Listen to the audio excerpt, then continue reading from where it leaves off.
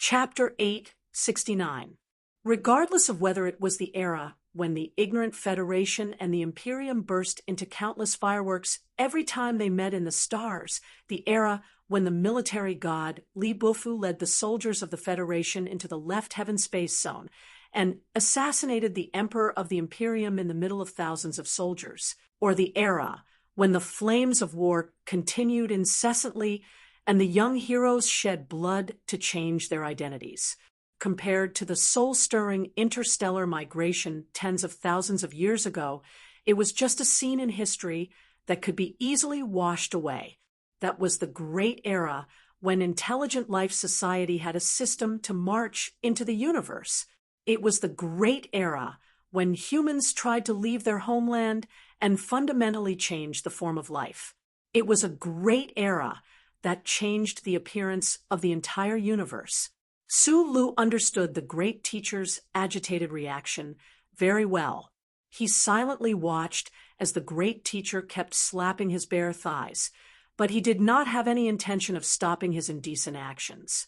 It was because he had a similar reaction when he first heard Philip tell him about that ancient story for the first time more than 10 days ago. Zhong Huanhua watched as the great teacher gradually calmed down and continued. After the adjustment of the atmosphere was completed, the removal of the low-level anaerobic alien moss was naturally accelerated.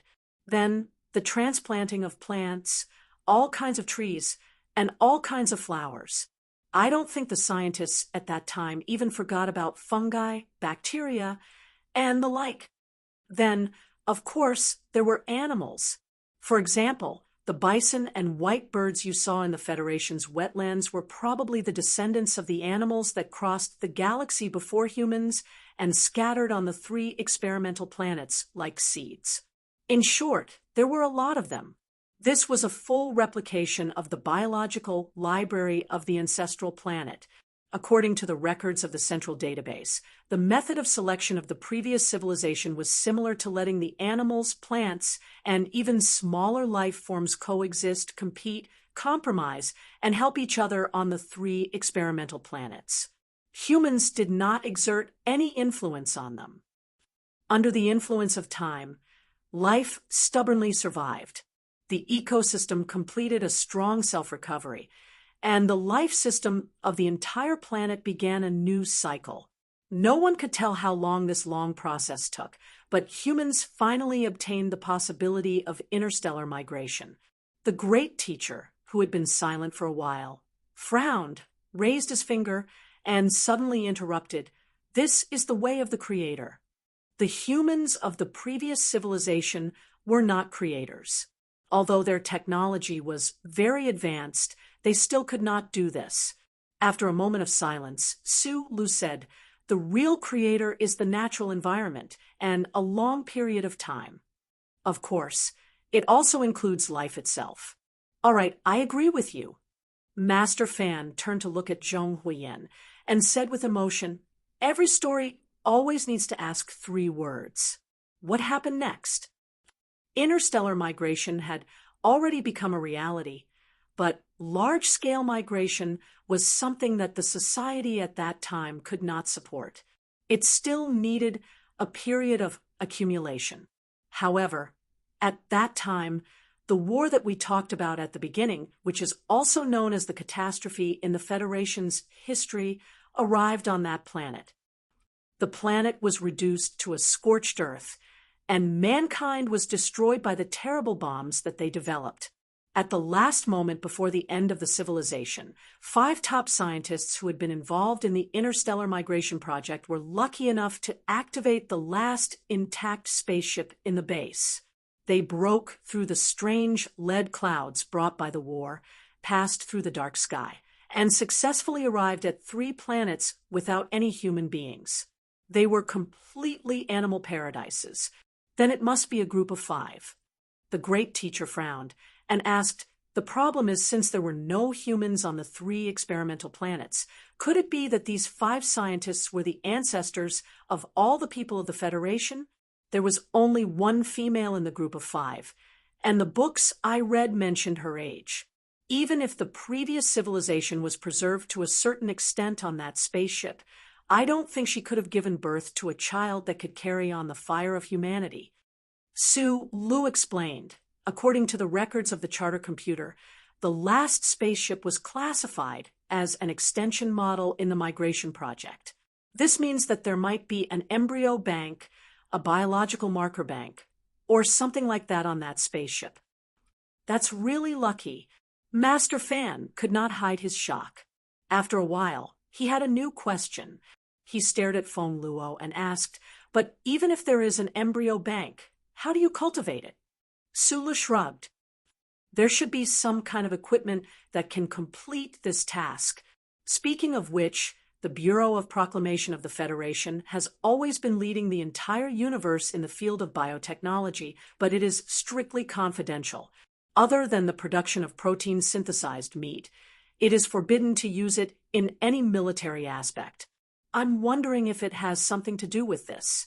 It sounds a little disgusting." Master Fan grumbled a few words. He picked up the cold tea in front of him and drank it in one gulp. Beads of sweat flowed down his forehead.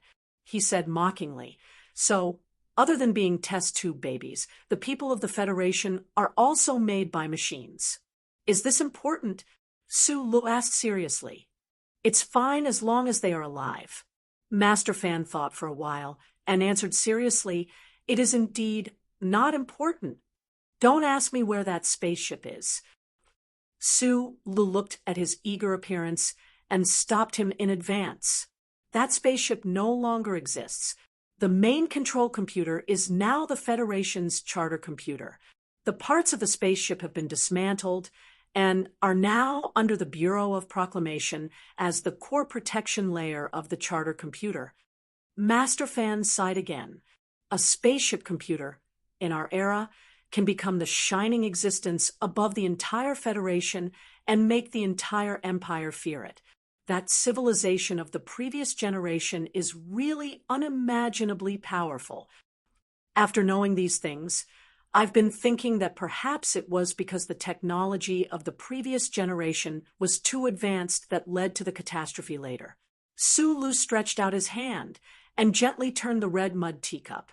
He said in a low voice, "The whole interstellar migration project cost a lot of money.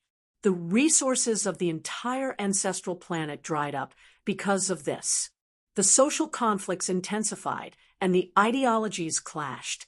Then an extremely cruel and desperate war broke out.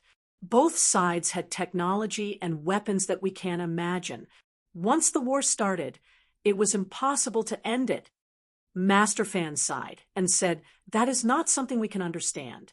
"That's about all that we know about the Federation," Li Tianlun said. Lu raised his head and looked into his eyes. "As an exchange of information, it's your turn to tell the story of the left Sky Star region.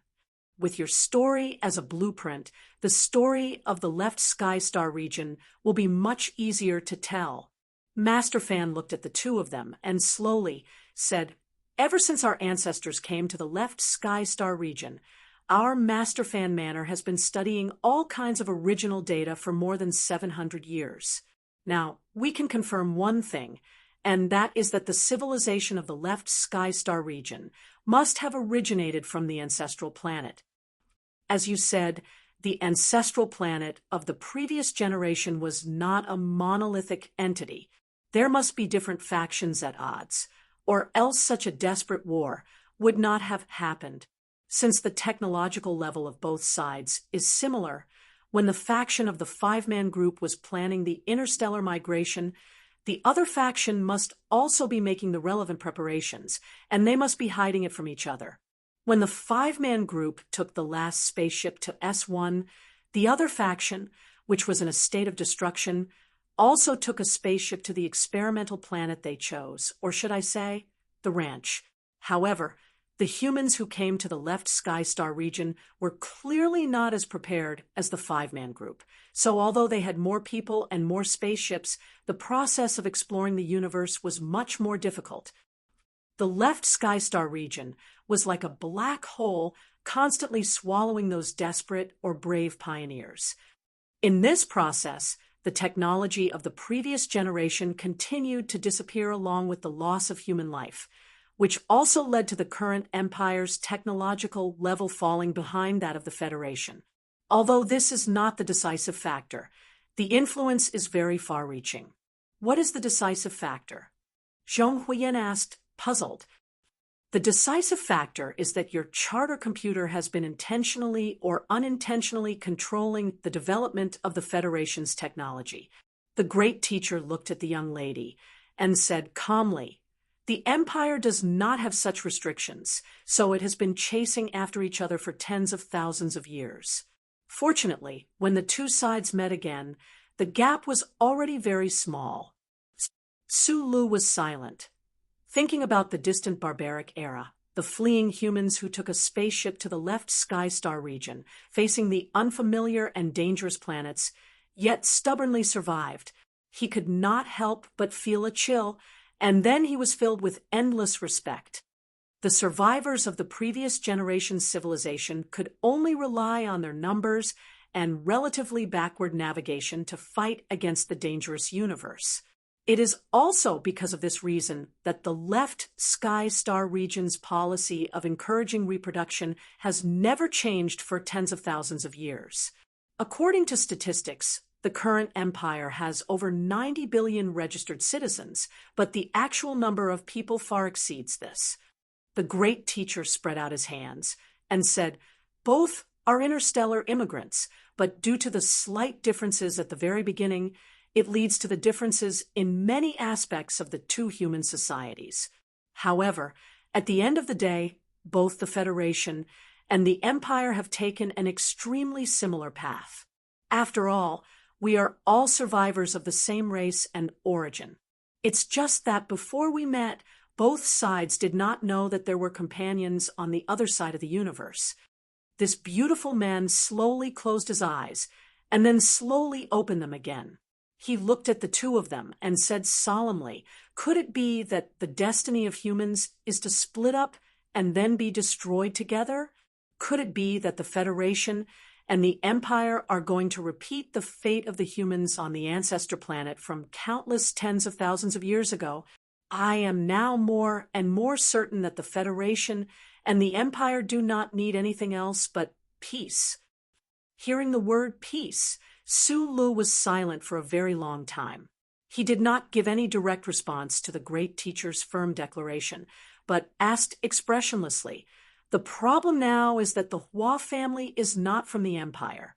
You came from the ancestor planet, which means that after the catastrophe, the ancestor planet did not become a ruin of absolute death. There are still humans who survived. Then, what is the ancestor planet like now?" "I know what you're worried about." The great teacher shook his head and said, "Time can erase too many memories. How the ancestors came to the left sky star region from the ancestor planet is only left with some almost mythical records in this white courtyard. However, you can rest assured that the civilization on the ancestor planet is far from the civilization of the previous generation. Naturally, there won't be any battleships carrying terrifying weapons coming from the other side of the dark sky curtain to wipe out the Empire and the Federation. The civilization has not recovered." Su Lu asked, "Then what about the ship that the Hua family's ancestors were on?" "That ship should also be a remnant of the previous generation's civilization. No matter how terrifying the catastrophe was, there should be some advanced things left behind on that planet that was once filled with the fruits of the previous generation's civilization." The great teacher continued to explain, "After the ancestor came to the left sky star region, she never left. This means that even she did not have the ability to repair that ship to the extent that it could pass through the dark sky curtain again and return to the ancestor planet.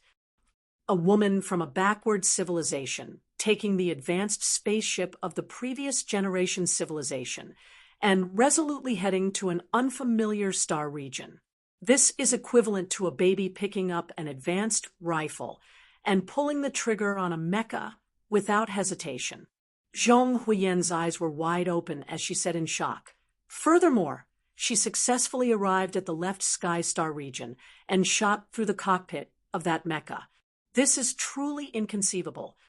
The great teacher smiled and said, "That's why the Hua family's ancestors taught us that the truly ferocious characters in the world are all women." Chapter 870, the stories that needed to be told and the context that needed to be clarified were clearly laid out on the dark wooden floor through the three people's casual narration. The room returned to silence. The three people sitting cross-legged on the floor did not open their mouths like the red clay teacups in front of them. Instead, they were as silent as the teacups. After a long time, the great teacher once again pulled his soft white robe down to cover the slender legs that had been exposed due to his excitement. He looked at Su Lu and Zhong Huiyan and asked with an indescribable emotion, "I say, for such a big matter, such an important matter, the three of us are like idlers who have nothing to do after eating, sitting on the sofa, and talking about celebrity scandals. Wouldn't that seem disrespectful to history and disrespectful to our predecessors? What else can we do?" Su Lu lowered his head and replied in a muffled voice, "Are we going to hold a joint press conference between the two sides of the universe and invite Huai Fuchai and Pa Bre to attend together?" Zhong Huiyan looked at the great teacher's face and added harshly, "Are we going to invite Jian Shuir to sing for fun while Her Highness and Madman Li operate mechas and dance in front? I just feel that the importance of the discussion and the atmosphere of the discussion are too big." Great teacher Fan laughed bitterly, and then looked at Su Lu and said seriously, "However, there are still many details in these stories that have not been clarified. As the only comparative literature researcher in the Federation, you know that I value these details very much. The details decide everything." "It's fine. I still want to stay here for a while," Su Lu replied. "As for those details, I think there should be some historical materials in this courtyard. I want to take a look." "No problem. After all, the blood of the Hua family flows in your body." Great teacher Fan frowned slightly and looked at him. "However, before opening up these historical materials, I have a question. Based on your personality, why are you suddenly so interested in the history of the Empire and the Federation? In other words, we have now clarified some of the historical clues. What is the significance of this to you?" Su Lu was silent for a moment, then looked up and sincerely replied, "I don't know. As you said, I am a guy who doesn't have the spirit of exploration. I may be curious about those ancient stories, but I don't have the desire to follow and explore." Master Fan nodded and said in a regretful tone, "On the contrary, that little Tai Yuan introduced me to should be more interested in these stories. However, I heard that he wants to run for president of the Federation, so we can't expect too much from him." "Why?" Su Lu asked in confusion. "The difference between a politician and an explorer is like the difference between a cat and a dog," Master Fan replied. After a short pause, he stared into Su Li's eyes and suddenly said, "I think I understand why you are suddenly interested in these things. It is because ever since your identity was exposed, you have been wandering in the universe for years without a clear identity. This kind of confusion is very dangerous, and you want to solve this problem." Su Li's eyes slowly narrowed, and his pupils gradually shrank. He said, "What do you mean?"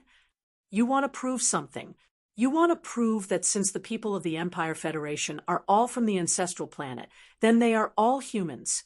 The great teacher looked straight into his eyes and said calmly, "If that is the case, then it is no longer important whether you are a person of the Federation or a person of the Empire. Only then can your state of mind be truly peaceful." "Perhaps, but I am not one of those philosophers who like to ask and have the willpower to think about where I came from. I am not even a third-rate philosopher." Su Lu glanced at Zhong Huiyan and continued, "Other than some reasons that I cannot tell you, I really don't understand why I am suddenly interested in these things. However, I have a vague feeling that these stories may be very important to me and to many people. For Sue Lu, the library was a place with deep memories. The libraries of Tennessee State University and Ua University had occupied a very important place in his short life. In the past 2 years of traveling in the various prefectures of the empire, he had also visited many historical libraries with royal prefixes and collected many books. A small portion of those books filled the simple classroom in Sanku town, while most of them were randomly thrown in a secluded corner of the spaceship. However, he knew that the library in this white courtyard was definitely completely different from the libraries he had seen before. It was because history was stored here and secrets were hidden here. Otherwise, why would those heavy black cloths still be floating in the room that he had visited before? The wooden door slowly slid open, revealing the layers of black cloths that were trembling slightly in the wind. Thousands of files of various styles were neatly arranged in the space separated by the black cloths.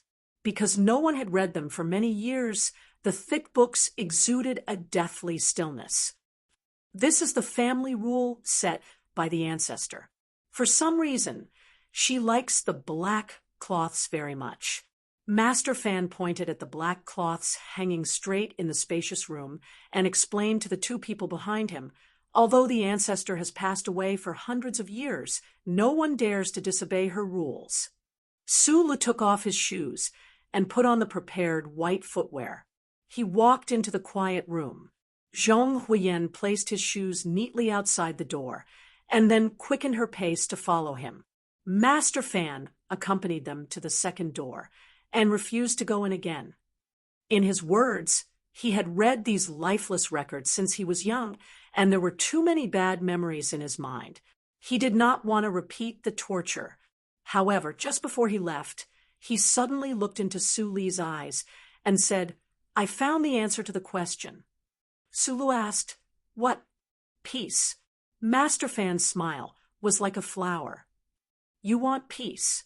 Only now did Sulu understand why he was suddenly interested in these secrets. After a moment of silence, he replied, "If I don't think about what I did on the battlefield, if I don't think about the discussion I had with Commander Zhong about whether or not the progress of the war has been reached, whether or not I am a third-rate philosopher, I must admit that I am in a crack right now. The reason I am not returning to the Federation is because I cannot find a solution to this problem. Because of my identity, I do not have any leeway to choose." His eyebrows, as thick as ink, were still as straight as a blade. His expression was still calm, but at this moment he appeared particularly serious. He looked into the great teacher's eyes and said, "I can only hope that the two sides can achieve peace." What if they can't? In a limited space, both sides need resources, especially the current Federation. However, when the Federation seizes enough resources and grows stronger, what will the Empire do? Will a lion with a new set of sharp teeth let go of the prey in its mouth? If the Empire survives and begins to counterattack, will the wolves whose homes have been destroyed give up their desire for revenge? If the war between the Empire and the Federation is destined to continue forever and tragically, what will you do? What can you do? Like the tragic hero in the 8-part opera, sacrifice your life for this tragic fate? In front of the heavy and drooping black cloth, the great teacher's calm tone was like a bullet without feeling, pressing forward coldly and valiantly. Sulu looked at him and replied, "I am not that kind of person. If I had the strength or power of the 8-part opera's hero, I would have killed the emperor directly and ended that war. Killing an emperor can only end one war, and as long as human society is in a state of division, there will never be only one war. No one can control the world after death. It is even impossible to deduce what effect one's current actions will have on the world after death. Therefore, I can only be responsible for the world I am alive in." Very good. A few years ago, I locked you and Xiao Shi in this courtyard because I wanted to do this. I am very happy that you can now return to the right track." The great teacher looked at him with a smile that was not a smile and said, "In my opinion, you have always wanted to kill Pabre, regardless of whether it is for the sake of the girl beside you or for any other reason. Now, you seem to have an extremely powerful reason, and that is to end the war. Then, can you tell me, when do you plan to return to the Federation and kill Pabre? Pabre is not the emperor. Killing him will not end this war, and I am not the creator. I can use absurd reasons like finding him an eyesore to kill him, but I will not be so hypocritical as to use the reason of universal peace to kill him. If you can kill Pabre, then I am willing to take the risk to kill your father, and the real emperor will cooperate with you." Su Lu was stunned for a moment before he understood what the great teacher was saying. His thick brows slowly furrowed as he looked at him and said in confusion, "Just now, you said that chatting is a bit unfair to the grand interstellar migration story. Is it not so frivolous for us to talk about this while standing barefoot in front of the black cloth? Can you give me some slightly more feasible and normal suggestions? Killing the president of the Federation and the emperor of the empire is, without a doubt, the simplest and most direct way to end this war. My suggestion is very feasible." The great teacher looked at him and shook his head. He sighed and said, "It is a pity that you are afraid of being accused of being hypocritical and are unwilling to accept the former. Student Fu Chai is also your biological father." Su Lu frowned and was speechless. "Back then, I once told you that, according to a distant and almost blurred legend, although my ancestor was the biggest war oligarch, he was also the person who hated war the most." "War oligarch?" "That's right. He is the father of the female ancestor of the Hua family. It seems very complicated." "It's more complicated than you think." The great teacher fan waved his hand and continued, "Based on family teachings, both my father and I have been thinking about a way to end this war. My father's idea is to carry out racial integration, which is also the seed plan that the Federation mentioned, especially the fusion of the blood of the royal family and the Federation. My idea is another type of integration. Back then, I thought that if you and Xiao Shi could get married, that would be the best thing that could happen.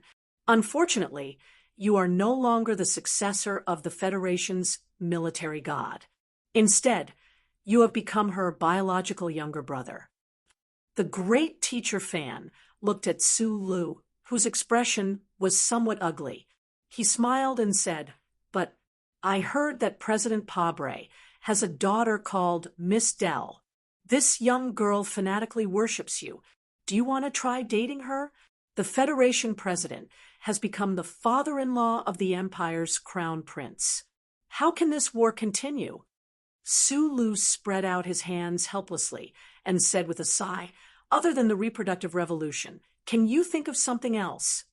Chapter 871.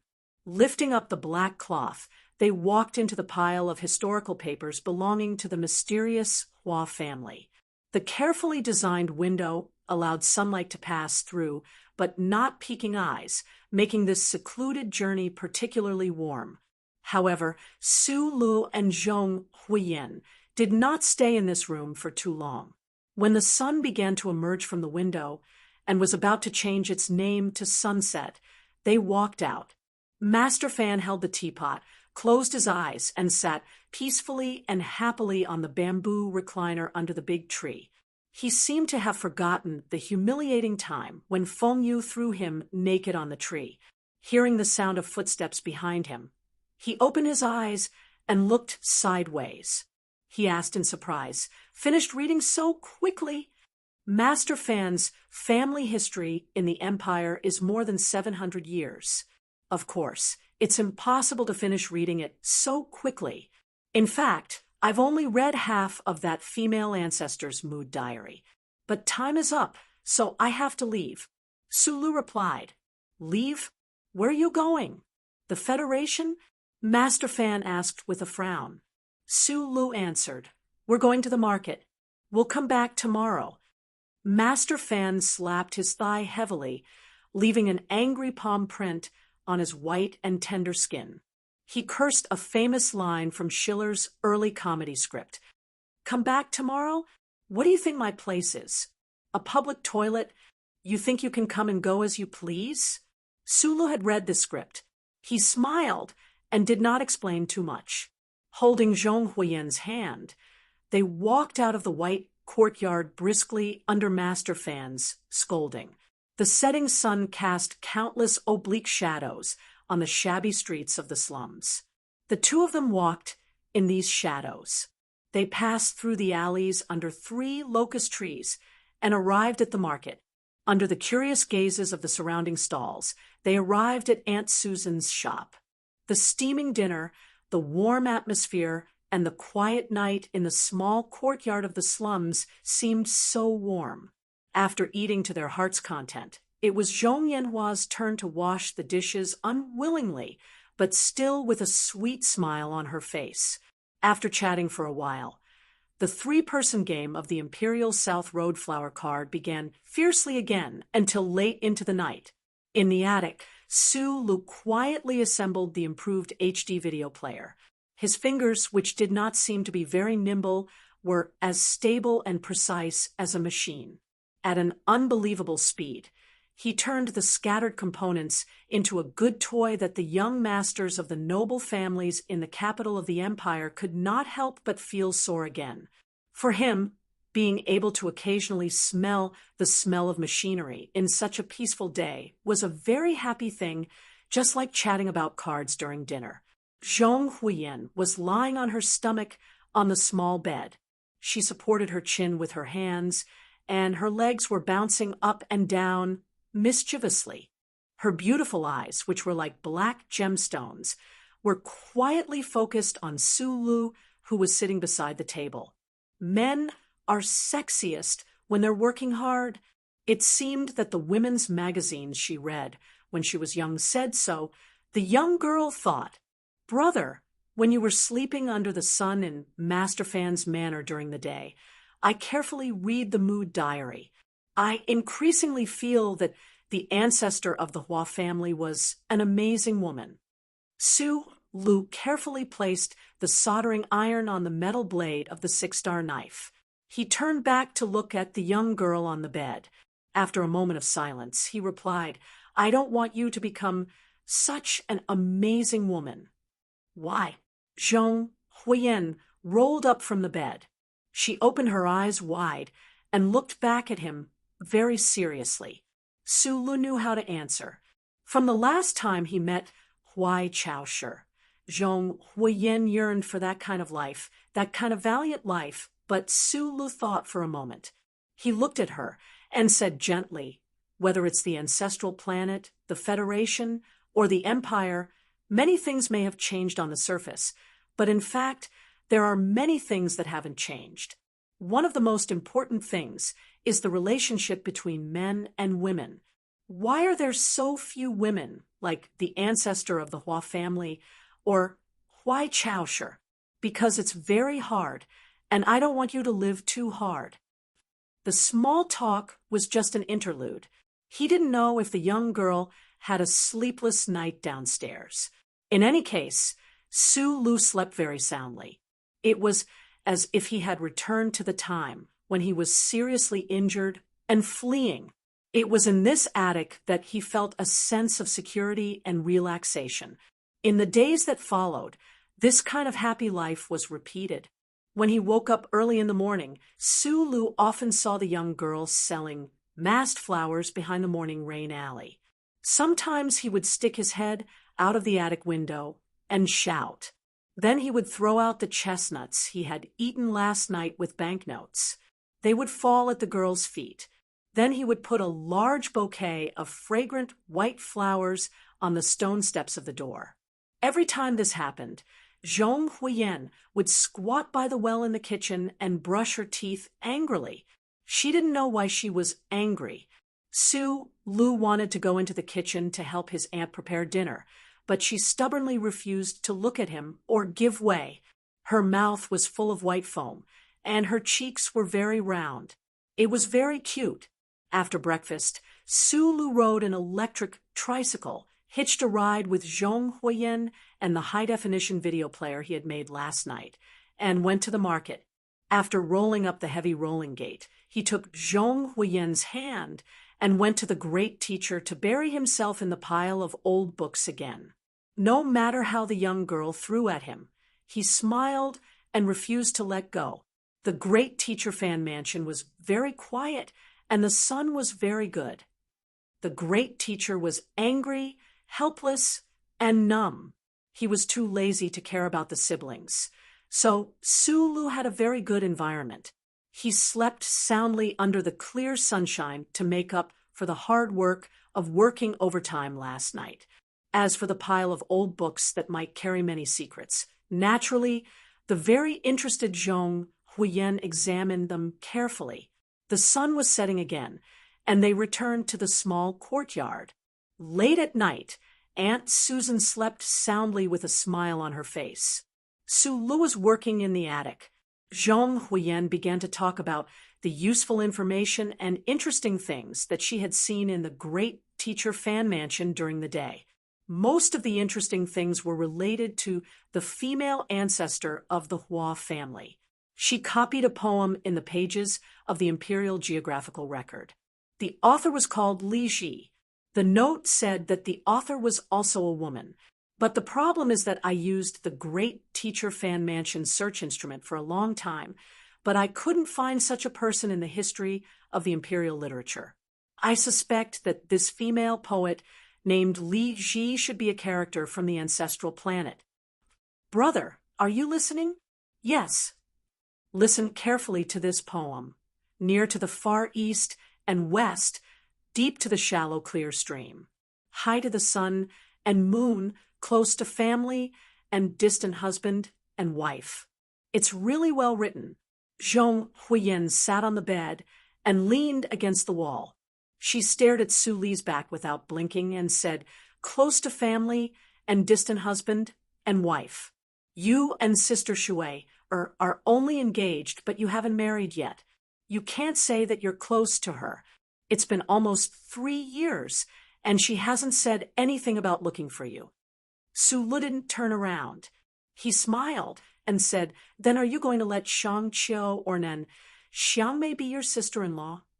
Hearing this answer, Zhong Huiyan twisted her fingers and bit the corner of her lips. She was angry and didn't say anything. Life was just like that. It was dull, warm, and safe. No one came to disturb them, including the imperial palace. There was no follow-up news. Today, Sulu was no longer the fugitive of the Federation. He was the only male heir of the imperial family. Therefore, he didn't need to fear the secret agents everywhere in Tianjin and the chip detectors that could be found everywhere. However, on such a happy day, under the warm sun of the Empire, he couldn't help but miss everything about the Federation. He missed his friends over there. He was very happy, so he hoped that they could be happy too. There was a faint shadow in his happy life. According to the usual practice, Paul's monthly allowance would be transferred to Aunt Susan's account around the 12th. However, it was already the 20th of this month, and the number in the bank account still hadn't changed. When Aunt Susan was cooking, she was obviously a little absent-minded, and she lost even more when playing the South Road flower card. You don't have to worry. I know some news from the front line. There hasn't been a big war in Mo Hua Planet for 2 months. Moreover, the front line is too far from here, so the communication of information is not smooth. It's normal for the allowance to be sent back a few days later. Aunt Susan shook her head, looked at Sulu, and said, that child signed an allowance distribution agreement with the Military Logistics Department before he went to the front line. Now, a large part of his allowance will be automatically deducted every month and transferred from the department to my account. All of it is electronically transferred. He only needs to make an electronic signature confirmation at the front line. It's impossible for him to be delayed by the journey. The fact that the allowance hasn't arrived yet can only mean that the logistics department hasn't gotten his electronic signature confirmation. Sulu continued to comfort her. This doesn't mean anything. If Paul is really in the personal guard camp, then the straight line distance between him and Her Royal Highness won't be more than 2 kilometers. It's impossible for him to be in too much danger. As for the delay in the electronic signature confirmation, it may be because Her Royal Highness is out on patrol or something like that. He has to follow her all the way and doesn't have time to deal with it. I hope so. Aunt Susan forced a smile. If comfort was useful, there wouldn't be so many sad love songs in the world. What's more, a mother and son's heart were connected. Once the worry started, it couldn't be stopped. Countless terrible conjectures made Aunt Susan toss and turn at night, unable to sleep peacefully. Perhaps it was because she caught a cold in the quiet night below the small courtyard. From time to time, there were painful coughs that couldn't be suppressed. Sulu put on his pajamas, gently walked down the attic, and went into the kitchen to boil water. He took out a pear from the refrigerator, peeled it, put it into a bowl, put it in the pot, and waited quietly for the pear to be steamed. Then, he slowly raised it in warm water for Aunt Susan to eat when she got up tomorrow. The next morning, Aunt Susan habitually went to the market to sell goods with her sick body. She was stopped by Sulu, fed her medicine, and then returned to the small courtyard from Master Fan Manor early at noon. The steamed pear in the kitchen was still on the stove, still warm, but Aunt Susan was gone. There was a note left by the stove with 2 lines of scribbled handwriting on it. Because of some inconvenient reasons, we can only ask you to meet us in this way. I believe that this is enough to show our sincerity and determination. Sulu slowly clenched his right hand, and the note in his palm shattered under the pressure of an invisible force. He looked back at the clean wooden door of the small courtyard, and his eyes slowly narrowed with a murderous look. He thought, blankly, someone is forcing me to kill someone again. Chapter 872. The noon sun was scorching hot. Sue Lee's current mood was like the bright sunlight on the street. On the surface, it looked as clear as yesterday, but on the inside, the temperature was extremely high. It was scorching hot, and the fire in his chest could burn everything around him at any time. Zhong Huiyen didn't see the note, but she could feel the change in the mood of the man beside her, especially the sense of danger. So she didn't ask, but obediently followed his footsteps, walking quickly on the streets of the slums. When they arrived at the Great Master Fan Mansion, Sulu took her in and handed her over to the Great Master. He didn't explain anything, just whispered a few words to her, then turned around and left. He believed that even if someone was following him, they wouldn't have the ability to break into the White Courtyard and cause trouble. The next thing he had to do was to get rid of those who might be hiding in the shadow of the locust tree, those who disguised themselves as street vendors or beggars who were street vendors in the first place had to get rid of them. Although he wasn't Chao Chiodao or Shi Qinghai, it wasn't difficult to get rid of those who were following him. Because of his rich experience, the people he learned from in the past were too fierce. Whether it was the Empire or the Federation, whether it was the Imperial Intelligence Agency or the secret department called Small Eyes, they could only watch as he turned into a ghost in the night and disappeared mysteriously, let alone these guys. Sulu, wearing a casual hat that covered most of his face, walked back and forth through the busiest streets of the slums 3 times. After circling under the locust tree and willow tree, he was sure that no one could follow him. He silently left the smelly streets, followed a diagonal path into the lakeside park in the distance, and walked along the willow embankment towards the imposing imperial palace. He didn't walk into the palace when he was close to the black and blue palace wall. Instead, He walked along the wall to the west, passed through the spacious square, stepped on the automatic path, and slowly sank into the underground passage. The buildings near the square gave off an air of sternness and indifference because these buildings belonged to the Imperial Military Newspaper, the Special Operations Department, the Ministry of Finance, and other important departments. Probably because of the pervasive sense of oppression in the air, there were very few pedestrians in the square and underground passageways. There were not even many nobles, and most of them were soldiers in dark Imperial military uniforms, walking with stern expressions. Su Lu, who was wearing ordinary civilian clothes and had a hat covering his face, was naturally very eye-catching among these soldiers. Dozens of vigilant and suspicious gazes fell on him, but he seemed to be unaware of them as he slightly lowered his head. He silently looked at the constantly moving road under his feet, thinking about what he thought was important. He wasn't sure who the idiots were, but he was sure that some of the idiots were trying to threaten him by kidnapping Aunt Susan. They wanted to get some benefits from him. The question was, what exactly did those people want to obtain? Philip's secret or the secret of the star chart? If it was those people he suspected with their ability, it was impossible for them to obtain this information. Then what did they want to do? Well, there was no need to think about this question anymore, Su Lu said to himself. Then he slowly raised his head and looked at the Imperial Military Headquarters building across the underground passage that was full of murderous aura. He silently thought, what I need to think about now is how to kill those idiots and bring Aunt Susan back to the small courtyard. Behind the solemn Imperial Military Headquarters building, there was a very inconspicuous, gray, and plain building hidden behind a few rows of gloomy trees. The shape of this building was square, and from the outside, one could not find the slightest trace of an arc. Because of its age, it looked like an iron box that had been buried in the desert for hundreds of years. Although it was modeled, it was exceptionally stiff. This was the most gloomy agency of the Empire, the Intelligence Department, and also Su Li's destination. At the entrance of the Intelligence Department building, he was not surprised to be stopped.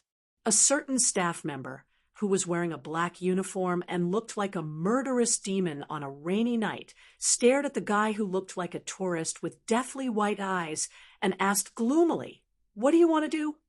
Su Lu didn't have time to explain anything. He took out the identity chip that Hui Chaosher gave to him on the Libyan star and handed it over.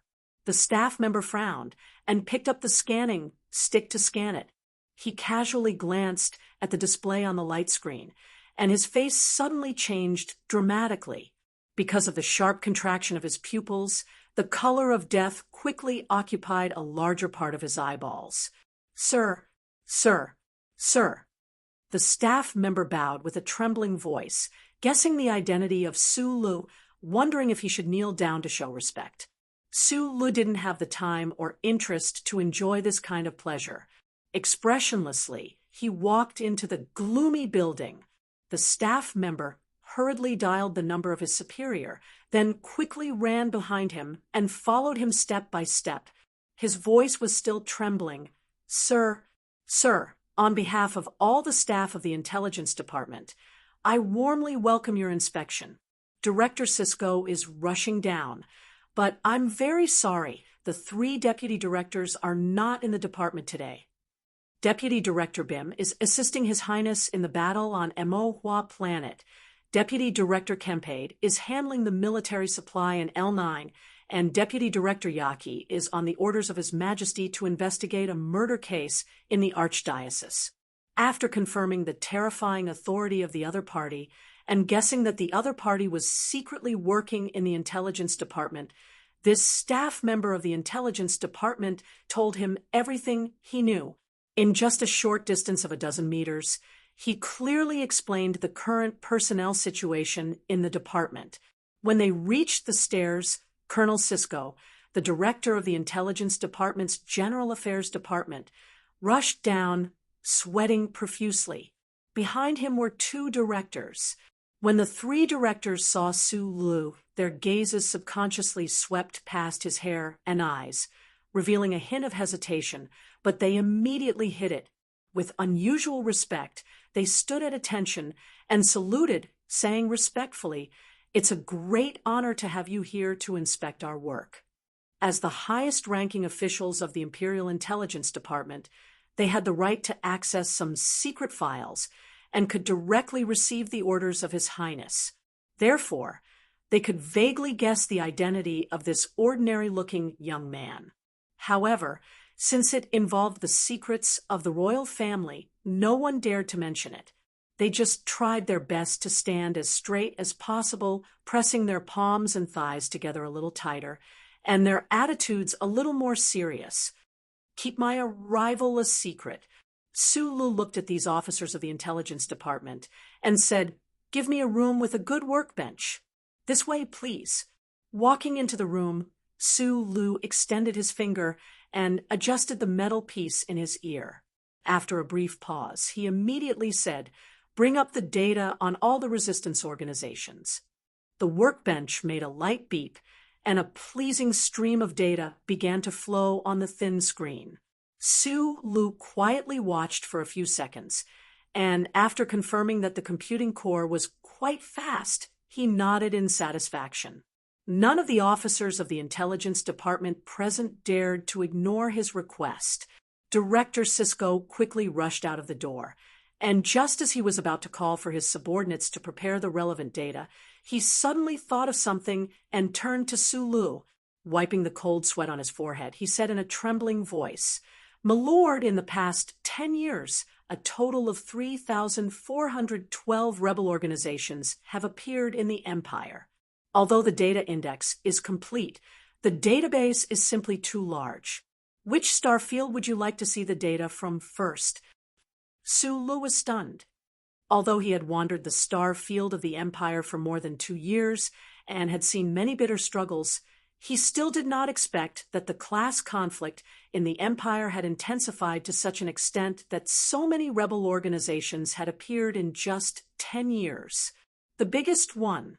He gave a very clear direction, and after a brief pause, he narrowed his eyes and said, "Chidabinks 1. The underground resistance organizations in the Empire were officially recognized as rebel organizations. There were countless of them, and they had all kinds of strange names, such as the Liban Youth Army, the Mu Shi Land Cleaners Movement, and the Tsangsong National Salvation Group. In the past few decades, there was only one organization called the Underground Resistance Organization, and everyone knew what this organization was. The reason why there was no need for a prefix was because this underground resistance organization was the biggest, most powerful, and most fiercely competitive with the Empire's royal family. Under the leadership of Old Voss and the hidden influence of that guy, this organization lurked at the bottom of the Empire and gradually grew, leading thousands of poor people and slaves at the bottom of the Empire to launch one riot after another. A few years ago, after being brutally suppressed by the butcher King Cardin, and then being cruelly harvested by the Empire's military, the Underground Resistance Organization suffered a great loss in strength. Following the invasion of the Federal forces, this organization and the Federation secretly reached some kind of agreement, but the Empire's propaganda agency publicized it, forcing them to become somewhat silent. The Information Bureau used the fastest speed to input a huge amount of information about the Underground Resistance Organization into the workbench in front of Su Lu. Su Lu immediately made a second request, requesting that the Information Bureau fully open the access to the workbench's database and use a high-power wave tracking signal to continuously transmit to a certain space outside of Tianjing's atmosphere. This is the space coordinate. Director Sisko continued to wipe the sweat on his forehead that had not stopped, and answered with great pain, "Sir, although you have extremely high access, the Information Bureau's database cannot be open like this, especially since the fixed-point wave tracking signal transmission is too unsafe. It is very likely that a dangerous situation of signal leakage will occur. Right now, I really need this data to find a person. Sulu looked at him and said, "I know that there are people in the Information Bureau keeping an eye on that small courtyard, but in the end, this incident still happened, so I don't trust your abilities. I can only find him myself."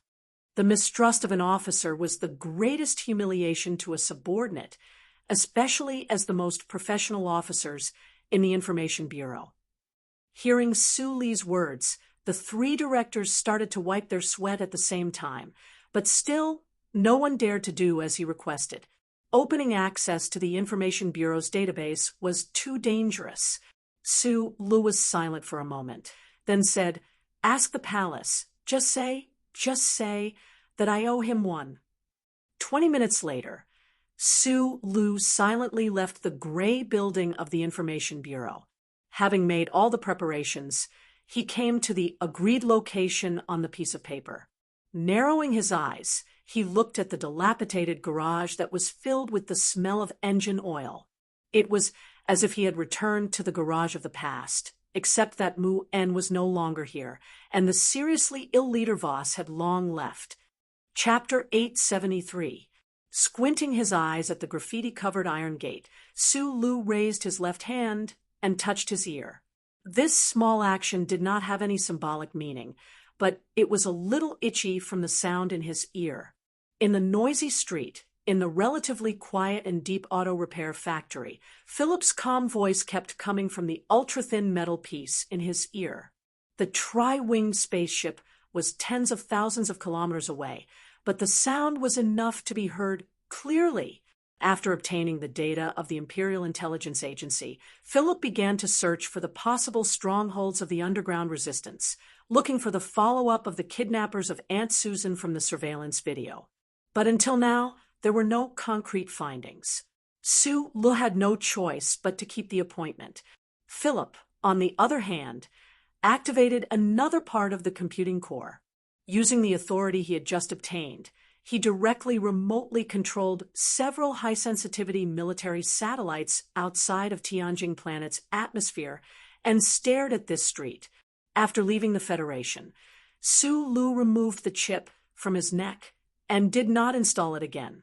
His communication with Philip changed to direct voice communication. Although there was no precise data grid in his left eye, he was already used to this method and did not want to change. Philip monitored that there were about 30 armed soldiers in the auto repair factory. In addition to a large number of semi-automatic rifles, there should be a few boxes of high-powered weapons hidden under the roof of the roof. Su Lu slowly raised his head and squinted at the worn-out corner of the roof of the third floor, guessing in his heart how the other side would deal with him. "Do we need to inform the Imperial Intelligence Agency about this stronghold?" Philip asked, or rather, he gave his own suggestion. In his opinion, with the support of his data, the Imperial Intelligence Agency could easily destroy this auto repair factory. Su Lu shook his head. Before Philip found Aunt Susan, any action should be cautious, and because of some of the past experiences and kindness, although he was angry at this time, it was difficult for him to make the decision to directly help the Imperial Intelligence Agency to deal with the resistance. The iron gate that was only open a crack slowly opened, and a faint smell of engine oil appeared in front of Su Lu along with a mechanic covered in grease. Today, Chi Dabing was wearing a gray auto mechanic uniform, but he was still as cold and proud as when he wore the Empire's military uniform. He looked down at him condescendingly and said coldly, "You finally appeared." Su Lu frowned slightly as he looked back at him. This fellow did not have the self-awareness to work underground at all. His domineering aura was simply courting death. However, Su Lu had to admit that this expert, who had once fought to the death with him in the underground sewers, and had even left a mecca for him outside Master Fan's manor, seemed to have matured a little after these few years. Although his gaze was still sharp, there was more or less the air of a leader. Why? He didn't beat around the bush and asked directly, "If I don't use this method, will you appear? It has already been a week since you arrived on Tianjin planet. yet you have never thought of taking the initiative to contact us." Chi Dabing's expression was cold, with a trace of disdain. He said, "You are a coward. You only know how to escape. Where did your so-called bravery and justice go? Do you still remember what you promised us in front of that old man in a wheelchair in that auto repair factory a few years ago? What do you owe us?" Su Lu was silent. He thought of Leader Voss in a wheelchair that year. He thought of that rather pleasant conversation. He thought of those resistance fighters who had died beside him when he was escaping from Tianjin Planet. He forcefully suppressed the gloominess in his heart and asked softly, "Tell me your demands. What will it take for you to let him go?" Chi Dabing didn't answer this question. He lowered his gaze and stared at his wrists. Suddenly, he frowned and asked, "What about that watch?" "I threw it away," Su Lu replied. "Threw it away?" Chi Dabing's brows slowly furrowed. He asked with an oppressive aura, "That was the only memento that teacher left for me. You shamelessly snatched it away, and you actually threw it away just like that?"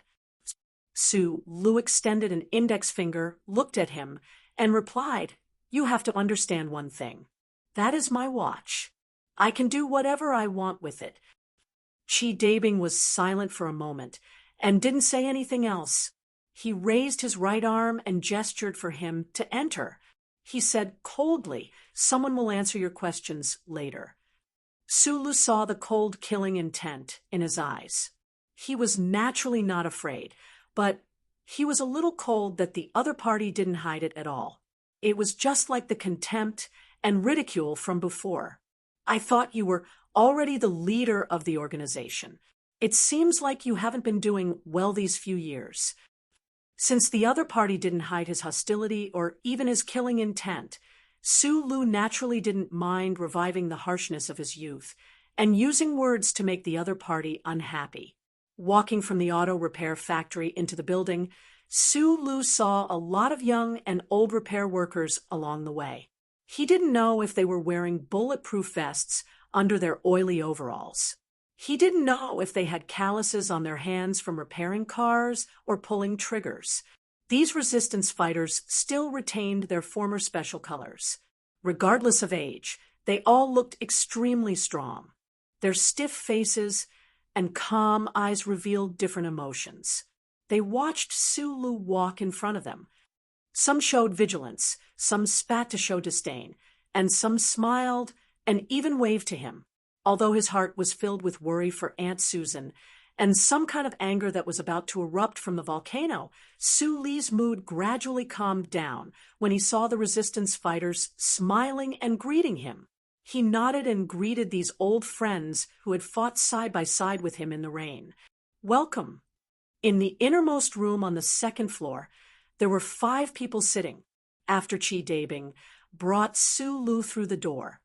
Under the leadership of an old man, everyone stood up at the same time to welcome him. The old man's attitude was gentle and warm. He opened his arms as if he wanted to give Su Lu a hug. Su Lu stood in place and didn't go forward to hug the old man. After slightly bowing his head to show respect, he directly said, "I don't think this is a good way to welcome you. And I can't believe that the resistance group after Leader Voss would be so shameless as to kidnap an innocent woman at the bottom of the hierarchy." A trace of embarrassment flashed across the old man's wrinkled face. He apologized in an extremely sincere tone. "Please allow me to apologize to you on behalf of the organization. In fact, this action didn't get the consent of most of the committee members. But since it has become an established fact, we have to bear the consequences of this immoral action together. In fact, we understand your current difficult situation very well. We thought that it would be difficult for you to make the decision to contact us, so we were forced to use this method. I hope you can understand after hearing our explanation." Hearing this, Chi Dabing raised his eyebrows slightly. He immediately returned to his indifference and sat down next to the old man.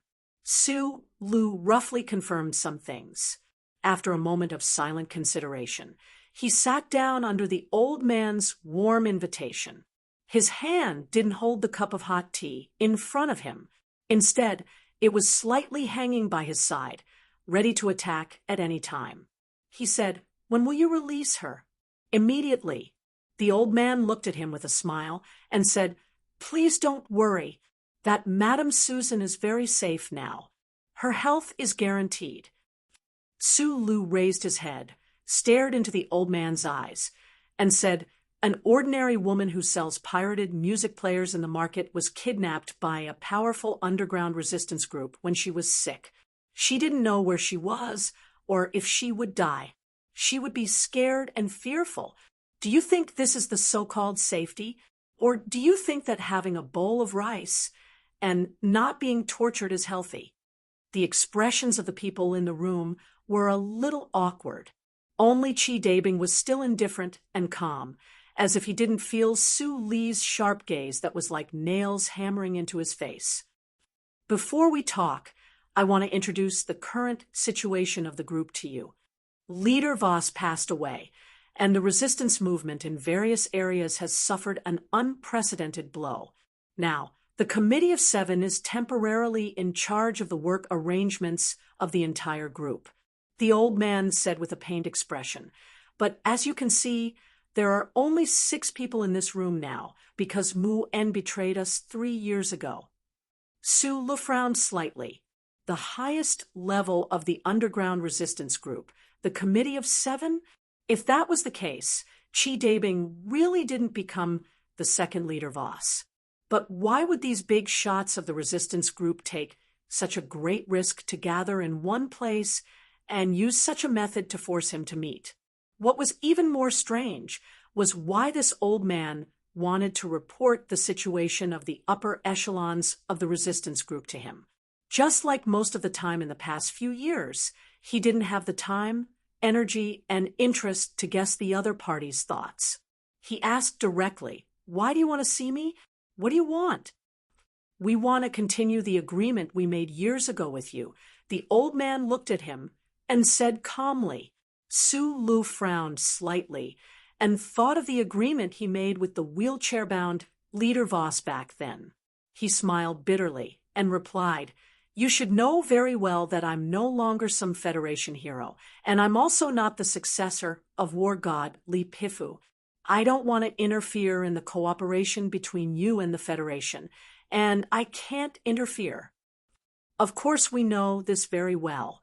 We even know that you are the only flesh and blood of His Majesty in this universe, but we still insist on the agreement we made years ago." The old man looked at him with a complicated expression. After a long silence, he said, "We all believe in Leader Voss's judgment. He won't be wrong about you. You are a kind person. You can easily become the king of the left Sky Star region. But according to our intelligence, you have already rejected His Majesty's proposal to invite you into the palace. This fact is verified with some of our whimsical thoughts. It can only be said that this is fate's arrangement." Su Lu had a beast-like ability to read people that Feng Yu praised so much. All these years, he had only seen Pabre once. He narrowed his eyes and looked at the old man. He could see the sincerity and no malice in the other party, but he still couldn't understand. "What do you want to say?" "We want to invite you to lead the entire underground resistance group." The old man looked at him with a serious expression and said sincerely, "We want to invite you to be the emperor." The prizes for the book review competition have finally arrived. I will send them to the winners in a few days. Chapter 874. Hearing this, Su Lu was stunned and speechless. Staring at the leaders of the resistance organizations in the room, he subconsciously frowned and slowly loosened his fingers. He didn't understand why these people kidnapped Aunt Susan and forced him to walk into the trap at the risk of being discovered by the Imperium, at the risk of being caught by the Imperium, at the risk of being enraged, and at the risk of infuriating him. It was actually because of this reason. After seeing that note, in the small courtyard, in the alley, and outside the building of the Intelligence Bureau, He had thought of many answers. This speculation continued until he walked into the auto repair shop and met these people. He thought that the other party might have found out about Philip's existence through some means and knew about the existence of the spaceship and wanted to obtain some cutting-edge technological achievements from him. He thought that the other party might have set up an extremely terrifying encirclement and wanted to kill him at all costs, so as to make the Emperor extinct.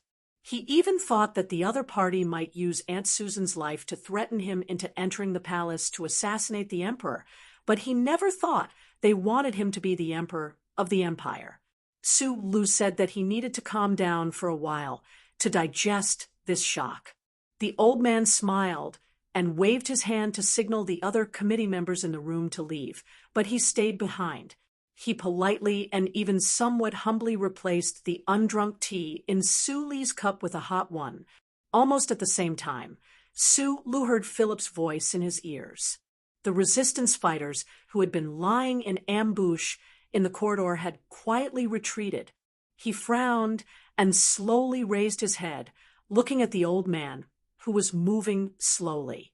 He felt the other party's sincerity, and thus found the other party's proposal extremely absurd. Let me introduce myself first. My name is Tang Zhizhong. The old man looked at him with a smile and said, I can understand the shock in your heart right now. When the committee's proposal was just in its embryonic form, it was greatly criticized. In the eyes of many people, suggesting and using all the power of the organization to help you become the Emperor of the Left Sky Star region is a muddled and absurd, crazy idea. Su Lu tilted his head and looked at him silently, thinking, is this matter not crazy? But I persisted, and I was lucky enough to convince most of my comrades that this crazy idea was possible. For the people of the Left Sky Star region, this was the best choice they could make. Su Lu was silent for a moment before he shook his head and asked, in my impression, the ultimate political agenda of the resistance organization is to overthrow the reign of the royal family, return the power to the people, and realize democracy and equality in the left heaven-space zone. If that's the case, why are you helping me to become an emperor? The important thing is not me, but the position of emperor. Elder Tang Zhizhong looked at him gently and said, let me explain it to you. After the bloody massacre of the royal family, the most determined and brave rebels shed too much blood. The organization can't bear to see more soldiers become lonely ghosts under the butcher's knife for the sake of ambitious goals. We want to find a relatively gentle, revolutionary path. More importantly, we have to admit that after Huai Fu Chai's bloody purge, the people at the bottom who survived have lost the courage to resist. They are cowardly and foolishly cheering for the rule of the royal family and the victory at the front line. This is related to the glorious brainwashing of the royal family, as well as the improvement measures of Huai Fu Chai in the last few decades. Our emperor is holding the butcher's knife in one hand and the beautiful picture of the educational reform and gradual abolition of slavery in the other. He has successfully maintained the hopes of the majority of the people of the empire for the royal family. Especially in the situation where the federal forces invaded, the blind loyalty of the lower class of the empire is getting stronger and stronger. The organization has already lost the foundation to launch another great rebellion. Blind loyalty. Su Lu repeated this somewhat unfamiliar word in a low voice. The people of the empire are already used to the lofty position of the royal family and the nobles. If no one bullies them, they will instead be very unaccustomed to it, and even feel afraid. Therefore, when someone tries to wake them up and overthrow the masters who ride on their backs, they will be hurt by them instead. The corners of Tang Zhizhong's lips curled up slightly into a faint and sorrowful smile. Do you feel that this is very inconceivable? Su Lu replied, I have been to many places in the empire in the past 2 years, and have also seen many bullied and humiliated people numbly accept the exploitation from the nobles. Sometimes they would even take the initiative to defend the nobles and some systems that, in my opinion, are very problematic. He raised his head to look at the old man and said, "You know that I grew up in the Federation. I truly cannot understand what I have seen and what you have said before." Tang Zhizhong shook his head and sighed. "But this is the current situation of the empire. Although the blankets on the people are very heavy, so heavy that it is painful and can even suffocate them, their most intuitive feeling is that the blankets are warm in the end. Who would be willing to have their blankets taken away from them and stand naked in the night wind, needing to search everywhere for firewood to warm themselves? But what does this have to do with me?" Sulu asked. "The history of civilization in the empire is not entirely made up of blood and slaughter. Sometimes there are also many shining points full of wisdom. For example, more than 3,000 years ago, there was once a political school on planet Yellow Disaster. They once wanted to establish an experimental system, but unfortunately, the royal family at that time did not give them the opportunity and responded mercilessly with bullets. What is that? The false monarch republic. Sulu once again heard a political term that he had never heard of before. Although he had been crazily reading books on politics and humanities in the past 2 years, he still had to admit that he was only a hair's breadth away from being an idiot in this regard. So, he could only listen silently. Tang Zhizhong looked at him and gently explained, "The false monarch republic can actually be understood as a kind of dual power system. The empire still has an emperor who is still hereditary and has the right to appoint the cabinet. The legislative and supervisory power is exercised by the parliament, and the parliament is elected by the people regardless of race or class. However, the emperor has the right to veto."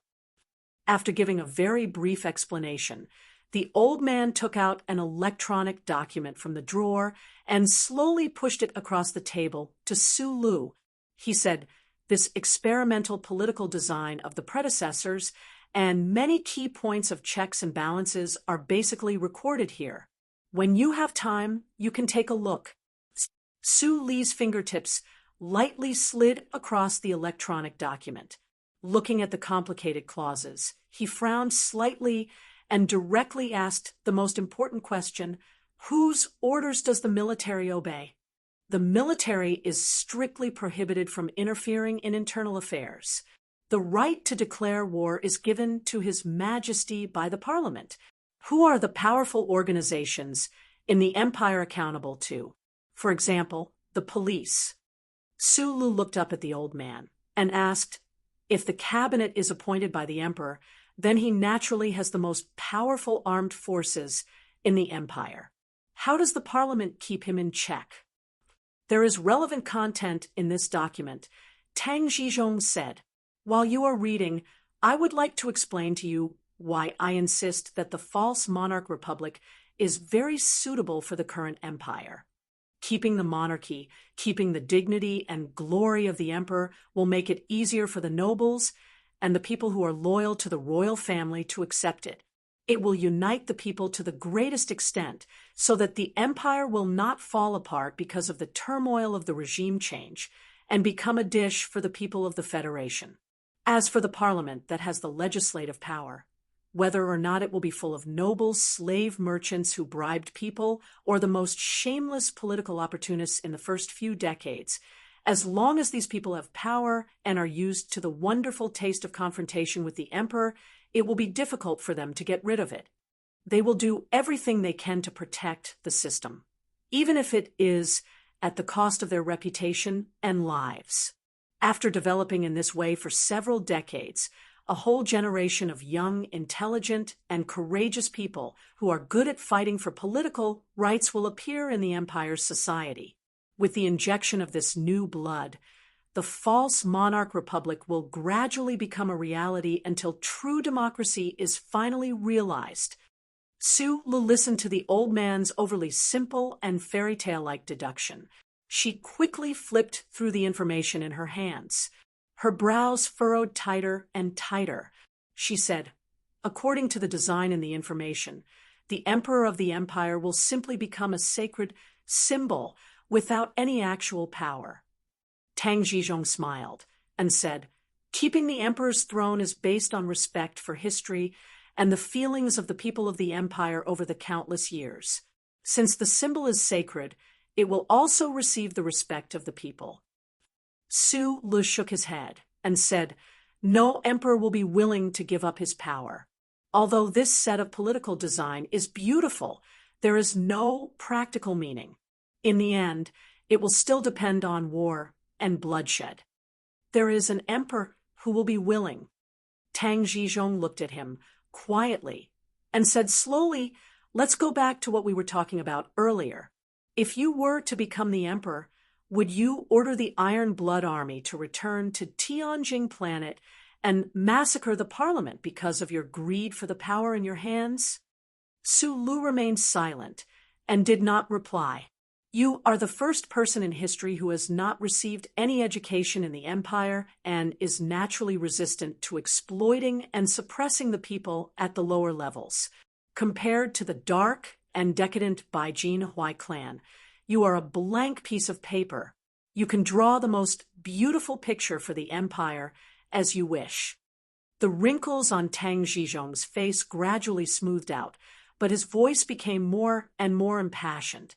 There was an irrepressible joy in his hot-bloodedness. He looked at Su Lu and said seriously, "The document in front of you is a great opportunity that fate has bestowed upon the people of the empire. It is a great change that has never happened in the left Sky Star region for countless tens of thousands of years. As long as you agree, we will help you return to the palace at all costs, and even the lives of all of us to become the next emperor of the empire. We only hope that in the future you will remember the reason why we sacrificed our lives." The quiet room sank into a long silence. Tang Zhizhong looked at Su Lu quietly, waiting for his reply. Chapter 875. In these 2 years under the company of sunshine and rain, Su Lu had read many books related to the history of the empire.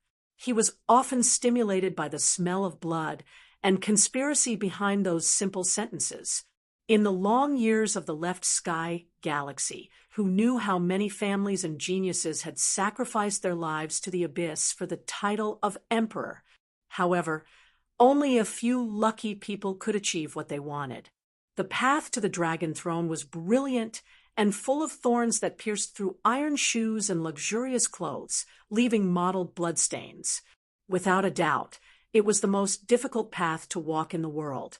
However, this saying was not suitable for the current empire and him. As the only direct male descendant of the Hui family in Baiyan, this was his biggest advantage. He did not need to care about how the emperor viewed him, his own son. He did not need to be vigilant, shameless, or cold. He did not need to play the role of a repentant and obedient crown prince. He did not need to wear a hypocritical mask made of gold. He did not need to do anything and could easily return to the black and green imperial palace. Under the name of the crown prince, he secretly controlled the network and military force of the resistance organization and silently waited for the emperor to grow old and die. Then he would become the new emperor, the only master of the billions of people in the left sky galaxy. If the royal family wanted to give Su Lu some kind of test, if Hui Fuchai needed some deeds to convince those unwilling distant relatives, then the credit of destroying the largest resistance organization in the empire would have fallen into his hands many years in advance with Elder Tang Zhizhong's indifferent words. At that time, she, the only one who had the qualifications and ability to stop all of this from happening, would definitely remain silent. She would even indifferently control that terrifying peach miasma mecha and rampage through the left sky galaxy, taking down all the royal family nobles who dared to question this decision. This powerful princess, when she just found out about Su Li's identity, did not hesitate to take the risk and brazenly charge into the Federation.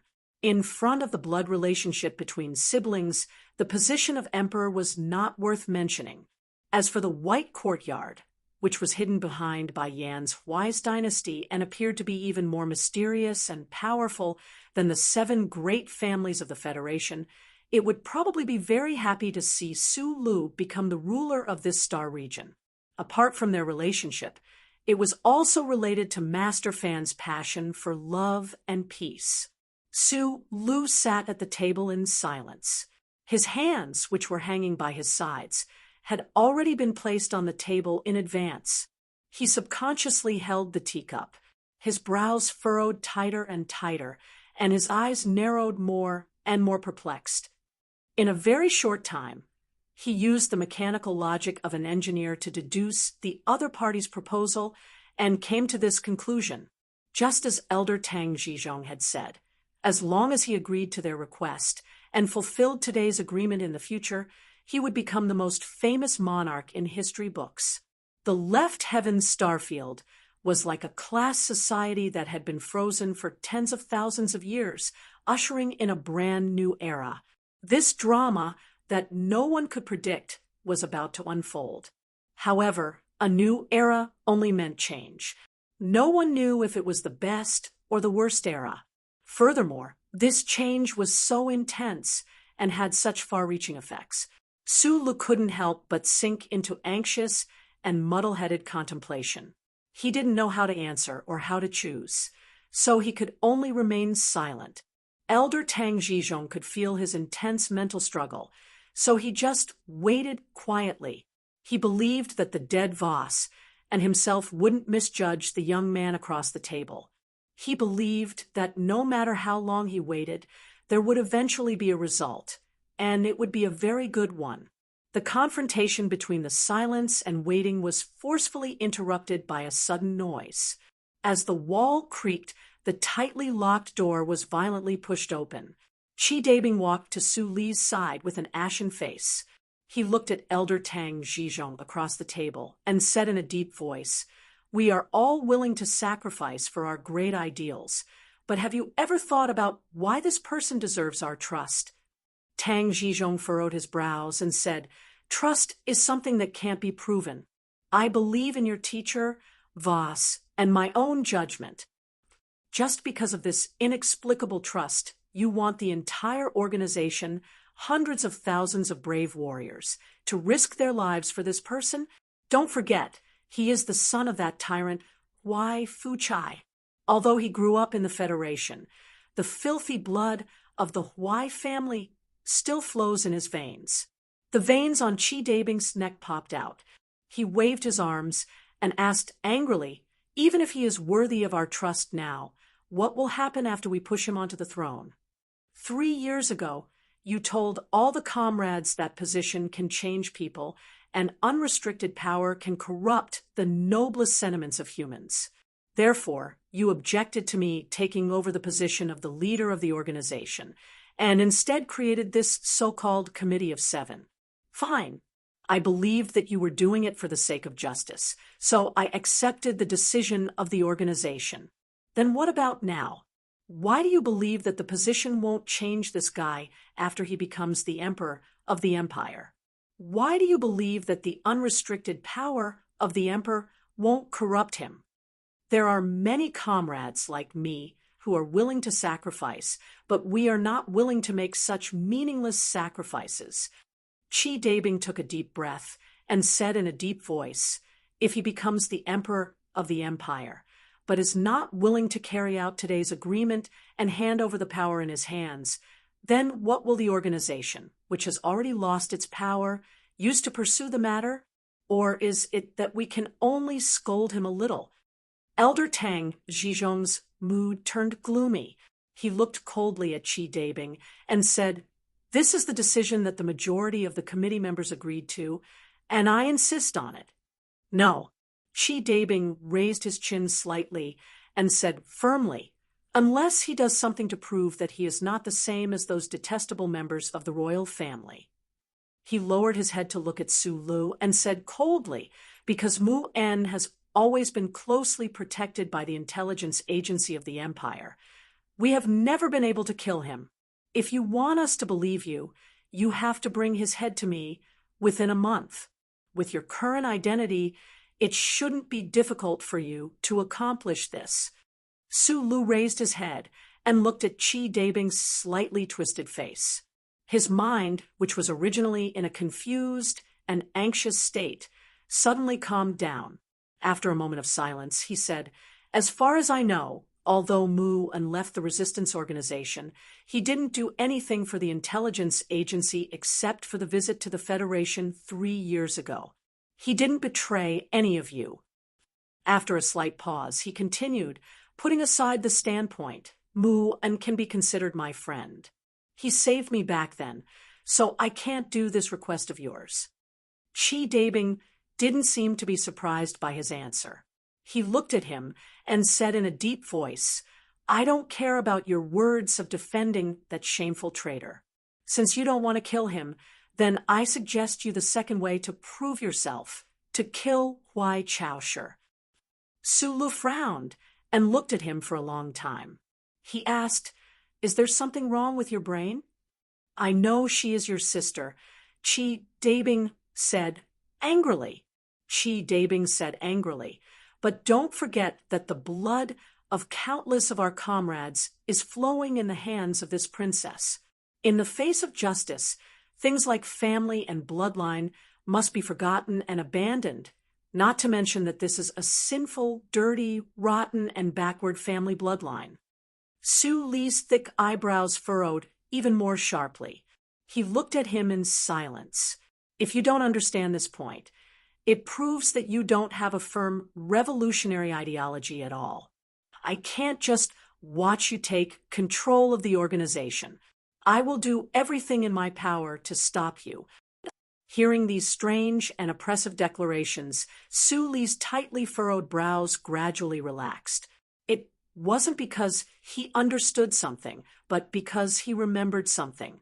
The girl on the Iron Tower in Linhai, those young students full of revolutionary optimism, he calmly recalled, and then he confirmed some things. "In terms of emotions, I've always been leaning towards you, until this moment. It's because I can't accept that an organization waving the flag of idealism would actually use this kind of robber gang method. Is this a kidnapping between two murderers?" The sharp light in Qi Dabing's eyes gradually calmed down. With his hands behind his back, he looked down at Su Lu. After a moment of silence, he didn't say anything and turned to leave.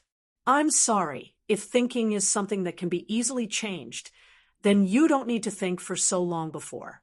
It's obvious that some comrades in our organization haven't changed their thinking." Elder Tang Zhizhong sighed, stood up, and said to Su Lu. However, he felt a little strange in his heart because Qi Dabing's performance of rushing into the room was obviously meaningless. It seemed that he only wanted to provoke Su Lu so that he wouldn't accept this agreement. "I'm sorry." Su Lu looked at the elder and said. Elder Tang Zhizhong's expression slightly froze. He immediately smiled and raised his hand to stop the latter half of his words. He sincerely said, "Please don't make a hasty decision because of a moment of emotional fluctuation.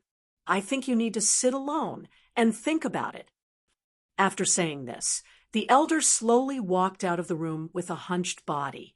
When the door closed, Su Lu suddenly felt that the elder's figure was extremely tired.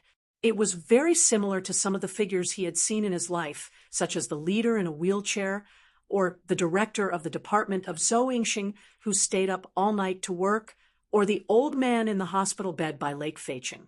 Probably because of the déjà vu, Su Lu didn't have the heart to say his decision immediately. Instead, he listened to the elder's request and sat alone in the room to think, or to prepare for his next move. A few minutes later, Philip's voice sounded in Su Li's ears. The expression on his face suddenly changed. He suddenly turned around and looked at the closed door. His slightly narrowed eyes were full of shock. The door was pushed open again, but this time it was much gentler and more polite. The person who walked into the room was still Chi Dabing. He used a white-hot towel to carefully wipe his slender fingers. He walked straight to the old man's seat and slowly sat down. He raised his head and calmly looked at Sulu. The previous appearance of an excited and angry revolutionary leader in the prime of his life had long disappeared. At this time, his face was full of confidence and steadiness based on strength, as well as a palpitating calmness. I think now the two of us can talk about future arrangements. Chapter 876. Chi Dabing looked at him and smiled. He gently placed the steaming handkerchief on the table and said calmly, "Since you don't want to go back to the imperial palace, then don't go back. Since you don't like the empire, then don't stay in the left Sky Star region. Although you can't go back to the Federation, I think Bermuda is still a good place to go. I believe that with your ability, you will have a great time in that paradise of adventurers." Of course. The smile on his face gradually disappeared. He said seriously, "The organization will definitely launch a continuous hunt for you. But to be honest, people like you and me won't be killed so easily. Besides, you have the help of that princess." Sulu listened quietly. He narrowed his eyes and looked at him. Suddenly, he said, "You killed him?" Chi Dabing's expression froze slightly. Then he said calmly, "A revolution has always been a life and death movement. It is a storm, not a light breeze or drizzle. A revolution is a baptism. A revolution is an evolution. It is when the old is gone and the new is positive. It is when the sacrifice of a few people is used to advance the general trend." "You talk a lot of nonsense." Sulu looked at him quietly. "I gave him a chance. Just now, I rushed in so recklessly and angrily and questioned him. What was his reaction? He didn't react at all. He didn't change this absurd idea. He still wants to push you onto the throne. What made me feel even more disdainful was that he actually didn't get angry. He didn't reprimand me. Is he afraid of me? Or is he trying to maintain a calm appearance and launch a fierce counterattack against me later?" Chi Dabing's eyebrows raised slightly. His usually sharp and cold eyes were full of contempt and mockery. He said, "It was his calmness that made me make up my mind. In order to express his damn sincerity to you, he drove away all the people in the corridor. Then, when he walked out of this room, his fate was already sealed. Your fate has already been decided. You will bear the crime of killing a senior leader of the organization." Sulu slightly lowered his eyes, silently looking at the teacup in front of him and the cup of tea left by Tang Zhizhong on the opposite side of the table. Thinking of the old and tired figure before the door was closed, and thinking of the old man's body that was being dragged into the shadow somewhere in the corridor, he couldn't help but slowly frown. He understood that he was not mentally prepared at all, but had come into close contact with the resistance organization's cruel war for power and witnessed a cold-blooded murder with his own eyes. "I didn't think you would do such a cruel thing, so I wasn't prepared." He raised his head and looked at Chi Dabing calmly, asking, "But why did you do this?" "Why?" Chi Dabing's voice was slightly higher, making it sound a bit shrill. After laughing for a long time, he said mockingly, "You can see this as a very simple political struggle. Right now, the organization needs a strong core leader, not like the past few years, where all the spirit of the organization is being worn down by the Bullsh *T committee. This is completely different from the impression I had of you before." Sulu looked into his eyes and said seriously, "Using a centralized method to fight against the centralized rule of the empire? Using lies to fight lies? I hate this method very much, and I believe you want more than this." Hearing this, Chi Dabing was silent for a long time, and somewhat irritably grabbed the wet towel and threw it to the corner of the table. He frowned and said, "Of course I want more things. You probably don't remember, many people in the organization have deliberately forgotten this. He raised his head and looked at Su Lu, laughed self-deprecatingly, and said, "My surname is also Huai. I am a marginal descendant of the Huai royal family in Baiyan." So Su Lu looked at this indifferent face and continued to ask, "The war on Mo planet is very fierce. The whistling bullets do not have eyes that discriminate between classes. For them, there is no difference between the royal family and the slaves. In my opinion, the possibility of Huai Chaoshi dying in the hands of the Federal Army is very high. As long as this princess dies, that tyrant in the palace will have no more descendants. At that time, with the full support of the entire resistance organization, I will reveal my royal identity to the entire universe and contact the important officials of various departments through the spies hidden in the government. At that time, I will raise my arm, and no matter if it is the people at the bottom or the nobles, they will have no other choice but to elect me as the emperor." Qi Dabing described his plan with a cold expression. His eyes were indifferent, but some kind of invisible wildfire could be faintly seen burning in his eyes. "Back then, teacher nurtured me, and Leader Voss valued me and chose me as his successor. This had a lot to do with my royal identity. I even thought that when I was young, they had arranged my life this way, and I was very willing to accept this arrangement." Qi Dabing's tone suddenly turned cold.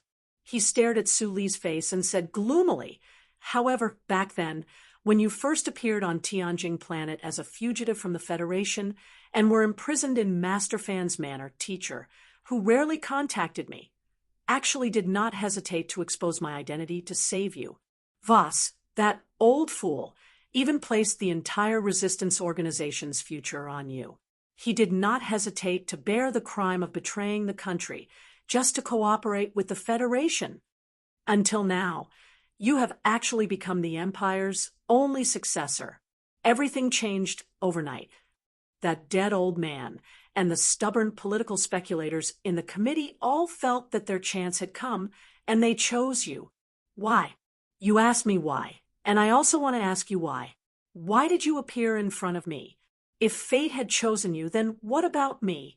Why do you also have such dirty blood flowing in your body? Why did you appear and take everything away from me when I had already accepted this arrangement of fate?" Qi Dabing suddenly stood up, and his sharp gaze pierced through the spreading wildfire. He stared at Su Li's face and roared angrily and coldly. "The Void Lord Republic wants someone to be the emperor? I should be the one to do it. My surname is also Huai." Su Lu looked at him, quietly as if he was looking at a lunatic. Then he said, "You are a lunatic. You want to overthrow the emperor's rule, but in the end, you only want to be the emperor yourself. Then what about your revolutionary will? What about your baptism? What about your storm? What about your evolution? Why is this not okay?" Qi Dabing looked at him mockingly and asked in return. After a moment of silence, Su Lu said directly, "As long as I am alive, then of course not. For a person like you, even if you continue to live, I will feel disgusted when I think of looking up at the same starry sky as you, let alone being the emperor. You are indeed very righteous." Qi Dabing looked at him with a faint smile and said mockingly, "But what can you do? You don't dare to kill me. The more righteous you are, the less you dare to kill me. Whether that fat woman is worth you giving up the throne or not, in order to play the role of righteous you have always been, you can only do as I say." "Of course." He spread his hands and said coldly, "I am not stupid enough to use that fat woman's life to threaten you to commit suicide. I only ask that you leave and never talk about today's content." Su Lu sat silently by the table. He had no intention of getting up, nor did he open his mouth to speak. Qi Dabing frowned slightly and pointed at the small window behind him that was about to welcome the setting sun. He said, "I will give you one last chance. Jump down from here and immediately leave the Empire. Then I will let her go. Su Lu raised his head and squinted at his face. He said, I will give you one last chance. Immediately let her go, and then let the rest of the people in the building go. I will not participate in the internal struggle of your organization. Chi Dabing looked at him like he was an idiot. He said, you should understand one thing. Right now, only I have the right to threaten you. You don't have any means to threaten me. Su Li's shoulders sank slightly. The hand that had been holding the teacup slowly moved away from the table. Their palms were facing each other. He looked at him and said, I am threatening you with your own life. Then, I want to tell you something that very few people know. I have never been threatened by anyone since I was a child. Chi Dabing suddenly felt that the atmosphere in the quiet room had become somewhat heavy. It was clear that his most trusted subordinate had taken control of the entire floor, so no one should be able to disturb the negotiation here. He frowned and said, as long as a person is alive, they will inevitably be threatened because they will always care about some people or things. But I have always refused to enter such a situation. Su Lu replied, you don't know how hard my life has been. If I had to accept threats, I would have died countless times. My enemies in the Federation know this very well, so they have never dared to use my friends and family to threaten me. Once they fail, they will face a very terrifying me. His voice was very calm, as if he was narrating a very ordinary fact. Chi Dabing's gaze became extremely vigilant because he heard some kind of unshakable will. A strong will came from a strong fact.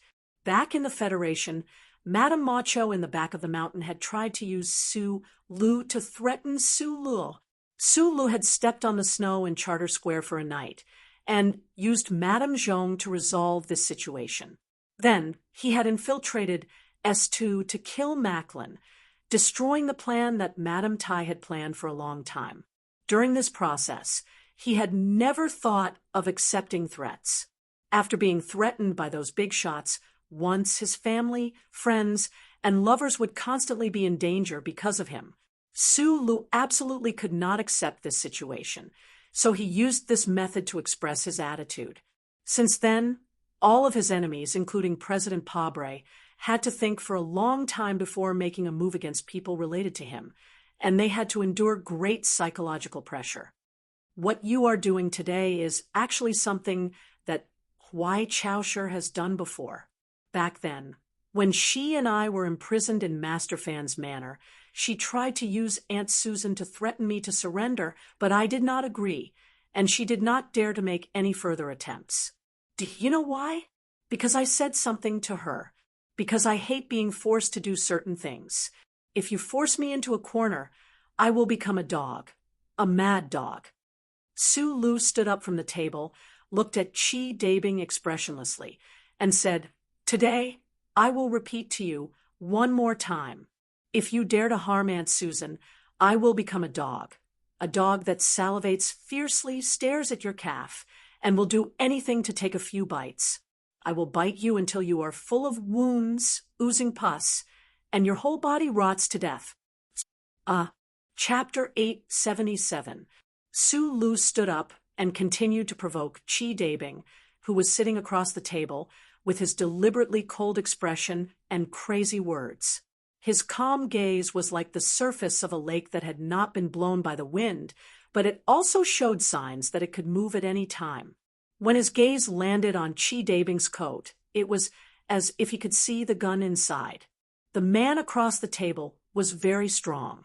Although Su Lu had won twice in the underground sewer and in the auto repair factory, he would never underestimate this person.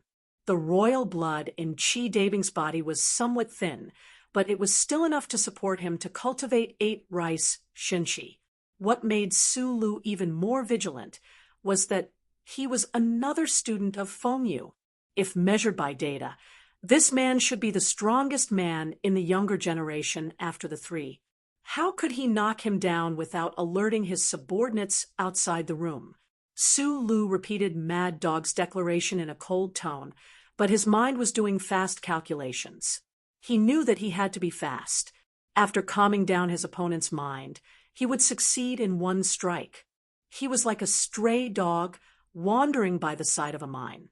When he saw food, he would rush up with ferocious determination and bite down hard, never letting go. When he just spat out the word, rot, from his thin lips, his hands calmly pressed on the table, his shoulders slightly lowered, and his body relaxed. When there was no sign that he was going to make a move, he suddenly made his move. The 5 fingers of his right hand suddenly spread, open like the torn pages of a fan. With a whoosh, he grabbed the teacup in front of him. Chi Dabing seemed to be stunned by his fierce words, but in fact, he had been calmly watching all the subtle movements of his body, especially the teacup in front of him. So the moment Su Lu made a move, he made the fastest reaction.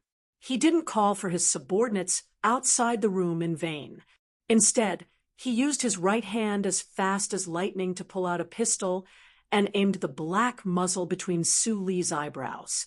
His index finger was on the trigger, and he didn't hesitate to press it down hard. He was very clear about Su Li's ability. He knew that once he made a move, it would be a matter of life and death. Therefore, his actions were very straightforward, without any hesitation. He didn't care about the consequences at all. He just wanted him to die. When the cold gun barrel was aimed at the space between Su Li's eyebrows and was about to shoot, Su Li's 5 fingers had just touched the edge of the teacup. His fingertips could only feel the coldness of the tea that penetrated the wall. It seemed that death was imminent. However, Su Lu never thought of using the teacup in front of him to buy time. His target was the teacup across the table, the one that also contained the cold tea that belonged to the dead Tang Zhizhong. An invisible force whizzed out from his fingertips and instantly broke through the distance between the table and accurately hit the small porcelain cup, accompanied by a crisp sound. The teacup seemed to have received some kind of shock and jumped up in fear. It whistled through the air and viciously smashed into the black hole of the muzzle. Pa! With a dull and monotonous sound, the bullet shot out powerfully, but it was far away from the target. The tube-shaded green tree in the corner suddenly shattered. Chi Dabing's pupils shrank as he looked at the figure that swept across the table like a mad tiger and whizzed toward him. He made a calculation in his mind like lightning. He knew that if he tried to aim at the opponent again, the elbow strike that seemed to carry countless tons of weight would definitely smash his head into a rotten watermelon. He released his right hand that was tightly holding the gun and focused all his spiritual power on the left side of his body. In an instant, he bent his left arm and used his arm to protect his cheek. The tip of his elbow fiercely met the attack. The two people's elbows collided with each other without any fancy moves. The powerful force that was hidden between the bones and flesh took advantage of the momentum to burst out, causing the air to vibrate uneasily. However, Su Lu took advantage of the momentum to pounce on Chi Dabing fiercely with a 70% domineeringness. He actually smashed Chi Dabing into the wall and forced him to take 2 steps back. Without any pause, Su Li's left foot heavily stomped on the ground. His body leaned forward in an extremely aggressive manner, and his left arm unreasonably hit the opponent's neck, which was the weakest part of the opponent's body. The 2 movements were extremely simple, and there was no obvious distinction between the 2 movements. The 10 postures that he had learned since he was a child had long melted into his blood and nerves. In today's world, there were not many people who could be his opponent in close combat. Even someone as strong as Madman, Li had been defeated by him in terms of techniques when they were in Lingyuan. If Chi Dabing's iron-like arm were to hit him, his neck bone would definitely crack. However, to Su Li's surprise, although Chi Dabing was pushed back in an extremely embarrassing manner, he did not know when, but his right arm was raised horizontally. In an almost impossible situation, he directly blocked Su Li's extremely domineering chop. The collision of the powerful forces once again shook the space. The leaves of the pipe-shade green tree that was in a state of collapse began to fall off the branches in the silent wind that suddenly appeared. Su Li's pupils shrank slightly. His opponent seemed to have guessed what his next move would be in advance. No, it should be said that Qi Dabing's body instinctively sensed what his next move would be. In an instant, he thought of a very important problem, and his mood suddenly became a little cold. His opponent was Feng Yu's student, so he must be very familiar with these sharp and terrifying close combat skills. He might even have practiced them for a longer time than him. Because of his cold mood, his fighting spirit increased. Su Lu expressionlessly crossed his legs and directly approached Qi Dabing. His 3 fingers formed a thorn, and with a strange twist, he went straight for his opponent's throat. Qi Dabing, who was very close to Chu Yunsheng, narrowed his eyes. He raised his right knee to protect his lower abdomen, and his left palm turned into an iron door, blocking his throat, like a blunt knife cutting into the old skin of a rhinoceros, or like a thick dictionary hitting a person. Su Li's fingers fiercely cut into Qi Dabing's palm, making a muffled sound. Purple blood seeped out from his palm, and his knuckles also became a little pale, and it was difficult for him to go any further. The battle continued, elbow to elbow, knee to knee. In the extremely narrow space near the window, the 2 people were doing the sharpest and most ruthless close combat in the smallest area.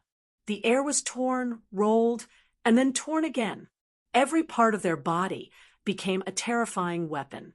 No matter if it was the elbow, the knee, the snap of the fingers, or the head, they were all like steel and iron, piercing each other like needles.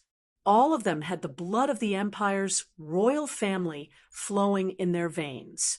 They all had the same teacher, close or distant. All of them had inherited the close combat skills of the Li family of Philadelphia. They were either fierce or ruthless. This kind of battle was definitely not very exciting to watch, but it was definitely the most dangerous melee battle. This kind of battle started suddenly and often ended very quickly as well. It was even faster than the people involved could imagine. The pistol left Qi Dabing's hand, and at this time, it finally fell to the ground, making a crisp sound. Su Lu and Qi Dabing's bodies approached each other in a strange posture. Their right legs were like steel, deeply embedded into each other's center of gravity. Then, the 2 twisted their knees at almost the same time. Their feet still didn't leave the ground, but their knees fiercely hit each other. The dull sound of collision suddenly sounded, and the pants on the 2 people's knees shattered at the same time. They didn't know how many times the 2 iron knees had hit each other in a flash. Qi Dabing's face was pale. He felt the sharp pain coming from that place, and knew that the knee's cartilage had been broken. His body leaned forward powerlessly. However, this accidental change that seemed like he had lost his balance and could only admit defeat gave him an opportunity to turn the situation around. He suddenly bent his right arm and used the height difference to avoid Su Li's left arm. He drew the straightest line in the air and used the tip of his elbow to fiercely smash Su Li's shoulder. Su Li's left shoulder seemed to have an extra mountain. He seemed to hear the surface of his shoulder blade crack.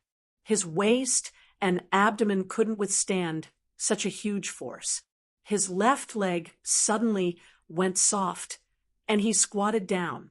However, his eyes were still bright as he stared in front of him. Whoosh! Taking advantage of the squatting position, Su Lu pulled out the military knife hidden in his boot at lightning speed and fiercely stabbed it into the open and defenseless chest in front of him. With a poochie sound, the delicate and sharp military knife pierced through Qi Dabing's palm that had come to block him based on his battle instinct. It stabbed into his waist and directly cut through the muscle fibers in that area. It even pierced through the vertebrae behind his waist and directly broke his nerve bundle, almost without any pause or hesitation. Su Lu pulled out the military knife as fast as he could and once again stabbed it diagonally into Chi Dabing's body. The military knife accurately pierced through the gap between the ribs and the soft lobes of the lungs. The sharp tip of the knife reached the edge of the heart. At this time, the intense pain from the nerve bundle was transmitted to Chi Dabing's brain. His face was extremely distorted.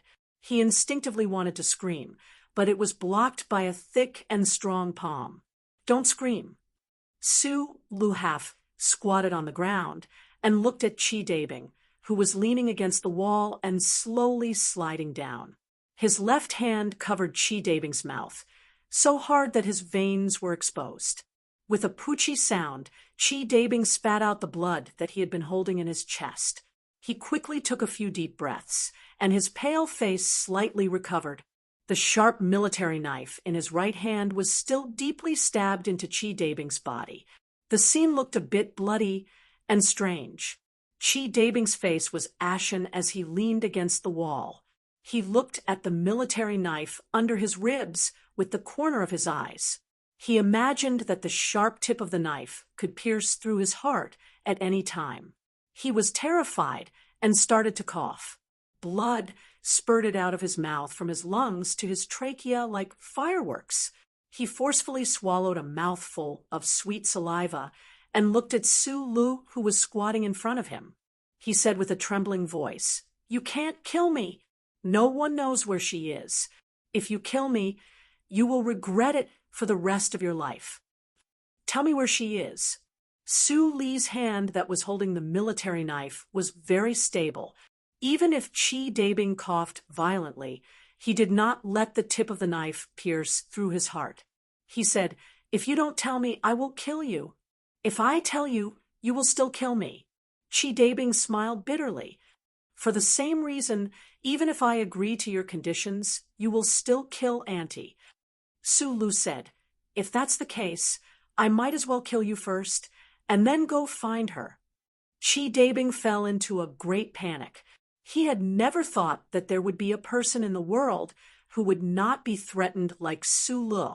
He clearly cared about that fat woman so much. Why did he dare to do this? Su Li's expression suddenly became serious. He covered his ears with his left hand and said, "You found her? Inform them." Then he looked at Chi Dabing and said an address. Hearing this address, Chi Dabing's body stiffened. He knew that he could no longer use Susan to threaten this small-eyed man. He rolled his eyes in despair and suddenly said hysterically, "Teacher will not let you kill me. Don't forget that I am also teacher's student. We are from the same school." After a moment of silence, Su Lu said with an expressionless face, "You are his student. I am just a worker. As for the same school, we are from your mother's school." After saying this, he pushed his right hand, and the sharp military knife directly pierced through the man's heart. Chapter 878. Su Lu pulled out the military knife. His face was still expressionless, but when he heard the spluttering sound, his brows slightly furrowed. Chi Dabing's throat made a gurgling sound as he gasped for breath in vain. His legs twitched, and he died. Blood gurgled out from under his ribs. Not long after, it stopped because of the loss of vitality. The red sun outside the window was already setting. Su Lu stood up and looked back. He saw that around the streets of the capital, there was a stretch of plain, gray buildings. As usual, it was monotonous and dull, but it was as if someone was looking at him. Then, he looked back at the closed door again.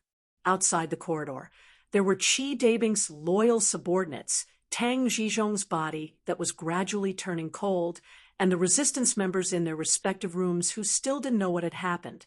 Without spending too much time thinking, he grabbed the edge of the small window with his right hand and directly jumped down.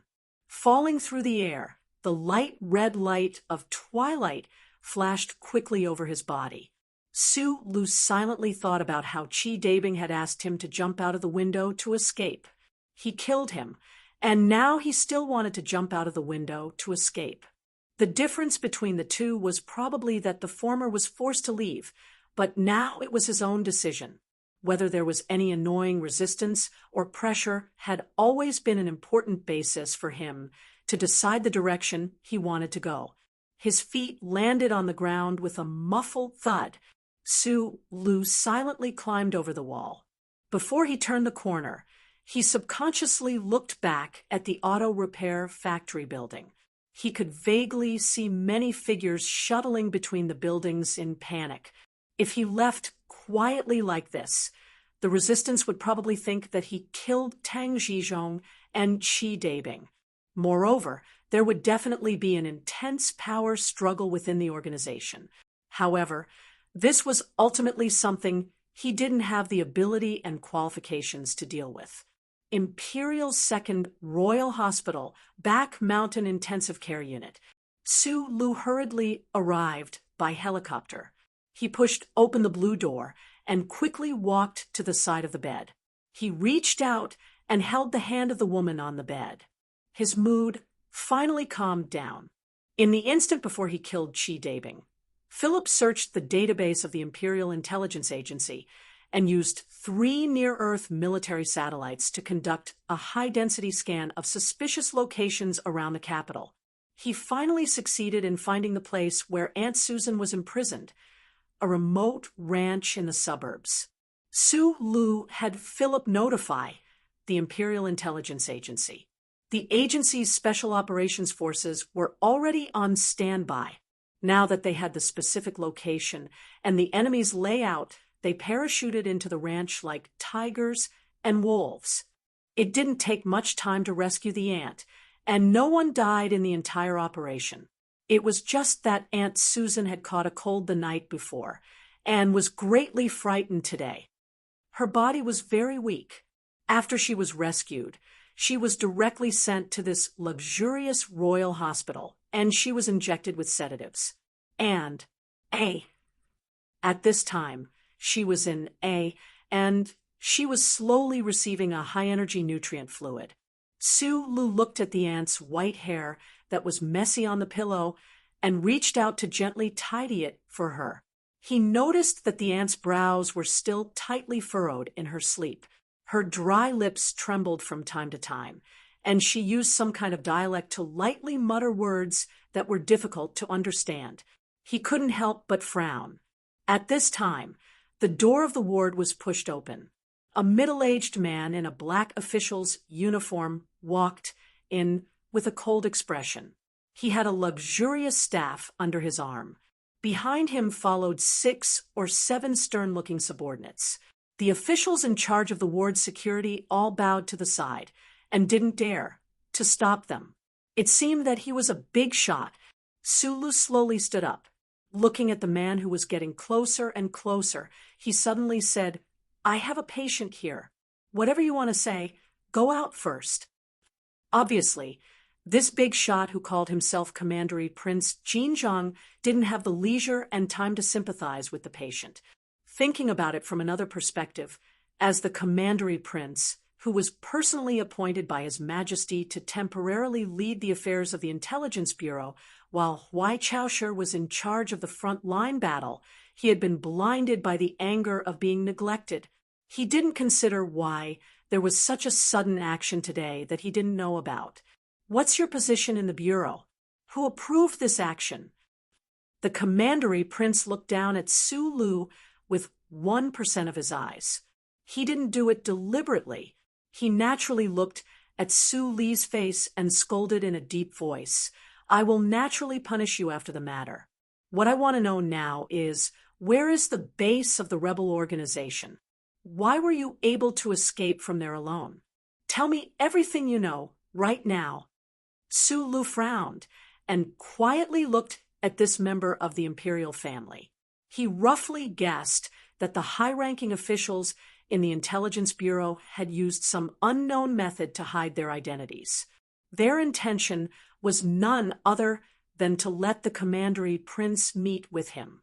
Realizing that he actually dared to frown and look at him impatiently, Commandery Prince Jinzhong snorted.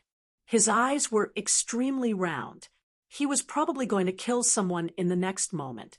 Su Lu ignored him and directly turned to walk out of the ward.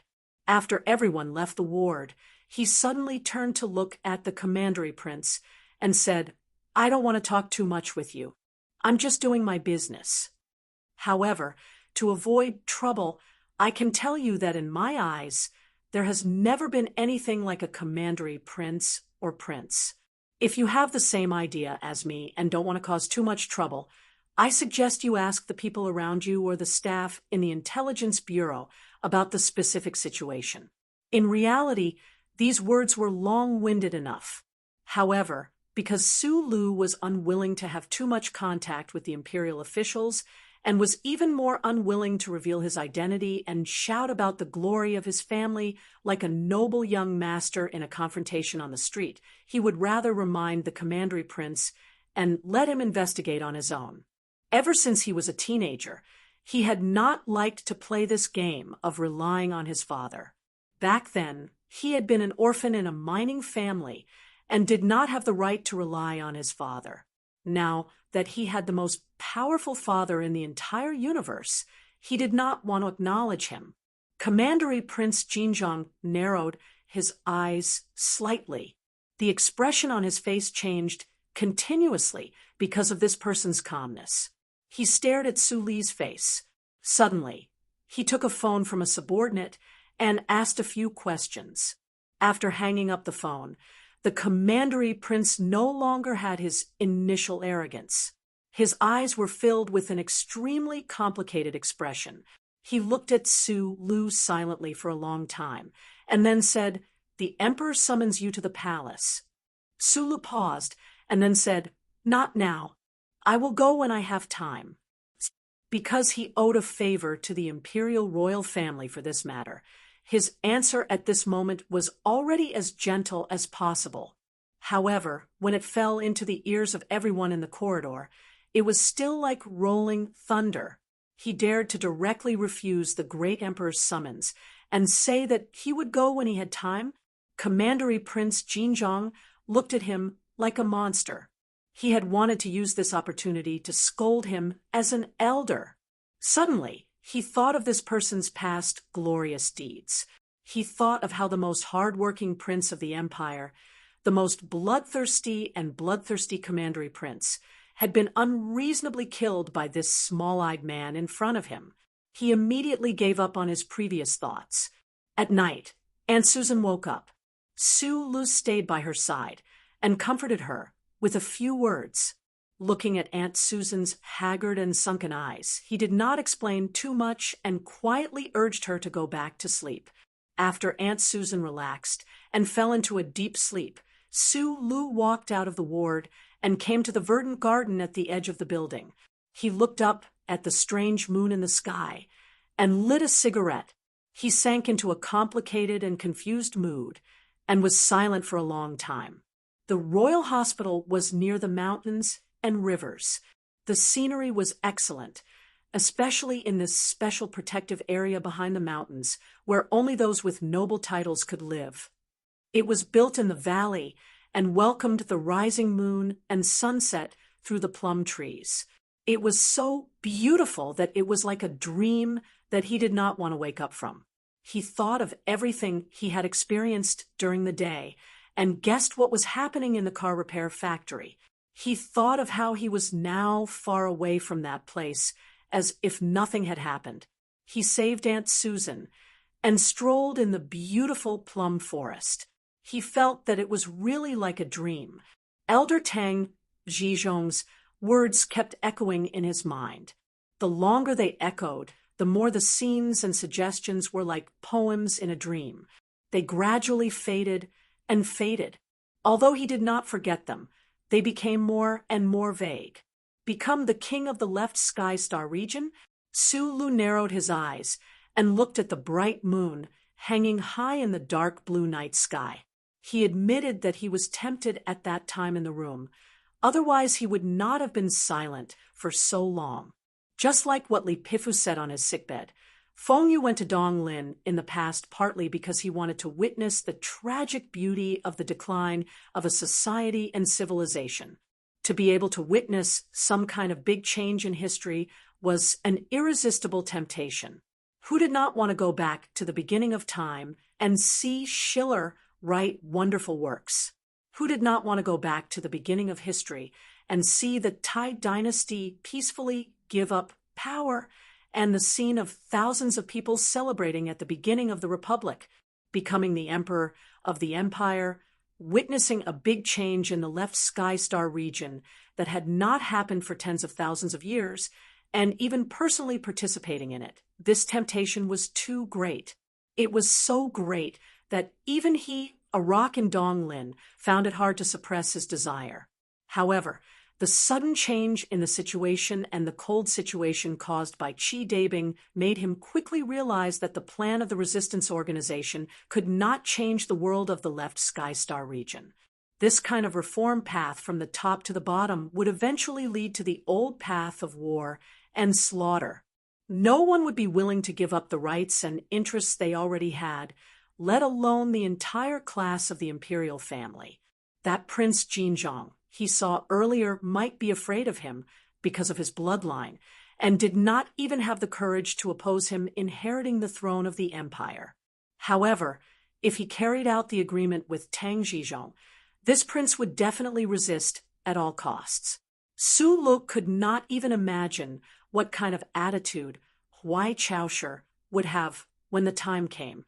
In comparison, the current imperial family of the empire tried to use education to bridge the gap between the classes, which seemed more gentle and feasible.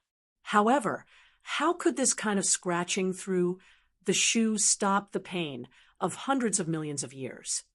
The bright moon hung high in the sky, and the plum trees were fragrant without flowers. He walked slowly in the back of the mountain of the hospital, the cigarette between his fingers gradually burning out. He thought for a long time, but still could not figure out why. He could not help but laugh at himself and admit that he was indeed a little stupid in this regard. Chapter 879. Star-seizing Palace was very tall, so tall that it reached into the clouds. Su Lu walked through the streets of the capital, looking at the building that overlooked the mortal world. He always unconsciously did not understand why the countless bloody rebellions of the empire had never harmed this seemingly slender and fragile symbolic building. Why had the successive emperors who lived at the very top been accompanied by the stars at night? Why had they not been able to cultivate a broad heart? More importantly, where had the empire obtained the technology from so many years ago to be able to protect that environment? Standing behind the internal official, he felt the gentle movement of the floating elevator. Because too much time had passed, he had been silently thinking about these things. Only when the elevator doors silently opened and that screen covered in golden sunflowers came into view did he suddenly wake up with a shiver. The emperor of the empire, Huai Fuchai, was sitting against the wall on the couch. He wore a fitting black and purple robe, with a belt of round stones tied tightly around his waist. Paired with the stone ring that bound his straight white hair behind his head, it gave him a particularly solemn and dignified feeling. Su Lu walked up behind him and said, "Thank you for yesterday's matter." "You?" Huai Fuchai slowly turned around and looked at him coldly. "This is the education you received in the Federation? In my impression, the Federation has always believed that the people of the Empire are barbaric orcs. So why is it that you, who they taught, do not know how to speak respectfully to your own father?" Su Lu maintained his silence. He did not explain anything, nor did he want to refute anything. "What did you say when you met with those trash yesterday?" Huai Fuchai looked at him with slight mockery. "They really want you to be emperor, and then after I die, they will throw the empire into chaos?" Su Li's gaze lowered slightly. In a low voice, he said, "The current empire is already in chaos enough." Huai Fuchai's sharp brows furrowed slightly. He looked at him coldly and suddenly said, "Since you do not bend your waist for power, since you loathe the smell of the imperial palace, why did you meet with those trash? Or is it that a trash like you is also moved and wants to take over everything in my hands?" The first two sentences were from that day outside the palace walls, the contents of their conversation in the wild graveyard. Sulu slowly raised his head and calmly looked into his eyes, saying, "I have never thought of myself as trash. Cowardly and cowardly. He only has brute strength, but his shoulders can't carry anything. He can see the entire universe, but he has to deal with those rat-like trash. He looks at his father's back like a thief. If this kind of person isn't trash, then who is?" Huai Fu Chai unceremoniously reprimanded him. "I really don't know what you've learned from Nasri. You didn't even learn his arrogance. True arrogance lies in the lack of fear, nothing else." Su Lu was silent for a moment before replying, "If saying bad words in front of you is courage, then I've already said enough dirty words when you whipped me with the thorns in your hand." As if recalling the extremely unpleasant scene of the past, Huai Fu Chai slowly furrowed his brows. He recalled that it was he who had whipped this little guy in front of him until he was covered in blood and ordered him to be killed, but he had no idea that this was the only bloodline he had left in this universe. With this thought, Huai Fu Chai's anger grew.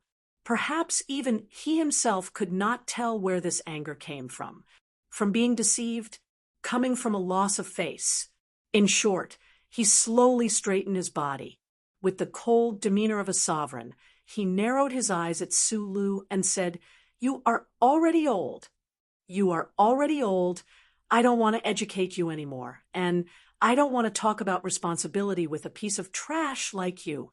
But you must remember, the blood of Baiyan's Huai family flows in your body. You are my son. You are my subject. You must maintain the respect that you deserve. In the category of thinking that I can accept, there is no such thing as a ruler and subject, father and son." Su Lu looked at him and said, "So please don't try to use this to intimidate me. Since you are not willing to kill me, then don't use this tone of voice to speak to me." Ever since he had ascended to the star-seizing hall, no one had dared to use this tone of voice to speak to the Emperor of the Empire, not even his most trusted and favorite Huai Chaoshi. Huai Fu Chai's eyes narrowed even more sharply as he gloomily stared at Su Li's face. Suddenly, he raised his right hand and slowly stroked his white hair. His expression changed from the calm before the storm to its usual indifference. With undisguised mockery, he said, "Yes, an idiot like you will only fall for Pabre's tricks." Su Lu slowly clenched his fists, not to attack, but to control his emotions. He simply did not want to meet this man in front of him, although in terms of blood, he was his father. The reason he did not want to do so was not because of fear or anything else, but simply because he did not want to. Huai Fu Chai calmly looked at his tightly pursed lips. For some reason, his emotions once again relaxed. After a pause, he said indifferently, "This time I helped you, but you killed that traitor Chi Dabing, so we are even." Hearing these words, Su Lu was somewhat puzzled. He was well aware of the extent of the Empire's infiltration of the so-called rebel organizations. The harvest that year was the most bloody proof, so he did not believe that the rebel organizations under the leadership of Chi Dabing could pose any threat to the imperial family. Do not underestimate any enemy, even if it is an enemy that has already died in front of you. Huai Fu Chai waved his hands slightly. His black and purple sleeves fluttered behind his back. He expressionlessly walked to the railing and said in a low voice, "That bastard is lucky to have the blood of our imperial family in him, and he has the necessary personality to succeed. In my opinion, if he had not met you, he would have had a very good future." Su Lu silently followed him to the railing, thinking of Chi Dabing's declaration in the room that was like grinding steel Thinking of those stormy statements about the theory of evolution, he could not help but frown slightly. He thought that if that person was given a chance, perhaps he really could have grown into a character, like Pabre. But people with ability often think too highly of themselves, and people who think too highly of themselves die easily because they always feel that they are fated and will not die so easily. Huai Fu Chai slowly walked to the railing and extended his left hand to caress the intricate patterns on the railing. He looked at the white clouds drifting outside the building and said with a calm expression, "However, I am the only one truly fated in the entire universe. Since childhood, countless people have tried to kill me, but I am still alive. As a monarch, I have to have unworldly self-confidence, so I have never worried that the battleships of the Federation will be able to destroy this star-seizing hall. The stars in the universe move, and the clouds move, but this palace always exists. I can't even see any possibility of it dying." Huai Fu Chai looked at the white clouds flowing outside the railing, at the place where the blood-stained thorn fell, at the clouds where his elder brother had fallen. After a long silence, he continued, "If you think about it carefully, I do not have many regrets in this life, other than Li Pifu dying too early. That day, when I heard that he had died, I suddenly realized that I could not find an opponent. You understand that kind of loneliness?" Su Lu looked at the somewhat melancholy back of this monarch and couldn't help but think of some of the special literary descriptions in Schiller's novels. But he couldn't laugh no matter what. The same words, when spoken by different people, had completely different effects. If it was a hedonistic son sighing about his loneliness, it would only make others feel annoyed and disgusted. But the man who said this was the master of the left sky star region, the man with the most authority in this part of the universe, so it was only right and proper. Huai Fu Chai's face carried a faint hint of self-mockery as he sighed emotionally. "In the eyes of many people, and in your eyes, this battle before you is hair-raising, but in my eyes, it is nothing more than a game. These little fellows are messing around. Do I have to participate? After father and master passed away, I waited here for Li Pifu for 20 years, but in the end, he hid by that lake and refused to come out. Since he is dead, where can I find an opponent?" Su Li's brows rose slightly. "But many people have already died. People will die. Li Pifu will die. I will die. You will also die. The fate of people is death, and the reason people live is because they want to live to the fullest." Huai Fu Chai turned to look at him. "I am an emperor. I do not have the right to the fullest. Since you want to go to the fullest, I will not stop you. But you must remember, no matter where you go, no matter what you do, my blood flows in your body. Your glory and fall will be draped in the name of the Huai family. Even if you are going to die, you must find a way to die that will not disgrace me." On the way out of the royal palace, Su Lu silently thought about the seemingly meaningless conversation in Jiaxing Hall. He didn't feel much emotion or sympathy for the monarch who had guarded the royal palace alone for decades. He only thought about how this monarch clearly had a vision, willpower, and determination that ordinary people could not reach. He might even have great power that was no less than Li Pifu's, but because of that obsession that crossed his heart and made him unable to be happy, he waited his entire life only to see Li Pifu die of old age. Just how much meaning did such a life have? And what was the meaning of his own life? Mu and was waiting for him outside the palace gates. He looked with some surprise at this underworld boss who was still wearing black fur. He narrowed his eyes and asked, "I heard that you are now a special official of the Bureau of Intelligence. My rank is very low, although I have the protection of Her Highness. You also know that the various departments are filled with nobles and even members of the royal family. It is not easy for a commoner like me to rise up the ranks." As if he didn't see the emotions in Su Li's eyes, Mu Wen smiled and walked side by side with him under the shade of a tree. He said, "Looks like you don't plan to stay in the royal palace." "Yes, I'm not used to many of the details of life here." Sulu turned his head and glanced at the official who was still respectfully kneeling on the ground outside the palace gates. He said, "For example, this kind of scene. He and Mu and had a friendship forged through a hail of bullets. Although they had gone through life and death together on the valley road to the south of Tianjin, and had worked together to bury the bodies of many soldiers from the resistance organization, given his temperament, he was still unable to let go of Mu En's betrayal. However, he had now become someone who had no right to speak of his position. Naturally, he had no right to criticize others, or rather, it could be said that he had lost some sort of confidence. Mu En keenly sensed his true emotions and said with a slight self-deprecating smile, "I am not the emperor's son." Saying such words in the empire was, without a doubt, a heinous crime. The person who said it could wash their neck clean and summon all the women and children in their family to wash their necks together.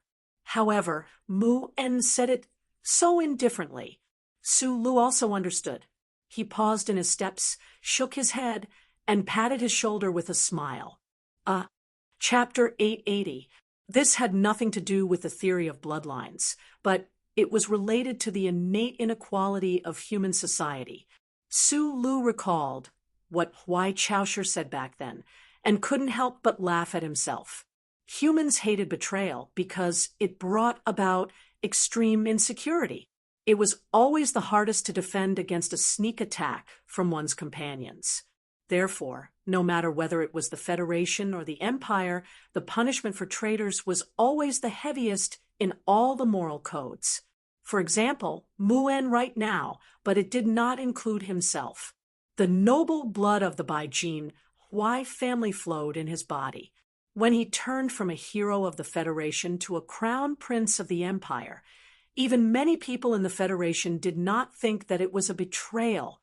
They only thought that it was a melodramatic arrangement of fate. However, in the Empire, there was absolutely no one who dared to mention or even think about how many young people of the Empire he had killed on the battlefield and even assassinated members of the royal family. If he was just an ordinary person, he would have been killed by countless cold words and blades when he had cold-bloodedly betrayed the Empire and then shamelessly betrayed the Federation. Understanding this, one could understand Mu En's helpless choice a little more. Under a big banyan tree by the road, when the two were about to say goodbye, Mu En asked, "What do you plan to do in the future?" "A few days ago, I told someone that I don't have any choice right now. I can only hope that the two sides can stop fighting. This really has nothing to do with morality, justice, or humanity. To use a perhaps inappropriate analogy, this war to me is like a father and mother picking up a kitchen knife and hacking each other at home. What can I do as a son?" "You're right. This is a natural choice." Mu En patted his shoulder sympathetically. After thinking for a moment, he said directly, "I may be going back to the organization soon. At that time, I may need to use your name." "You're going back?" Sulu frowned and asked, "Now, including the Federation, everyone knows that you're a traitor. How are you going to go back?" "Tang Zhizhong and Qi Dabing are already dead. You should be able to guess that the people in the organization will attribute their deaths to you. My mission back in the organization is to use the evidence provided by the Intelligence Bureau to expose Qi Dabing's true colors. Who will believe the evidence you provide? When it comes to things like evidence, you can believe it when you need it. For an organization that has fallen apart and is being cursed by countless people who originally supported them, the most important thing now is to survive. As long as the evidence can give them an excuse to change and survive, they will believe it. Can you make it clearer? Under the direct command of His Highness, I will lead the entire resistance organization and carry out extensive cooperation with the royal family to establish a united front to resist the invasion of the Federation." Mu En said calmly, I believe that most of the comrades in the organization will agree with this approach. Sulu shook his head and said, there are two people that the resistance group hates the most. One is the dead Keaton, and the other is Huai Chaosher, who leads the intelligence agency. They will never agree to cooperate with her. I'm not talking about the princess. Mu En smiled and said, I'm talking about you, the crown prince. Holding the fruit knife with steady fingers, he cut the thin skin. Since he could repair the delicate structure with his naked eyes and hands, it was very easy for him to cut the apple. Almost in the blink of an eye, 7 rings of thin skin were gently peeled off. He held the white apple like a lantern and brought it to Aunt Susan's mouth. Aunt Susan looked at him with a smile and shook her head to show that she didn't want to eat it. Her expression was still haggard. She looked at him quietly and asked, Little guy, who are you? Hearing this question, Sulu knew how to answer. Whether it was when he was escaping in the small courtyard or when he came back this time, Aunt Susan could sense his difficulties and rarely asked him about these things. In fact, he could have directly stated his identity and believed that Aunt Susan wouldn't treat him differently because of this. But when he thought of her current physical condition, he didn't want to shock her too much. Thinking of what the doctor said earlier, his mood was a bit gloomy. The results of the comprehensive medical examination were not very good. The delicate noble lady of the past had become an auntie in the market with her arms akimbo. Behind the dramatic life were too many hardships of life, especially the hardships in the early years, which had caused great damage to Aunt Susan's body. Now, with the addition of the cold and fear, all of it broke out. Although it wasn't life-threatening, she needed a long time to recuperate. I work in the intelligence agency. Well, I should be considered a not small official. Sulu smiled and replied, Those criminals who kidnapped you mainly wanted to take revenge on me. It's my fault for involving you. You have already apologized many times. Aunt Susan looked at the black hair under his brown hair, coughed twice, and said with concern, Is the palace no longer investigating you? You have to continue to dye your hair. Otherwise, it will be terrible if people see it. I'm not a fugitive. What are you afraid of? Sulu rubbed his hair and explained, Dyeing my hair is mainly for convenience. Aunt Susan sighed and said, Little guy is always lying. This is the Second Royal Hospital. If you are just an ordinary official, how can I live here? You know, Sulu replied in embarrassment. Don't forget, I was also a lady of a noble family when I was young. Although I was not qualified to see a doctor in the Royal Hospital, I came with my parents to visit a great noble. Even now, I haven't forgotten the beautiful plum forest in the back mountain. Aunt Susan looked at him and smiled. Sweet memories of her teenage years flashed across her chubby round face.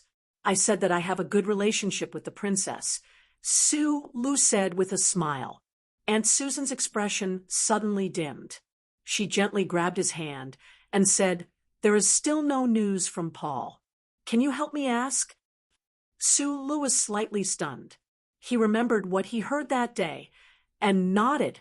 Although not all the senior officials of the empire knew who Sulu was, they soon had an answer close to the truth in the name of the intelligence department.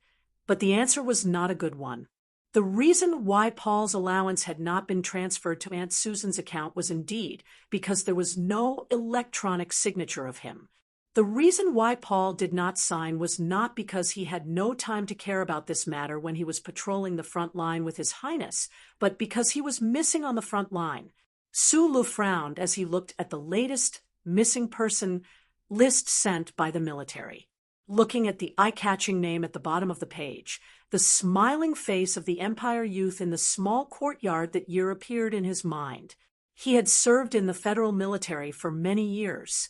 He knew very well that the so-called missing person list often meant the list of the dead. However, because the bodies of the soldiers were not found, or under the heavy firepower of the enemy. They were directly turned into fragments nestled together with the mountains and rivers. For the sake of Auntie Susan's health, he was not going to tell her the news. However, Auntie Susan's observation skills, which she had developed over the years in the slums, played a role at this time. She looked at the worry in Sue Lee's eyes and spent the middle of the night forcing the truth out of him. When Aunt Susan was a young girl, her family was destroyed. When she was a little older, her brother joined the West Woods Expeditionary Army. He wanted to earn military merits to restore the glory of his family, but unexpectedly, her brother never came back. It was not until decades later that she got the bad news that he was buried in a foreign land and a broken diary.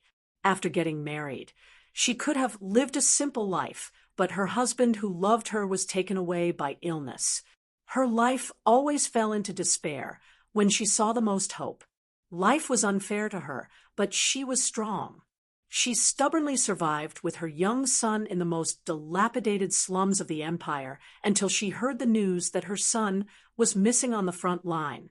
The endless pain and darkness instantly crushed Aunt Susan's spirit. Her body, which was already extremely weak, rapidly lost weight. In just 2 days, her cheeks were deeply sunken. She could only lie on the bed helplessly and sadly, staring blankly at the sky outside the window that was filled with the scent of plum trees. Sue Lou silently accompanied her, watching Aunt Susan move step by step toward death. He gently held her face, feeling the touch that was much thinner than before, and said with a smile, "It's good to lose weight. When Paul comes back and sees a more beautiful mother, he will be very happy." Aunt Susan moved her lips with great difficulty, looked at him with a smile, and said in a hoarse voice, "These days, it's been hard on you. You don't have to make me happy again." "I'm not making you happy." Sue Lou stood by the bed, looked at her face, and said calmly, "You have to live because I will go to the front line to find him. I promise you, as long as he is still alive, whether he is captured by the federal forces, abandoned in the valley, or lost in hell, I will bring him back alive and bring him to you." The words were very calm, but there was a kind of firmness that made people have no choice but to believe it. It was like a stone silently smashed into an annoying wet mud. There was no earth-shattering sound, but it smashed a deep hole that was difficult to erase. Some kind of brilliance slowly appeared in Aunt Susan's eyes, the brilliance of life. She gently held Sue Lee's finger with a trembling hand and said, "I promise you I will not die, but you have to promise me one thing." "I will bring him back. Don't worry," Sue Lou replied. "No, I want you to promise me. You can't have anything happen to you." In the early morning, in the suburbs of Jingdo where the morning light had just woken up, Sue Lou, carrying a backpack, walked silently in the fields with Zhong Huyen, who he had picked up from the great master Fan Manor. "Brother, are we really going to Mo Hua Planet?" "Yes." "I remember that day in front of Annie's grave. You said that you wouldn't go to that place until you could solve a certain problem." "Yes, I miss the Federation very much, but I can't go back. I can't even see those people from the Federation because I still can't find a way to solve that problem." "Have you found it now?" "Maybe soon." "But still not." "Yes, but I found a reason to go to Mo Hua Planet." "What reason?" "I like Paul. He is kind and cheerful. Of course, he also has a belly full of untimely hot-bloodedness. He is a very good young man of the Empire, just like those very good young men of the Federation. I like Aunt Susan. She is a good person. Good people should live a long life, just like those kind-hearted aunties of the Federation. There is no reason for such a person to die because of war." Chapter 881. In front of a beautiful mangrove forest, Zhong Huyen stopped, looked up at him, and asked hesitantly, "But so many people have died because of the war in the past, but you have been hiding far away. Don't you think this is unfair?" Sue Lou stretched out his hand and rubbed her hair. He said softly, Everyone has their own considerations. I just said that I am looking for reasons. Reasons are often excuses to convince myself. Andy and Paul are closer and more important to me, so this excuse seems more powerful. Zhong Huiyan shrugged and continued to speak out the doubts in her heart. For example, on that planet full of killing, there were originally Xiong Lingquan and other former companions. Why didn't you go? The morning light of the awakening spread from the horizon and sprinkled on the mangrove forest behind the two. The dewdrops on the thick red leaves sparkled like diamonds, reflecting the surrounding red scenery and adding a bit of charm. Su Lu looked at the camouflaged spaceship at the edge of the woods. Suddenly, his expression froze. After a moment of silence, he patted the girl on the shoulder and said, "You go up first." Zhong Huiyan frowned slightly and glanced at the mangrove forest subconsciously. She roughly guessed what the situation was, but she trusted Su Lu unconditionally.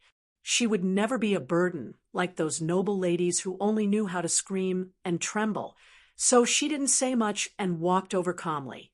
Watching the spaceship remove its camouflage and slowly close the heavy hatch door, Su Lu loosened his finger that was holding the trigger and slowly took his hand out of his pocket. He turned and calmly looked at the depths of the mangrove forest, the place in the dark and beautiful scenery. It had been nearly 3 years since he left the Federation. He had been traveling in the Empire for a long time. That person had never appeared, but he knew that the other party would appear at certain times. He had killed Chi Dabing, and the story of that person's deep roots in the Empire had come to an end. Presumably, he would come out to express regret or anger. Because of this mental preparation, Su Li's mood was very calm at this time. He was not nervous. Of course, he kept the necessary vigilance. Although their relationship was good, who knew if the other party would go crazy? Feng Yu walked out from the depths of the forest with a slight smile.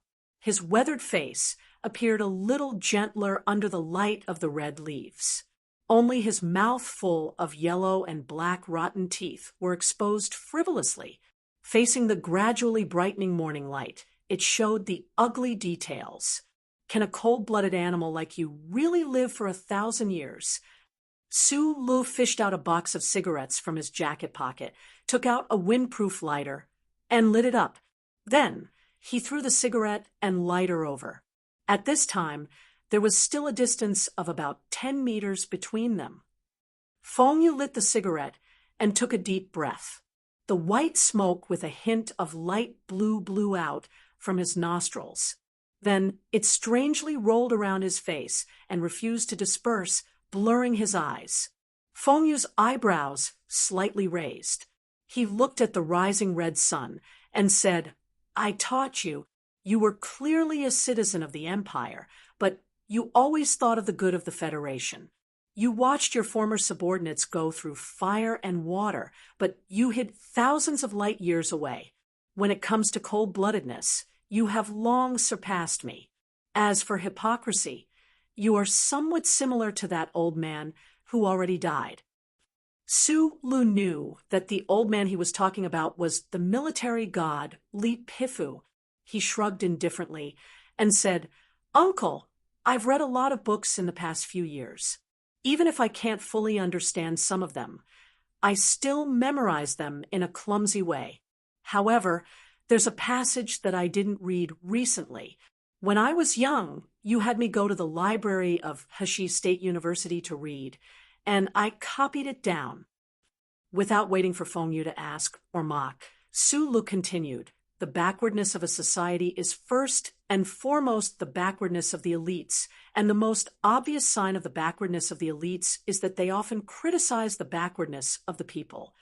Although you, who played the role of George Carlin, never said this, you have always done this, whether it was in front of the Federation or the Empire. I remember that this is a famous and correct line of nonsense said by a certain famous Federation politician." Feng Yu smiled and said, "I'm just curious as to why, when we rarely meet, you've become one of those boring middle-aged men, habitually making this kind of judgment. Because, although we rarely meet, I've always been thinking about what I should say if I did meet you. Or, rather, I've always been thinking about what kind of person you are, wandering the universe in countless incarnations.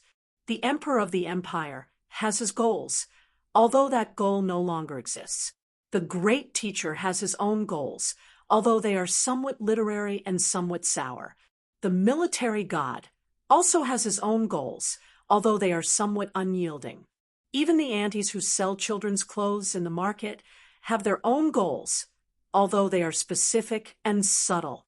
But what about you? What exactly is your goal?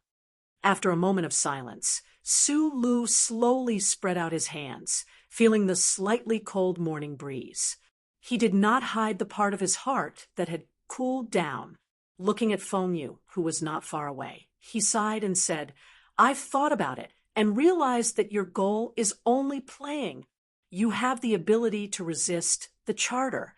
You see yourself as a god above all. You just find these things interesting. That's all." The corner of Feng Yu's lips curled up slightly.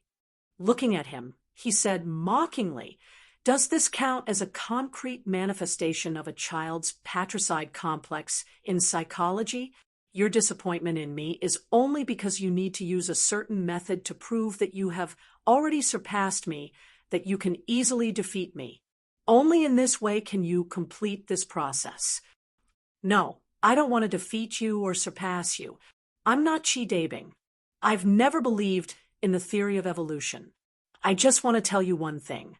Su Lu looked at him and said calmly, "Tang Zhizhong and the others want me to become the emperor. I know that this matter definitely has something to do with you. You want to see whether Chi-Dabing or I can make your idea come true.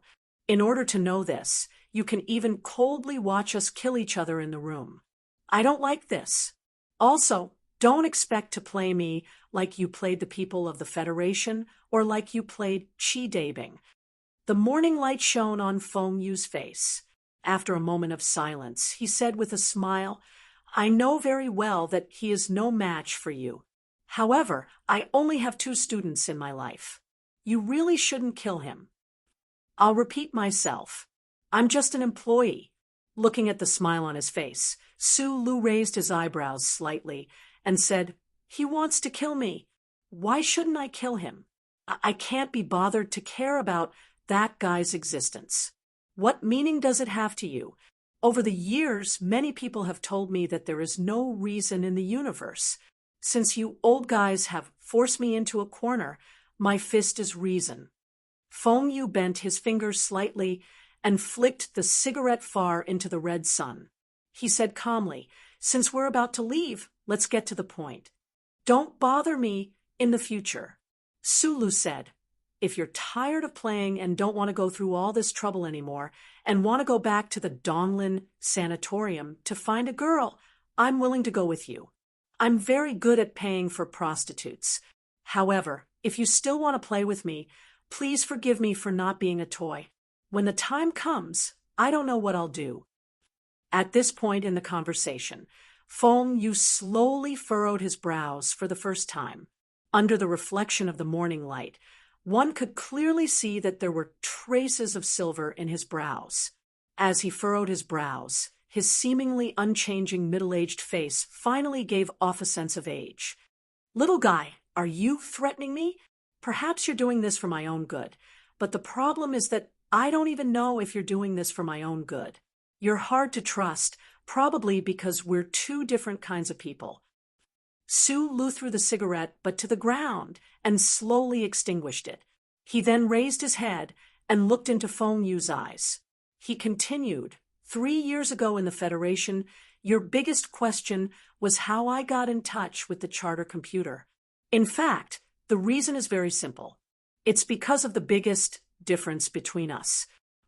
I'm used to trusting people. Even if I've been hurt before, this attitude has never changed. I can even trust the spot of light in the black dream, the active contact signal sent by the charter computer. But you're different. You're used to being suspicious and wary of humans, let alone the glory of the charter, which you hate and are wary of the most. Although the specific situation back then was different. It was essentially because of this reason that I established active contact with the charter computer, but you lost the most important opportunity. Sulu looked at Feng Yu, who seemed to be deep in thought, and said, "We can't anymore. That old thing underground in the Federation Bureau of Proclamation Building has become much smarter than before. We can no longer enjoy this kind of benefit." He changed the topic and continued, "For the past 3 years, I've been wandering among the stars, imagining the years you spent back then. I realized that the difference between us is really quite big. We're both wandering, but I have companions. I have little Watermelon to accompany me. If I want, I can even find 4 or 5 girls to accompany me." He smiled slightly, thinking about Philip. Feng Yu frowned slightly. Although he was already an old man, he was still a man after all. He could allow Su Lu to spout nonsense in other aspects, but in this aspect, he refused to admit defeat even if he was beaten to death. He said contemptuously, "If I want, I can find 4 or 5,000 women to accompany me. You don't dare, not you don't want." Su Lu spread his arms and said, "I'm different. I dare, but I don't want." Feng Yu gently stroked his stubbled cheek, looked at him, and said, "Are you done? If you're done, I'll leave first. Otherwise, I won't be able to catch the bus to Las Vegas." Su Lu was silent for a moment. He looked at him and said seriously, "Uncle, although you still look young and handsome, and your butt is still so perky, you're actually very old." There was a long pause. "You're about to die. Can you stop fooling around?" Feng Yu was slightly stunned. He smiled and said, "Did you forget what I told you in the mine? Of course, I won't die. I'll never die."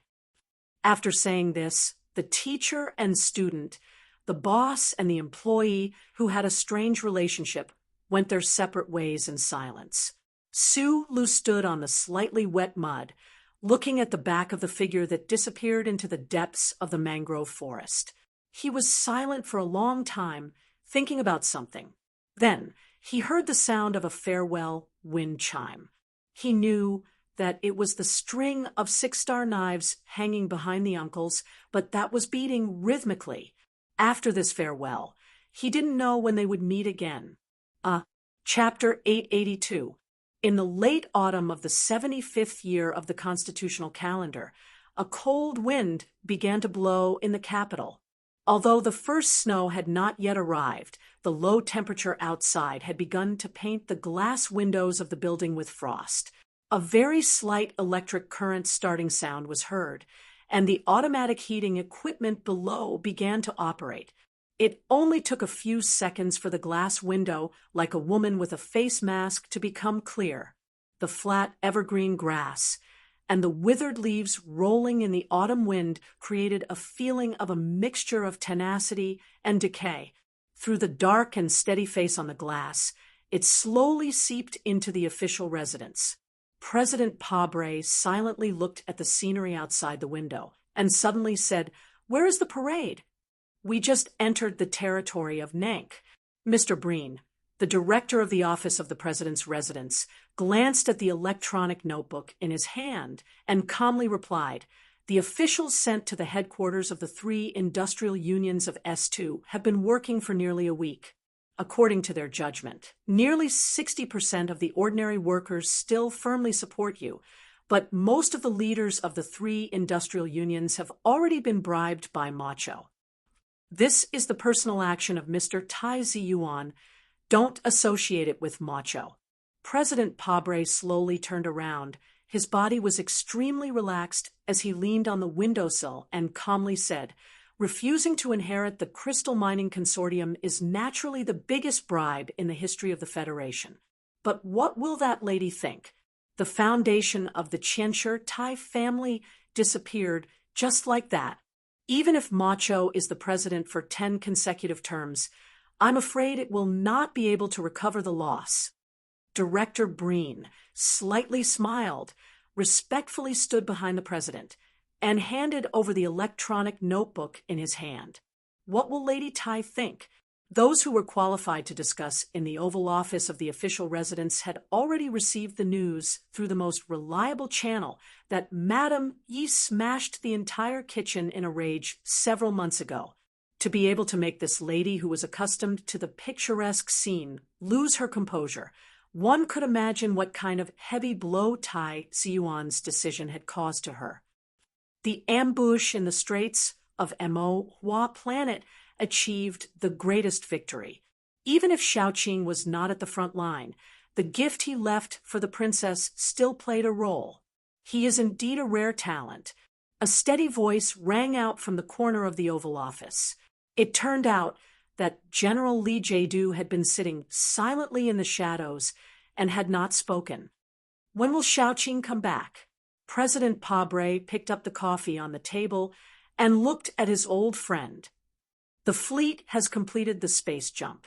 It will take at most 3 weeks, Li Jiedu replied. President Pabre slowly took a sip of the black coffee thoughtfully. His thick black eyebrows furrowed slightly and then gradually relaxed. He was not worried about the silent march.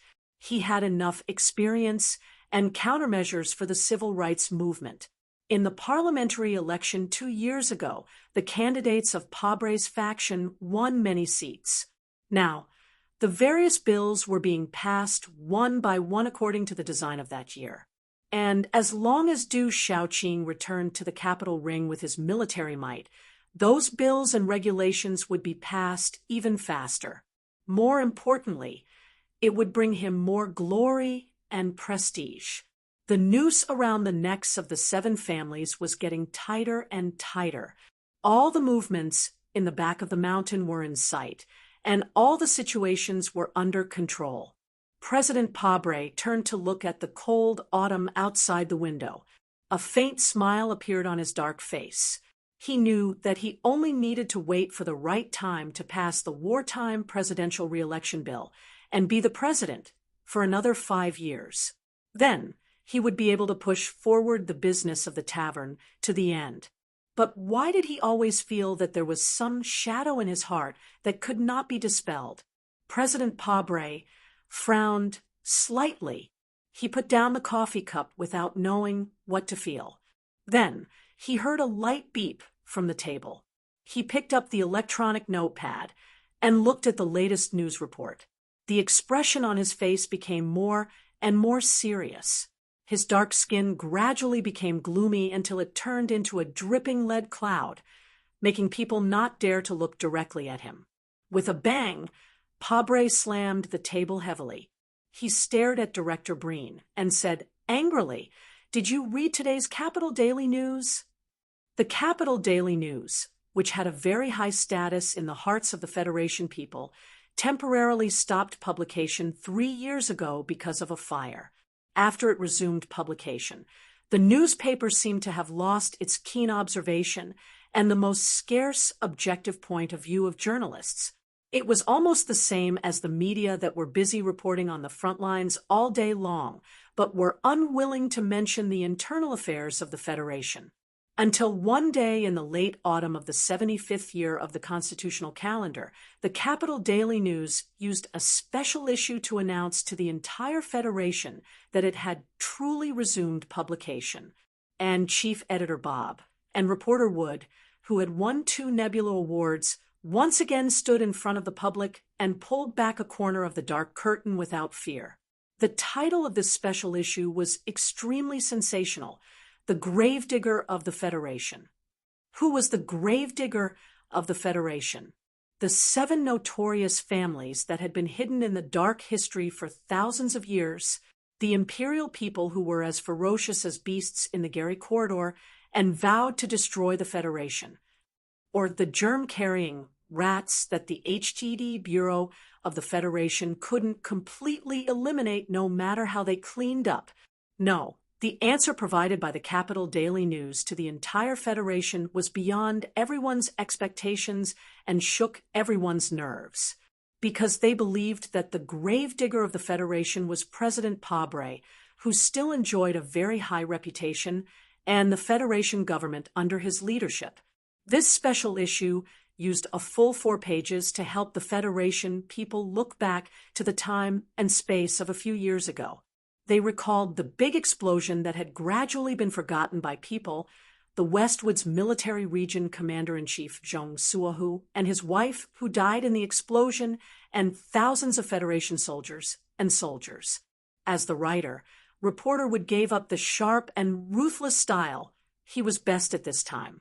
Instead, he calmly used 23 pictures, a pen stroke that was so calm that it seemed to have no emotion, a dry but soul-stirring explanation of the incident, and a large relationship tree diagram on the front of the special issue to tell all the readers. Colonel Lake, former Westwood's military region, provided the precise route and time of the return of the ancient bell to Colonel Shimin-Jin of the Iron 7th Division of the 2nd Military Region. Colonel Shimin-Jin provided this information to the Empire Ghost Fleet that was preparing for the first raid through an Imperial spy named He Yu. When the Empire Ghost Fleet forcibly passed through the space passage of the Gary Corridor and entered the Federation's star sector, they passed through 47 astronomical units without being discovered by the Federal Fleet. That was because they obtained the data of the corridor between the remote star sector, the Glory of the Charter, and this data was collected and provided by the current director of the Bureau of Proclamation, Chui Jiadong. The middlemen were still Colonel Shimin-Jin and the spy named He Yu. Then, the clear relationship tree diagram closely connected the names of Shimin-Jin, He Yu, and Chui Jiadong. Then, the branches gradually spread out, and the names of the 2 senators appeared. The name of the director of the Princess Office of the President's residence appeared. The name of the former Vice President of the Federation, Mr. Lee Jae-do, Chairman of the Federation's Joint Chiefs of Staff and Commander of the 1st Military Region, and the name of the former Commander-in-Chief of the Federation's enemy, Du Xiaoqing, appeared. The special issue of the Capital Special District Daily titled, "Who is the Gravedigger of the Federation?" did not embellish or hide the above information. It did not use the titles of certain officials or military officers, nor did it use any vague guesses. Instead, it directly confirmed and pointed out the name, directly. At the top of the relationship tree diagram, at the top of the whole page, there was a black frame next to the 3 big words gravedigger. There was no photo or name in it, but all the people of the Federation who saw this newspaper knew who it was. On the back page of this special issue, the editor-in-chief of the Capital Special District Daily, Bob, wrote, "I believe that those of you who read this special issue can clearly read the thoughts of me and reporter Wood from the pictures and evidence. Yes, we officially accuse President Pabre and the government under his leadership, as well as the Trinity Association, which is said to have gathered the most intelligent elites of the Federation, of conspiring to kill the bravest general of the Federation with the help of the Empire. Perhaps no one believes this accusation, because when feelings are frustrated and trust is damaged, people are often more willing to believe that this frustration and damage is a conspiracy. Then, I suggest that you read our investigation report carefully again, instead of angrily tearing it to pieces. This evidence is not fake, and the source is not suspicious. The person who found the evidence is dead and bears some very heavy charges, but reporter Wood, and I believe him because he helped us expose the true face of Senator Macklin, and he used the evidence of his death to prove the reliability of this evidence. The person who handed us the evidence once reminded us that we need the right time to release this evidence.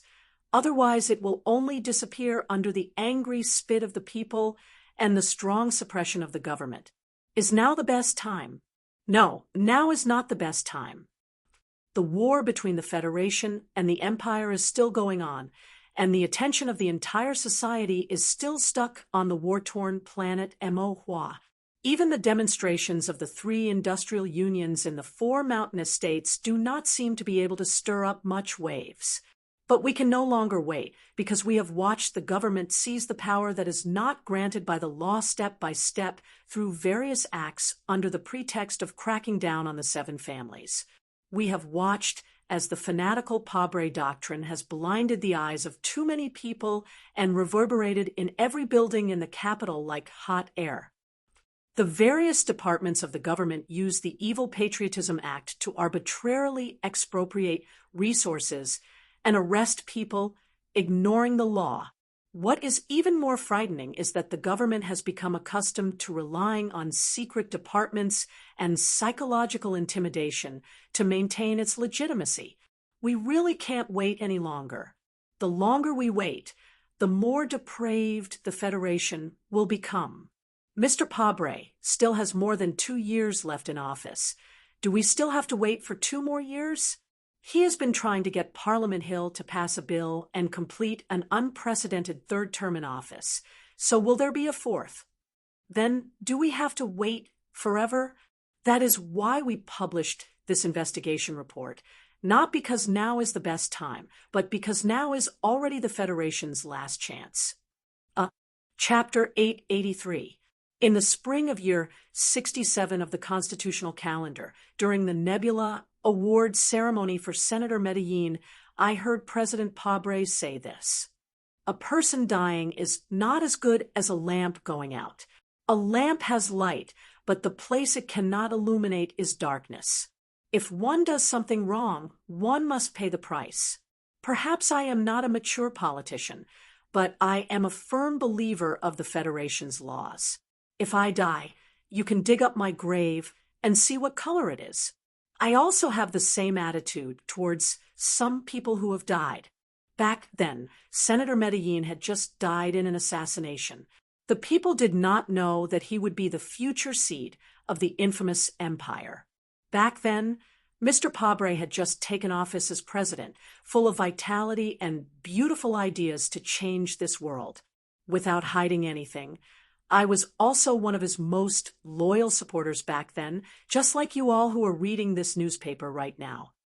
However, just like what Mr. Pabre once said, if one does something wrong, one must pay the price. As the Federation's president, every one of us has the right to ask him to stand on the side of the moral divide. Moreover, what he did already crossed the line of morality. We have no intention of supporting any political movement, but we insist that the people should have the right to know the truth. Will our accusation affect the war in the left sky starfield? Will our demands make the soldiers on the front lines shed more blood? I do not know the exact answer. I only know that in this war between the Federation and the Empire, if there is some kind of justice that can be said loudly, then it can only be that we have a better system than them. The people who live in this starfield believe in kindness, justice, conscience, and law. If the Federation that the frontline soldiers protect loses these precious qualities, then what is worth their blood and sacrifice? Vice President Byron is dead, Colonel Lake is dead, Colonel Sheeman Jean is dead, Mr. Senator is dead. Many people have already died. There is no way to confront them, because even if we dig up their graves, the only answer we can obtain is silence. However, there are even more people who are still alive. They did not accept the judgment of the law or anger.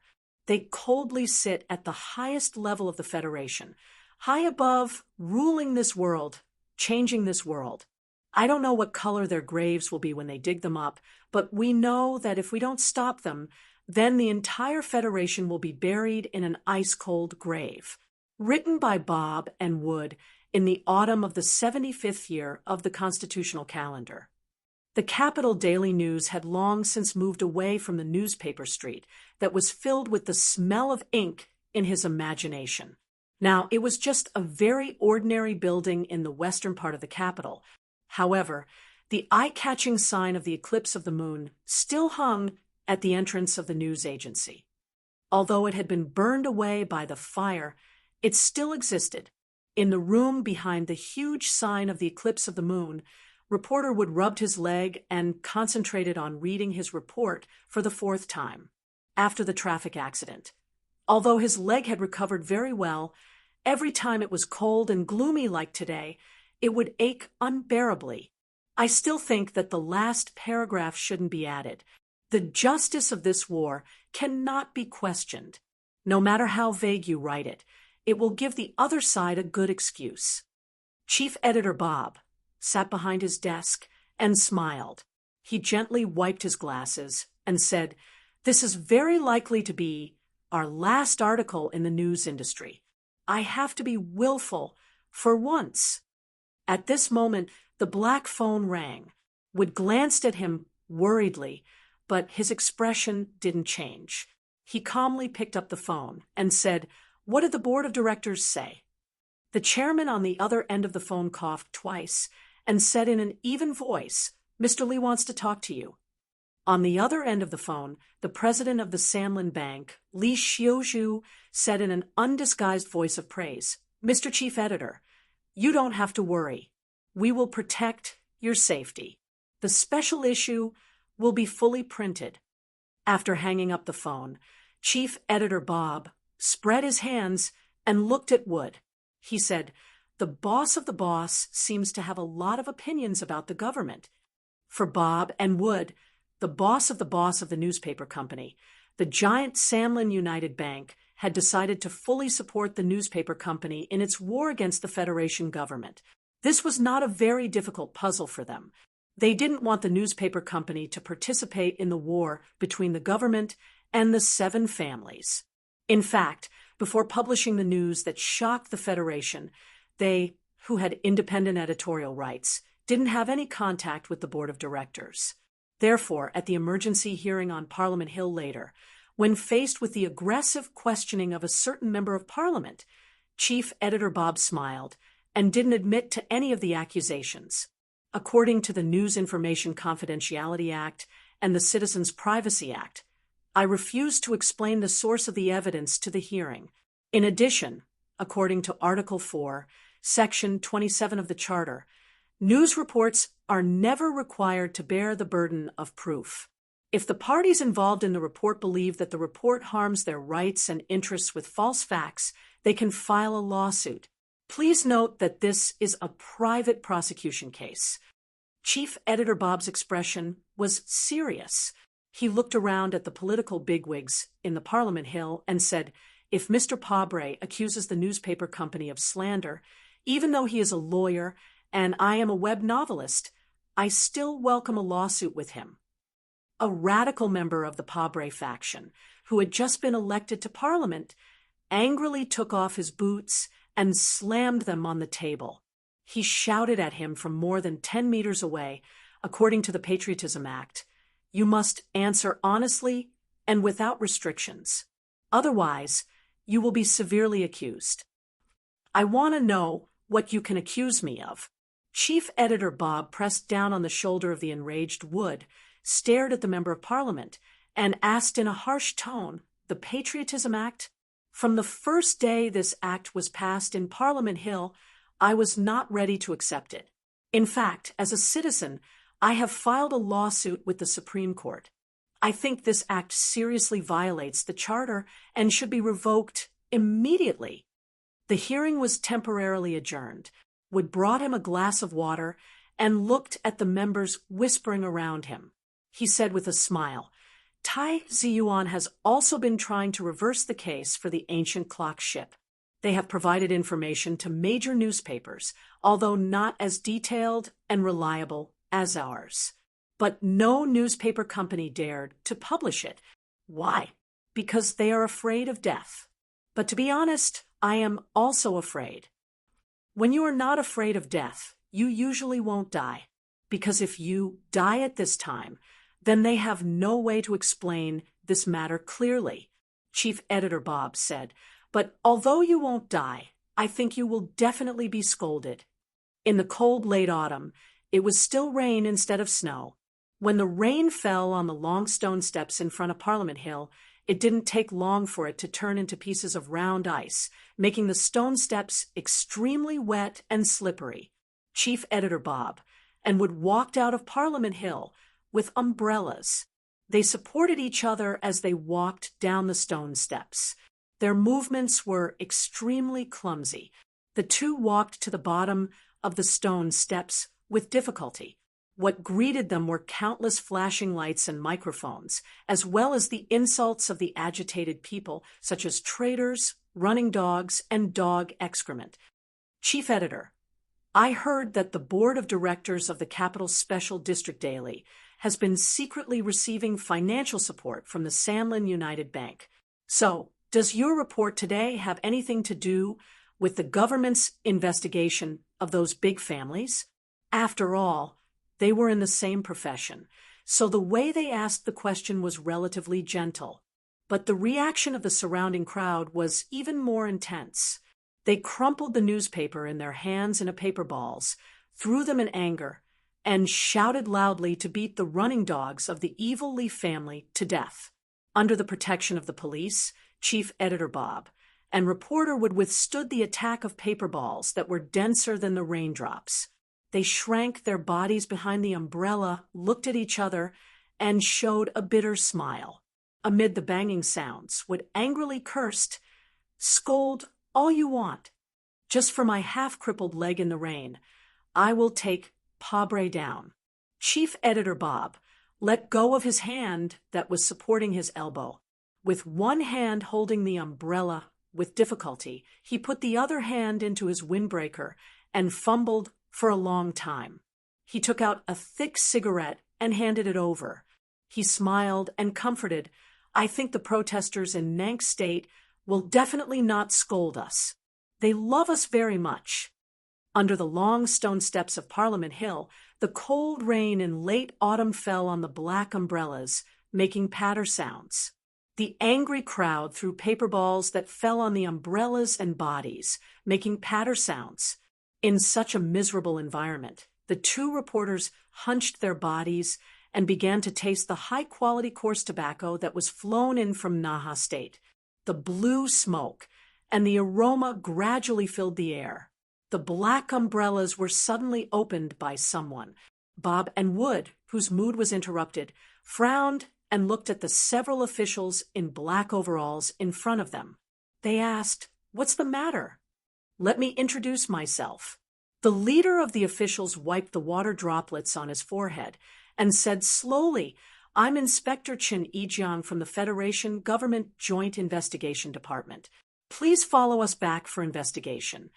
Chief Editor Bob looked at the man with a wooden expression and saw the raindrops on his glasses. After a moment of silence, he asked, "What's the reason?" Chin Ijiang was slightly startled. He took out a document from his pocket and slowly read, "Your report promotes the Empire and destroys the Federation's preparations for war. You are suspected of treason." The silent march had been going on for almost half a year. The protesters who opposed the Federation government and demanded that President Pabre resign and be investigated gradually grew like weeds in every district of the Federation. Because of the military control of the capital airport, the 3,000 marchers from the 4 states around the mountain chose to walk from the port city to the capital. The crowd walked slowly and silently along the famous high-speed rail line. They gathered when they came across towns, held concerts when they came across mountains, cheered when they came across police, and whistled when they came across beautiful women. On the road, there were always people who got lost. The silent march seemed absurd and relaxed, but in fact, it was extremely well organized. It even asked the people who participated to not leave any garbage behind them. The combination of the Grand Carnival and the strict political demands made many people choose to leave. However, on the way from the port city to the capital, there were many young people who were dissatisfied with the current situation of the Federation or simply wanted to add a touch of absurdity to their life resume. The number of people didn't decrease. Instead, it snowballed more and more. Late at night the day before yesterday, the parade entered the territory of South Cuzco. This morning, the total number of people was more than 20,000. They wore black masks and began to walk along the main road of South Cuzco's capital. Occasionally, they would dance silently, except for the sound of their footsteps and rhythm The silence was terrifying. Chapter 884. A red flower was reflected on the gray glass, and then it was clean and otherworldly, exceptionally beautiful. Lai Ziyuan moved his gaze away from the bright red and looked at the crowd of demonstrators walking silently on the street. He didn't speak for a long time, although the two of them used to play together at the same table when they were young, and they even had some kind of hidden engagement. After so many years of strange and gaudy things, they had long become peaceful. Exactly 3 years ago, in the autumn of the 72nd year of the constitutional calendar, this kind of familiar scene appeared in the Federation. He looked at the crowd walking silently through the streets of the capital of South Kazhou and said with emotion, "It's just that the big demonstration that shook the entire universe was for the president to establish his authority and deter the opposition forces of the 7 families. Today's demonstration is to pull him down from the stage." Zhou Yu gently pursed her lips and looked at the newspaper in her right hand.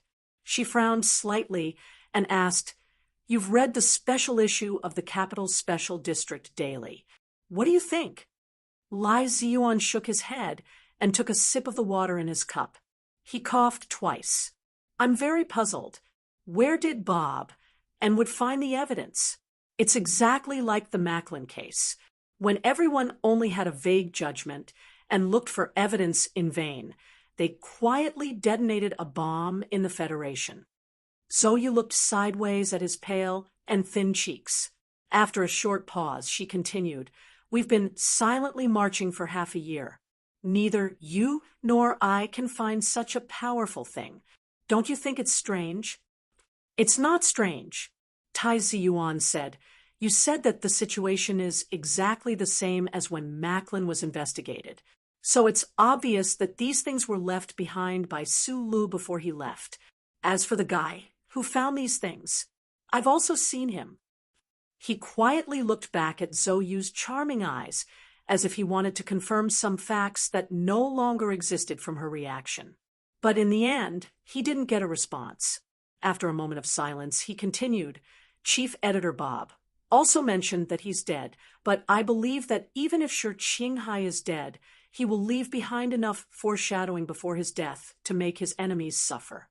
Hearing the name that she hadn't heard for nearly 3 years, Zhou Yu's expression didn't change at all. Her charming and beautiful face was still like a proud red flower in the cold wind, but her right hand holding the wine glass was slightly pale. Then she turned around and calmly looked at the silent crowd under the window, not letting Tai Yuan see her eyes. Tai Ziyuan glanced at her side face, then looked at the crowd under the window. He picked up the glass and drank a mouthful of water, then turned around and walked back to his desk. His eyes swept over the debris in the wastebasket, and he said, "In the past 6 months, the general strategy of the election headquarters has been made by you. I have to say that I admire the excellent planning ability you have shown, so I have never objected to any of your proposals. But not this time." He raised his head, looked at Zhou Yu, and continued, "This proposal is too violent, and we are the ones who initiated the violence." Being directly denied by Tai Ziyuan, Zhou Yu's expression still didn't change. Looking at the crowd of demonstrators who were slowly walking to the downtown business district like ants under the window, she said, "Without blood appearing on the TV screen, there is no way to touch the numb hearts of the people. Without violence, there is no revolution. You should be very clear that any mass movement will eventually enter the cycle of violence. If we don't prepare well and take the initiative, then we will only be blown by the wind and beaten by the rain and become a joke in history." She slowly turned around and looked at Tai Ziyuan indifferently. The glass of wine in her hand was as red as blood. In history, the young people's revolutions were rarely successful because their thinking was too simple, too naive, and too idealistic. As the leader of this movement, although you are also young, you can't make the same mistake. Tai Ziyuan raised his hand to stop her explanation. He said with a smile, "You don't have to explain too much. I know the real purpose of you choosing this radical proposal better than these 400 staff of the campaign headquarters. You still want to intensify the current situation and force that person to appear before Du Xiaoqing comes back. But you made a mistake. The smile on Tai Ziyuan's pale and thin face gradually disappeared. He rubbed his tired eyebrows and said slowly, "You overestimated Su Li's influence or ability. No matter how powerful his combat ability is or how sensitive his identity is, he is only one person after all. He can't change the general situation. Even if he is still the same person as before, what can he do when he sees the Federation fall into chaos and sorrow and appears in front of us? And don't forget, he is still a person of the Empire. He is the son of the Empire's emperor. We haven't seen him for 3 years. No one knows if he has enjoyed kinship or not in the Empire. No one knows how the throne of the left Skystar region will change him, but we know that he is a person of the Empire. So he is an enemy. You have to be clear about this. As his best friend, you should know what kind of person he is." Zhou Yu said indifferently. "Unless one is a real stone, anyone will change, especially when he has suffered a mental attack that normal people can't imagine." Tai Ziyuan calmly and firmly ended the discussion that had yet to truly begin. When it comes to things like violence, although it cannot be avoided, it must be controlled. If we blindly incite the emotions of the people and incite class conflict, then what is the difference between us and the Macklin of the past and the Pabre of the present? Hearing this, Zhou Yu was silent for a very long time. Although she didn't say anything, it was equivalent to expressing her agreement. As the head of the decision-making department behind the silent march, her stance was of great significance to this mass movement that was destined to rewrite history. I've already been observing for half a year, but because I've never been to the front lines of the protests, I've never been able to understand how you turned the surging flood in the streets and fields into this cute and bouncing stream in front of the window. She looked at the extremely orderly procession below the window, at the calm smiles emanating from the black masks in the distance. Frowning, she asked in confusion, "We all know that when there are too many people, there will definitely be some uncontrollable accidents. With tens of thousands of people walking in the fields and cities for so long, there will definitely be some uncontrollable accidents. Moreover, the hot-blooded youths naturally have their own demands and desire for leadership. In an environment like this where desires can easily be magnified, how can you make them maintain such obedience? Moving people with emotions, convincing them with reason, and enticing them with benefits." Tai Ziyuan calmly said, "Anyone in the procession who wants to stand out and break the rules is nothing more than wanting to obtain more benefits, political or economic. Therefore, every time I find such people, I'll use money to knock them out in advance and then drive them away." He walked to the window and pointed at the applauding citizens of South Kazhou on both sides of the street. He continued, "In fact, you should be very clear on why the procession is always welcomed by the citizens. Apart from the fact that the procession maintains order and doesn't disrupt their lives, the more important reason is that these citizens know that once the silent march succeeds and Pabre is forced to resign, they will be able to obtain a large amount of income." Zhou Yu placed the wine glass on the windowsill and looked at the crowd that was waving small flags and applauding. She thought of the press conference that had shocked the Federation half a year ago. She thought of how the weak man beside her had given away the crystal mining consortium just like that. She couldn't help but reveal a slightly mocking smile as she softly murmured, "This is truly unprecedented. Do you think that if the Empire's emperor is willing to give enough benefits, the people who are fanatical supporters of the war will suddenly collectively become pacifists? Internal affairs and war can't be compared and considered on the same platform. However, the fundamental purpose of war has always been for benefits. If the empire can give enough resources, not to mention the people, even I won't support the continuation of the war. Tai Ziyuan looked down the window and slightly narrowed his eyes. He calmly said, "The Federation government controls too many resources, but there is one thing that they will never be able to compare to me. They don't have the money that I have. This is a simple and violent war. I want to use money to smash Pabre into the dust." What an arrogant declaration. So you smiled and sipped the wine. But don't forget that Madam is very angry about your decision. Many people in the big families think that your decision is crazy. The liquidity of the headquarters is running out. Are you really going to ask Miss Jian Shuier to hold a few more charity performances to raise funds? Not everybody thinks that I, the Crown Prince, am crazy. So, it seems that the businessmen who are said to be easily blinded by benefits have a pair of profound eyes. Tai Ziyuan smiled and said, "Of course, the old man who is seriously ill may be a special case. Let me tell you a piece of good news. I just received a call from Li Xiaotong. Last night, a meeting was held in the manor of the Li family. The final decision was that the Sanlin United Bank will provide us with abundant and limitless assistance."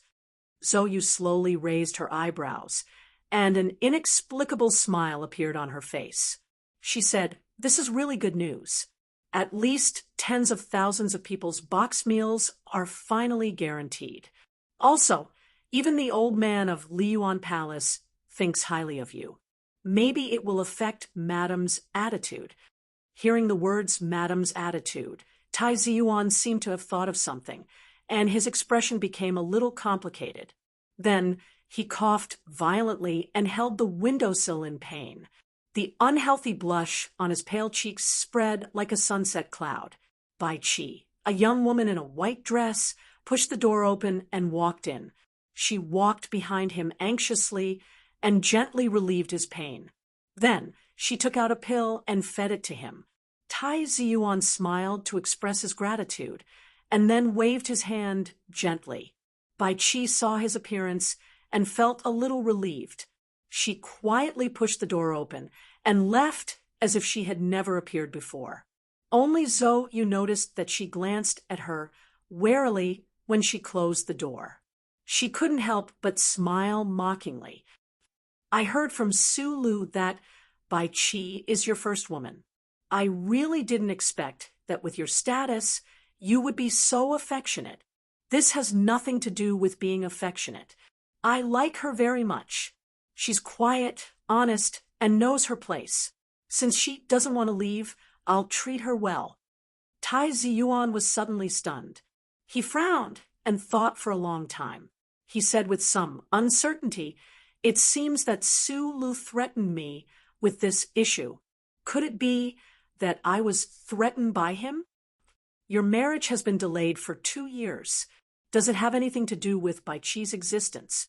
You know very well that in the world of people like us, marriage has never had anything to do with feelings.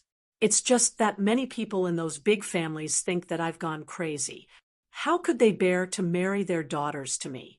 This is probably why I treat Bai Qi well. Women are troublesome, but she's an exception." Zhou thought of Bai Qi's hidden and vigilant glance when she closed the door. She said with slight mockery, "Only people without abilities think that women are troublesome. This has nothing to do with ability." Tai Ziyuan smiled and sighed. When Su Lu fought against the entire Federation, he dared to pick up a gun and kill people without any scruples. However, even someone as powerful as him couldn't do anything when he met those women of his. I think that the reason why he didn't dare to return to the Federation after escaping for 3 years might have more to do with him not knowing how to deal with those women. So you shrugged slightly. It's not a good habit to laugh at your friends behind their backs. All right, then let's continue talking about the previous bribe. The effect of the drug seemed to be very fast. Tai Ziyuan's expression quickly returned to normal. He looked at her and said, A critic once said that the backwardness of a society is first of all the backwardness of the elites, and the most obvious sign of the backwardness of the elites is that they often criticize the backwardness of the people. Uzi, your current mentality already has this kind of feeling. Isn't the word elite used to scold people? So you looked at the people on the street below the window.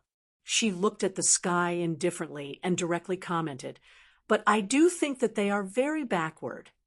Tai Ziyuan replied, "If there is a so-called backwardness, it is because the channels to obtain information are not smooth. If you know more, you will naturally not be backward. For example, the readers of the capital's special district daily." After a pause, he added an explanation. This was what George Carlin said.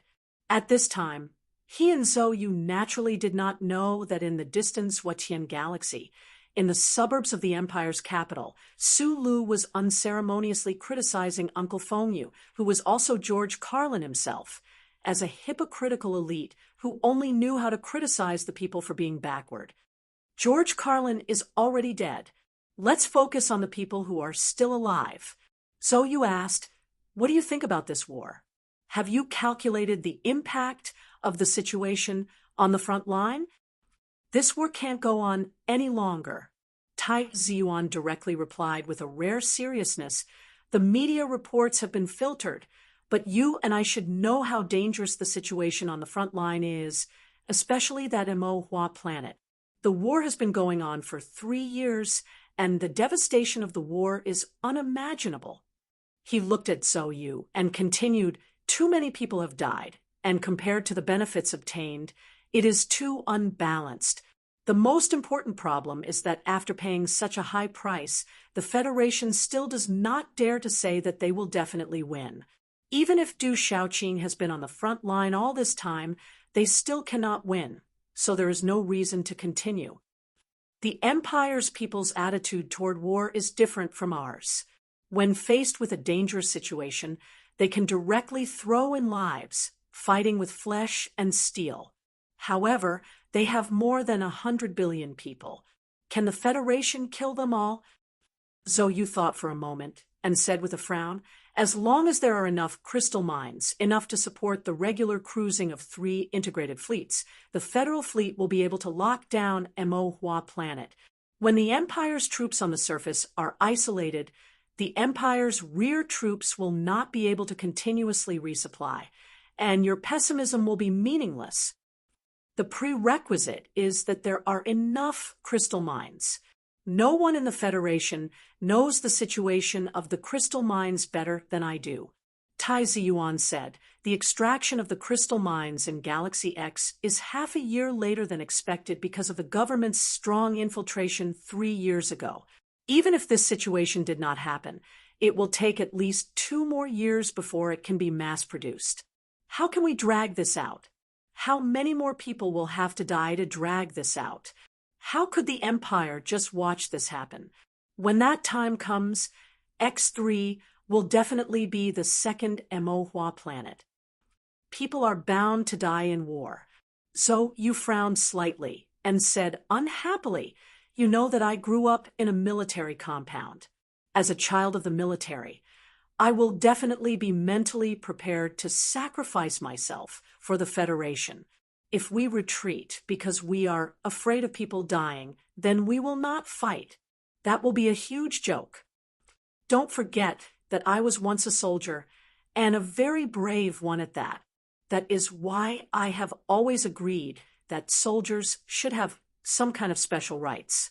That is because soldiers need to kill and need people to die. They live in a different river from the normal people." Tai Ziyuan looked into her eyes. Although his speed was slow, his tone was extremely serious. "But I have never believed that soldiers have a reason or obligation to sacrifice themselves for a meaningless war. This war has developed to this point, and it is no longer of any benefit to the Federation. Instead, it has become a tool to fight for glory and support for the government. This is very laughable and very sad."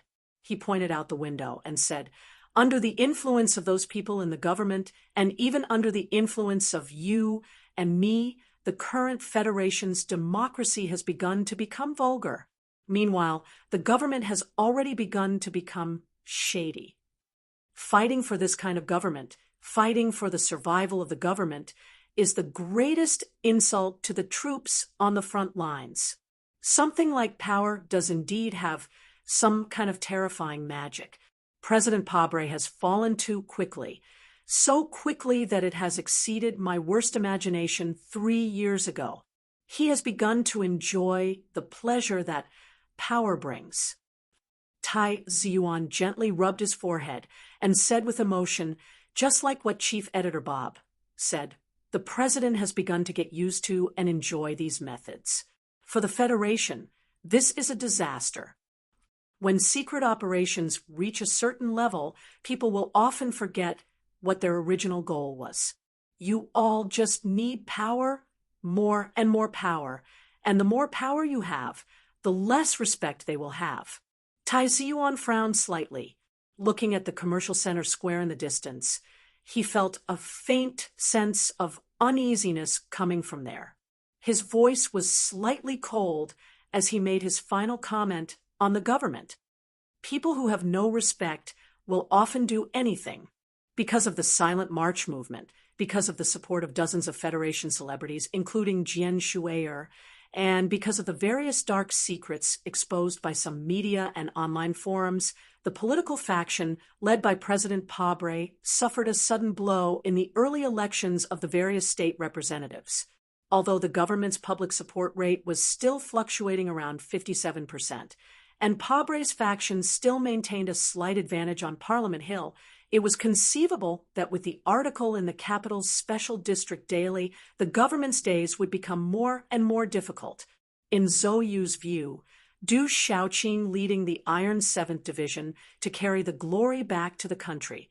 Other than symbolically adding points for the president and the government, it would be difficult for him to provide any substantial help to the current political situation.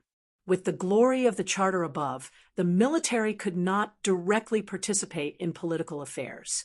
Therefore, after hearing Tai Ziyuan's comment that he would do anything, she frowned and began to think about what kind of methods the government and President Pabre would use to suppress the current wave. Don't forget the beautiful clothes that President Pabre has worn for decades. Tai Ziyuan walked to the desk, dialed a number, and reminded her he considers himself as the spokesperson of the people at the bottom. So on the surface, there will be a lot of taboos. I believe that he will use the people to fight against the people. After that, he can calmly say that this is the choice and freedom of the people. On the floor below the two of them, the staff members were busy answering the phone. Through the close-range, full-frequency communication system, they maintained close contact with the demonstrators on the streets. At the same time, they remotely controlled the dozens of groups on the ground to ensure the order of the Silent March. Tai Ziyuan, who had almost unlimited financial support, had organized a team of as many as 700 people. Back when Pabre was running for president, he had done the same. As he lamented upstairs, this was just a reaction. Because of their professionalism, their efficiency was extremely high. The entire team's organization of the Silent March could be said to be perfect, especially after they entered Planet S1. The march from the port to the capital was in good order, and the atmosphere was calm. Even the government-controlled official media couldn't find any problems. It had become a carnival of peaceful political expression for the people. Therefore, although the staff members were working hard, their expressions were very relaxed. At this moment, the department had received a call from the Crown Prince upstairs, followed by the first-hand news from the street. His expression suddenly became extremely serious, and the staff members who instantly grasped the situation rushed to the window in shock. With an expression of disbelief, they looked at the intersection of the 5 main streets of Nankashao, the most prosperous commercial square. The procession, wearing black masks, was greeted by the citizens of the capital of South Kazhou. They waved and smiled, or waved small flags as they jumped and gathered in the commercial square. Later, they would hold a rally here to announce their demands to the people through the media. They would expose the various dark secrets of the president and his government. Even if the media was willing to broadcast, they still had a loudspeaker. Just as the sun was shining brightly, a black mass of people suddenly appeared from the street in the southwest direction. Because there were too many people, it was impossible to tell whether there were thousands or tens of thousands of people. Judging from their slightly tanned cheeks and clothes, they should be locals. In the end, it was the large banner in the demonstration team that revealed their identity. 3rd Heavy Machinery Factory of Nankashou, Natu Engine Manufacturing Center. In contrast to the silent marching team wearing black masks, this crowd obviously came to demonstrate. As they walked, they cursed and even used the megaphone in their hands to beat the fire hydrants on the roadside, making a sound similar to war drums. Their momentum was particularly arrogant. Even though Nightmare Source had bribed all the leaders of the 3 major industrial unions, it was still unable to erase the position that President Pable had spent his entire life to build in the hearts of the people at the bottom and the industrial workers. Now, the demonstrators that were swarming to the square from the southwest were obviously supporting the government.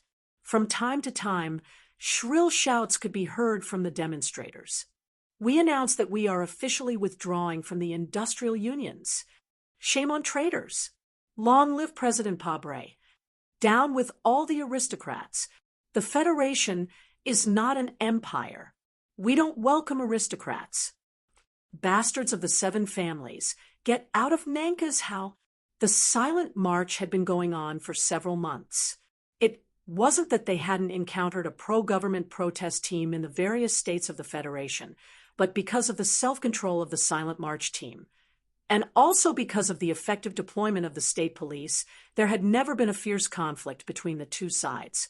More often than not, they would shout and shout at each other across the railings. At that time, even Tai Ziyuan's excellent team couldn't stop the demonstration team from taking off their black masks and greeting the other side's immediate family and in-laws. But today's situation was obviously different. The pro-government demonstration team from the major factories of Nankashou clearly came prepared. Moreover, this team was clearly mixed with some men who looked out of place with the surrounding crowd. These men stared at the silent march team like eagles. From time to time, they would lower their heads and whisper a few words. Some of them were using increasingly dirty words to provoke the emotions of the workers. The spacious commercial plaza was divided into 2 areas by a fence set up by the police station. The pro-government and anti-government demonstration teams were packed to the brim, looking like a shallow sea full of sardines. The dense mass of people gave off a palpitating feeling.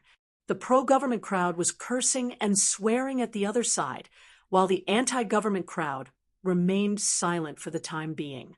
They just collectively raised their middle fingers to express their disdain. There were some overly agitated young people who couldn't suppress their anger and vaguely shouted a few words through their black masks. The general idea was that if you have the guts, then come at me. A worker who had just learned that his younger brother had died on the front lines of Mo Hua Planet glared at the people wearing black masks in front of him with bloodshot eyes. He shouted with a hoarse voice, "You traitors! You bunch of bastards! The front lines are still at war, and you guys are messing around like this. Shameless!" When Mr. President sends the 7 families to prison and the Federation realizes true democracy, I will kill your whole family. A student who had just learned that his elder brother had died on the front lines of Mo Hua Planet furiously pulled off the black mask on his face. He rushed to the railings and roared at the worker, "Your mother is a traitor. Your whole family is a traitor.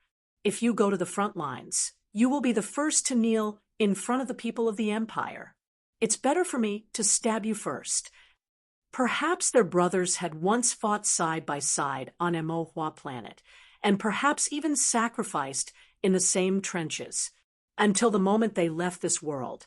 They were still as close as brothers. However, in the city behind them, they were threatening each other's lives for the sake of the justice they recognized and for what they believed to be their love for the Federation.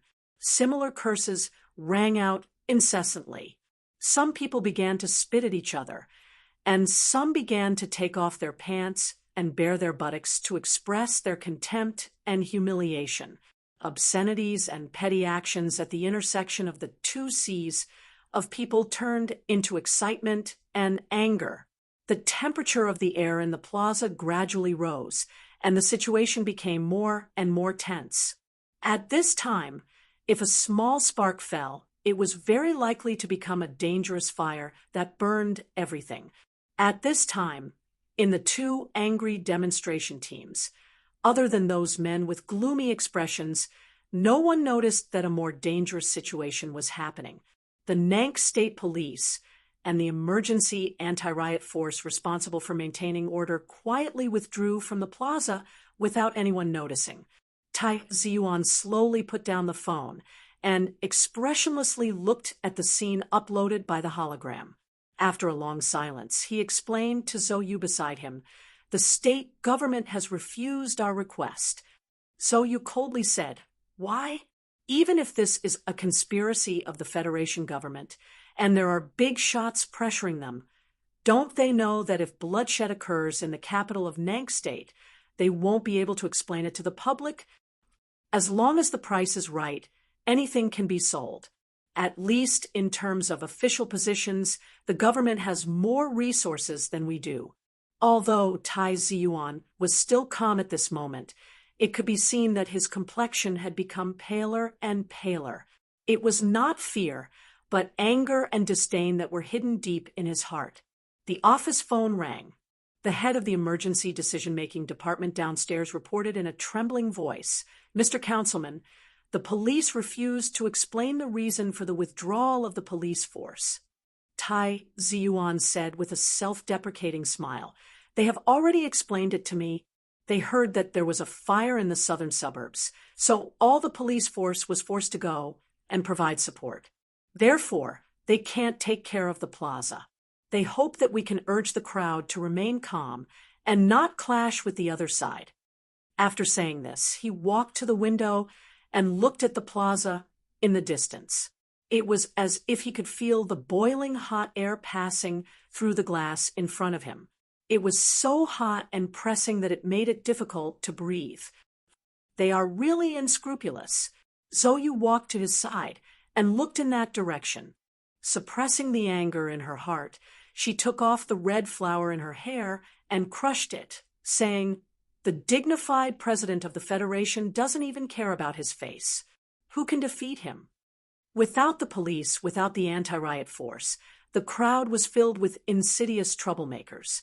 There were many black-clothed figures flashing in the buildings next to the plaza. The situation deteriorated in an instant, and a chaotic battle broke out.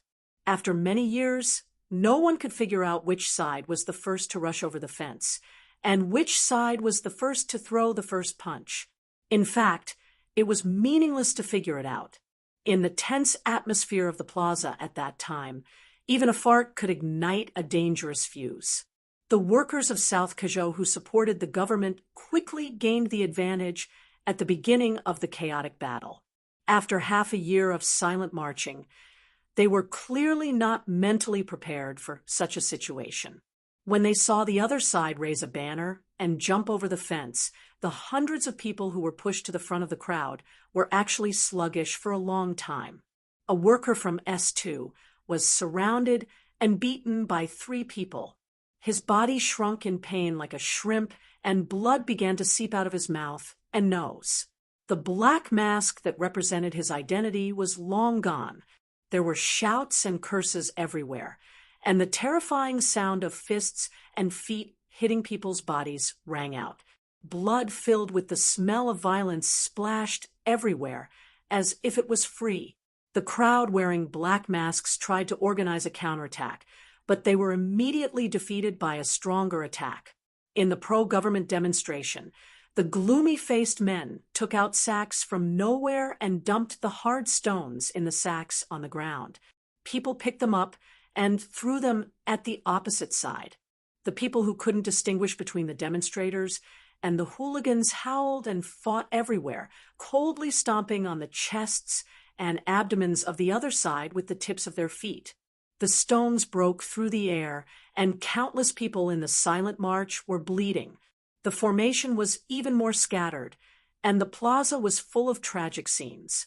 The female teacher from the port city had blood all over her face. She covered her face and collapsed next to the fountain pool.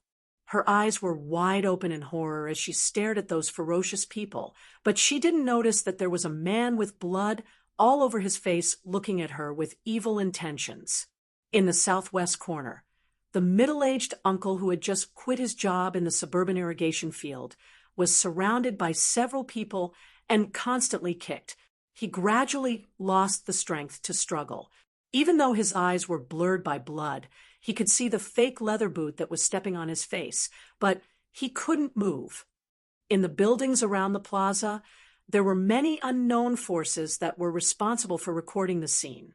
At this time, the cameras that were responsible for recording the scene indifferently turned around and deliberately chose the scene of the angry and helpless people wearing black masks. Further away on the street, a group of military police in plain clothes indifferently looked at the plaza. The official next to them kept talking on the phone with a smile on his face. Suddenly, a large and powerful hand reached out and slapped the phone out of his hand. Then, the hand grabbed the official's throat and turned the latter half of the flattering words he was about to say into pieces of gravel. I hate people who are long-winded the most. When the military police in plain clothes around the street saw that their officer was attacked, their expressions changed dramatically. They reached out and prepared to take out their pistols. However, when they saw the man who grabbed their officer's throat and saw the shiny bald head, their action of taking out their pistols suddenly became extremely stiff. The bald man was 9 meters tall and extremely burly. His face wasn't ferocious and frightening. The subordinates behind him didn't take out a row of submachine guns and point them at the military police in plain clothes. However, the military police in plain clothes absolutely didn't dare to point their guns at him, because he was called Zhang Xiaohua. This was South Dakota. The president wasn't the most powerful, the governor wasn't the most powerful, and the charter wasn't even the most powerful. Zhang Xiaohua was the most powerful. This was the only magical place in the Federation where a triad could be elected as the deputy speaker of the state legislature. So when Zhang Xiaohua released his palm and slowly stroked the eye-catching tattoo on his shoulder with an expressionless face, whether it was the official or the military police in plain clothes, they all felt their legs begin to tremble. Since your people aren't going to intervene in this matter, then you can just watch quietly from the side. Because my people are going to do something. Zhang Xiaohua patted the official's face and then walked toward the chaotic square. In the corridors around the square, more than 30 men in black suddenly appeared. These men accurately found the reporters who were carrying cameras and very simply and violently used their fists to shut them up. Then, with a sullen face, they dragged their hair and walked through the corridors. I'm a reporter from the news channel. You can't do this to me. I'm from the Venus documentary film studio. You hooligans, let go of me. Neither threats nor pleas could make the men in black gentler their actions. The reporters were violently tied up and thrown into a dark room. Before leaving, the leader of the men in black introduced himself to the terrified reporters. We're not hooligans. We're triads. It was as if a magician had cast some kind of spell on the street at the southeast entrance. More than 1,000 men in black holding hard wooden sticks in their hands silently rushed toward the center of the square where the chaotic battle was taking place. A hooligan whose face was covered in blood looked at the female teacher, whose face was also covered in blood at his feet. He obtained an unprecedented pleasure from her fear and helplessness. He reached out and rubbed her chest, but before he could experience the next level of pleasure, he felt a sharp pain in his wrist. A wooden stick directly smashed his arm, and then he was ruthlessly knocked to the ground. Looking at the ruthless leather boots that stepped on his face, the middle-aged man closed his eyes in despair. So he didn't see the shadow of a stick floating over, and in an even more ruthless manner, it directly smashed his leg into 3 pieces. The men in black who rushed in from the southeast entrance had cold and silent expressions. When they saw people without black masks, they ruthlessly knocked down with their sticks, causing the red ribbons on their right arms to draw a swift and fierce line. They were relatively few in number, but they were extremely ruthless and valiant. As professional thugs, specially recruited from various halls in South Cajot, how could ordinary people resist their existence? The wooden sticks were all aimed at the opponent's joints. The hard wooden sticks intersected with the fragile human bones, making frightening breaking sounds from time to time. In just half a minute, they broke through to the most tragic center of the square, and then scattered like a bomb. Countless miserable howls sounded just like before. However, many people, especially the plainclothes police officers mixed in with the parade, felt like they were in heaven when they were fiercely attacked. So you frowned and looked at the picture on the hologram. For a long time, she didn't speak. Her fingers slowly rubbed the petals that oozed red juice, and she whispered, "Did you prepare this?" Tai Ziyuan looked at her and shook his head, saying, "This is just a preparatory measure. I didn't expect it to become a reality. If you want to be a different person from Pabre, these people should have appeared earlier.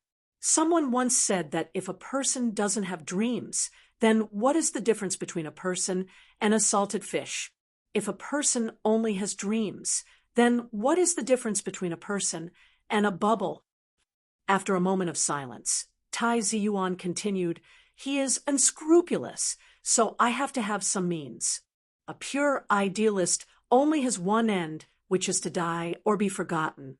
In addition, whether or not these people will appear, and when they will appear, is not something that I can control." Then the phone rang. The man in the Federation, who had the qualifications and ability to control this kind of thing, still had the shoulders as steep as a mountain. Although his body was thin, it seemed to be full of endless strength. He was silently watching the picture on the square. In the past, when he looked up to the sky and went out, he, who regarded his family as a broken shoe, silently returned from Bermuda when his family was facing a fatal threat. When life and death were on the line, he silently returned from Bermuda. He gave up the foreign hegemony that he built for half of his life. In the midst of the storm, he carried the name of his family on his shoulders. After watching for a long time, Lin Banshan dialed Tai Ziyuan's phone and said, "When Mr. President doesn't even care about his face, what we need to do is simpler. I'm better at unscrupulous things. It seems that I really need to increase the pressure. GJJ is under a lot of pressure. I'm so high on writing that I didn't even eat dinner. 10,000 words, more than the promised 3 chapters. Finally, I like Lin Banshan, a loser. Finally, I want monthly votes. There are still 9 days to go. I can't afford to hurt people in the middle of the night." Chapter 885. After hanging up the phone, Tai Ziyuan took the thin windbreaker from the secretary and walked out of the room. Zhou Yu silently watched his back disappear in front of her eyes. She suddenly found that the thin body covered by the thin windbreaker was very suitable for this moment to play the role of sadness and then stir up emotions.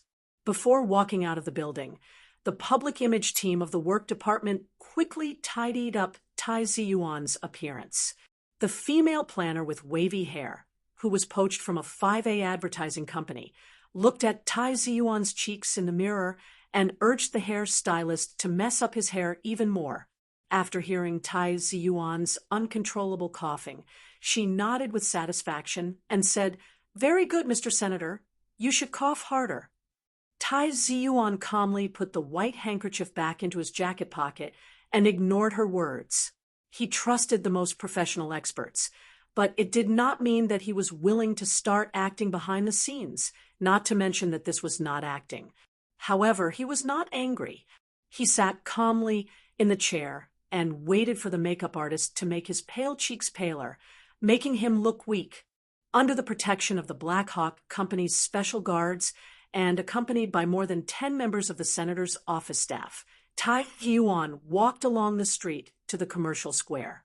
Hearing the sharp sirens in the distance and the whimpering of the ambulance, he could not help but frown slightly.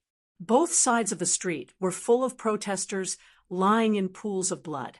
After the great shock, the eyes of the injured were extremely empty, and they did not respond to the first aid measures that the doctors performed. The silent demonstration crowd poured into the square.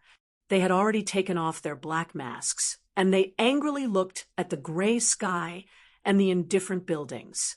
The cruel scene from before replayed in their minds, and they kept crying and cursing. In the previous 10 minutes, who knew how many of their companions had fallen under stones and fists?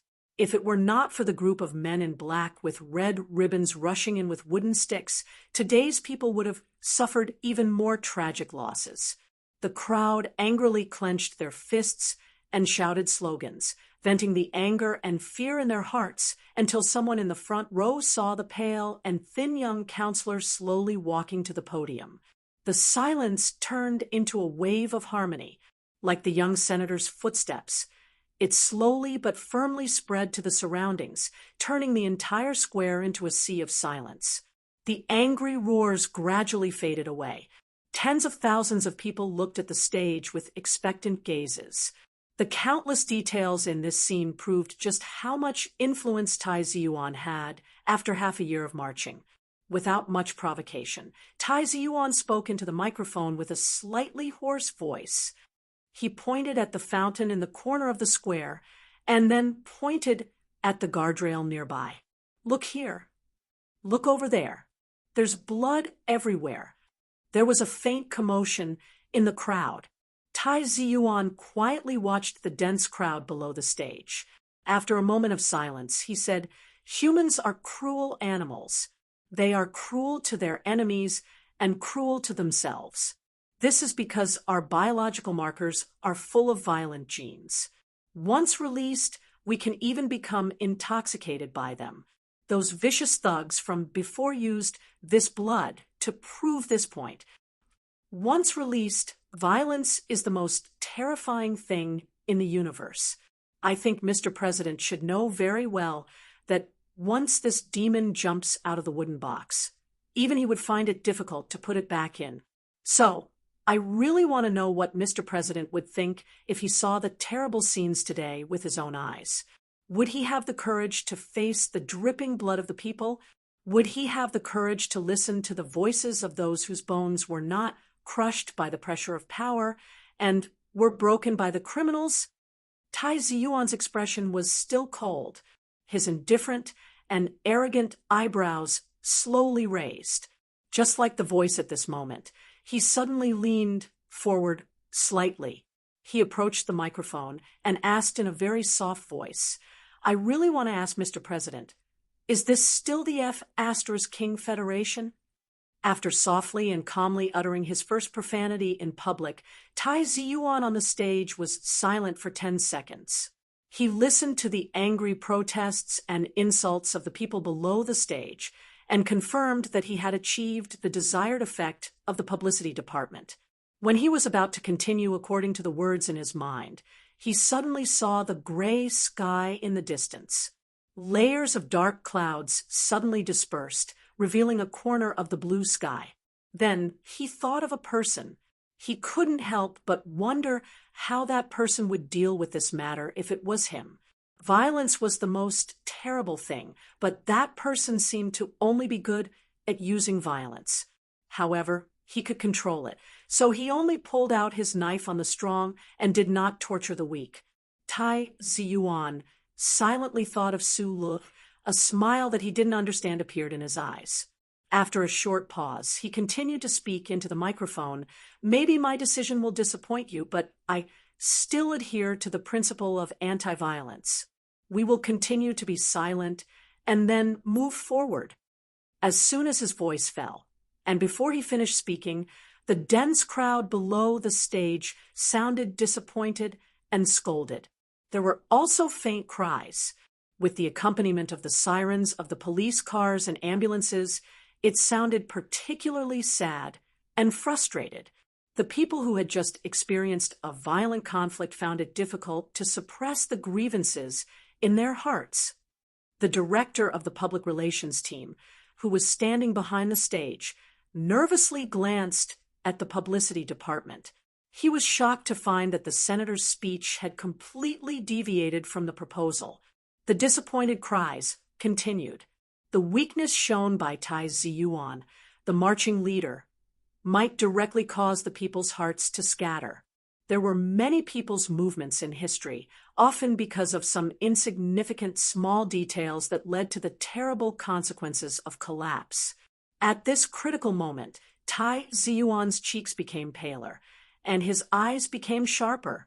He coldly looked at the supporters below the stage, put his right hand on the table, and said in a deep voice, "They are thugs, but are we going to become thugs? We are against the government's disregard for the law, but are we going to step on it in advance? If the crime we accuse becomes the tool of our choice, then what right do we have to accuse others?" In the scene where the crowd was angry, any powerful speech, as long as it couldn't satisfy the psychological desire of the people, would not have much effect. His words were the same, and the scene did not change at all. However, at this moment, Tai Ziyuan covered his mouth with his left hand and coughed. His body was half bent on the table in pain, and his right hand was firmly pressed on the corner of the table. The sound of coughing was clearly transmitted to the street through the microphone, and it echoed incessantly. "Doctor! Doctor!" The subordinates of the senator's office rushed to the podium and anxiously called for the medical team. Tai Ziyuan waved his hand to stop his subordinates, slowly but firmly straightened his body, gently wiped the corner of his mouth with a handkerchief, quietly looked at the people below the stage, and continued with a hoarse voice, "Everyone, I don't want to be a more shameless leader than the president." Because of the violent coughing, his voice was more hoarse than before, as if his vocal cords had been polished by rough sandpaper. Every word that came out of his thin lips carried traces of blood, and when it entered everyone's ears, they could clearly feel his pain. The people on the street didn't hear the rest of his words clearly, but the people closest to the podium noticed that the white handkerchief in his left hand was tightly clenched, and they could faintly see traces of blood. People cried out in surprise, and then the news quickly spread. Giving up the foundation of the millennial family, dragging a disabled body, and leading everyone here from S2 to the capital, what was his purpose? The people looked at the thin young senator on the podium with sympathetic and respectful eyes, who was coughing up blood, and seemed like he could collapse at any time. The originally noisy venue suddenly fell into silence again. I want to say to Mr. President, you may have lofty ideals or dreams, but you don't have the right to make the entire Federation pay the price for your ideals or dreams. Every citizen can only be responsible for their own actions and pay the price voluntarily. I have already declared to you and the entire Federation what can I do, and what are you willing to give up for the Federation? Today, this street was originally full of flowers that were welcomed by the people, but now there is only blood that is gradually turning black. At this moment, on behalf of everyone standing here, on behalf of those who are being rescued in the hospital, and on behalf of the 3 colleagues who have just left us, I reiterate our request to President Pabre and to the government of the Federation that you lead.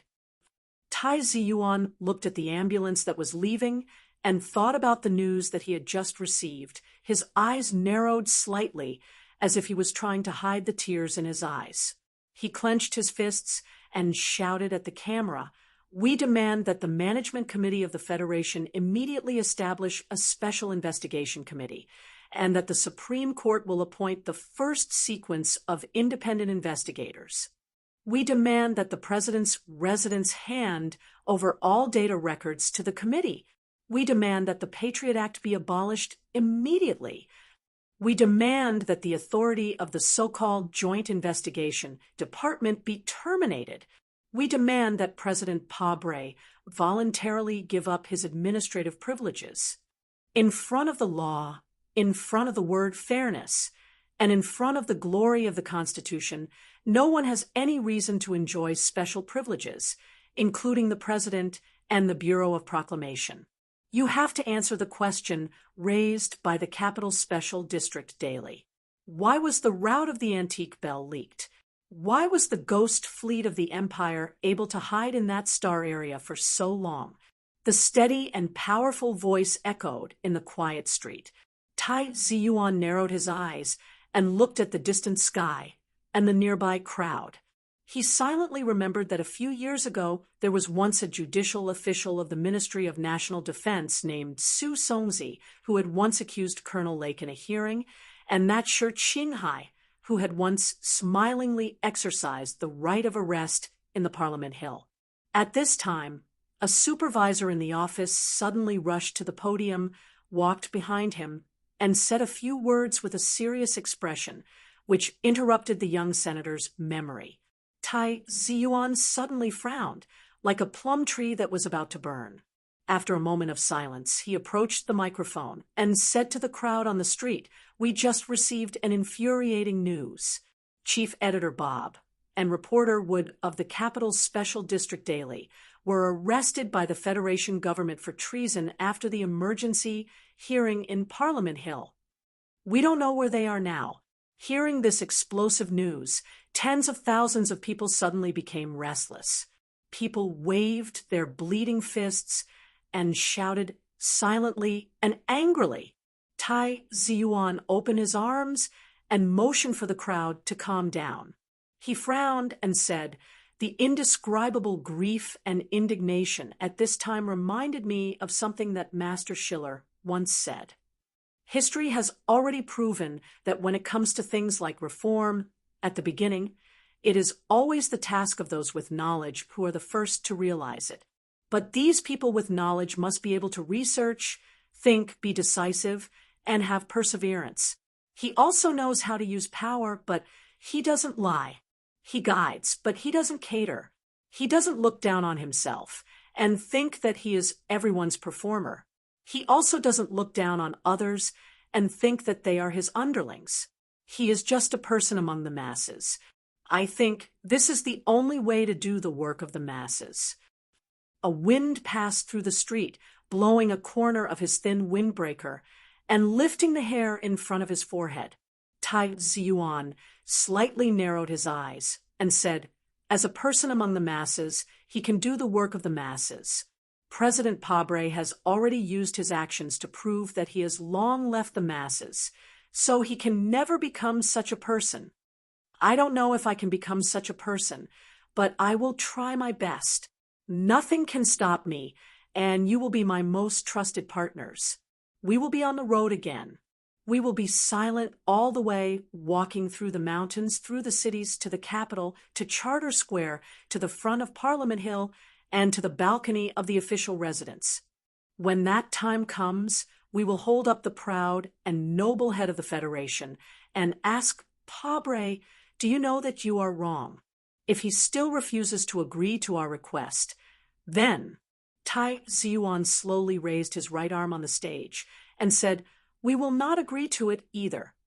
On the cold street, the tens of thousands of people below the stage resonated with the thin young member of Parliament on the stage. They shouted 3 words like thunder, shattering the autumn wind and frost. "We will not agree." The lawn under the balcony of the official residence gradually turned dark yellow. Even if it was a special breed, under the invasion of the cold day after day, it had no choice but to gradually retreat.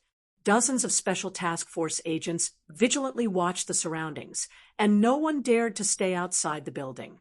The scenery here was still peaceful. At least at this moment, the brave and hot-blooded protesters were still far away in Nankashou and did not have the opportunity to shout endlessly and vent their anger here. In the offices on the first floor of the official residence, the phones were ringing. As the center of the Federation's power, the official residence had to deal with too many burdensome affairs every day, especially now that the war with the Empire was still tense and ongoing, and there were many unstable factors within the Federation. Director Breen listened to the report from the Federation's news channel director on the other end of the phone, and his face gradually became gloomy. He did not give the other party more opportunity to explain, and said coldly, "There is a simplest way to deal with everything. Don't you know what to do? Without material, the reporters were attacked, and the freedom of the press was interfered with. Do you want me to teach you how to do it? Learn from old Lou of Venus. He is holding a press conference at this time, accusing the Silent Army of condoning hooligans to beat reporters." After hanging up the phone, he took the teacup from his subordinate's hand and took a big sip, but he was almost scalded by the hot tea. His irritable mood suddenly broke through the critical value, and he directly scolded the female secretary who liked to wear a velvet skirt and show a pair of legs in front of him like a pig's head. It was only when the office television began to broadcast the emergency broadcast of the news channel that Director Breen's mood improved slightly. Looking at the beautiful female anchor on the screen, his eyebrows slowly relaxed. He thought of the intimate scene he had seen in a certain place in a certain year, month, and month. He suddenly regretted his previous rude reaction and immediately reconnected the call to express his condolences. The female anchor, who had been in the position of news anchor for nearly 10 years but was still dignified and beautiful, had changed her usual calm demeanor. She frowned and used the most direct words to angrily accuse the incident that happened in the capital of South Kazhou today. In the emergency news, the Federation News channel severely accused the protesters of brutally attacking the police and colluding with the notorious South Kazhou Mafia to kidnap frontline reporters with the intention of interfering with the freedom of the press. Before the news segment ended, the South Kazhou government also sent a letter of reprimand and strongly demanded that the leader of the Silent Army, Tai Ziyuan, must be responsible for the entire incident.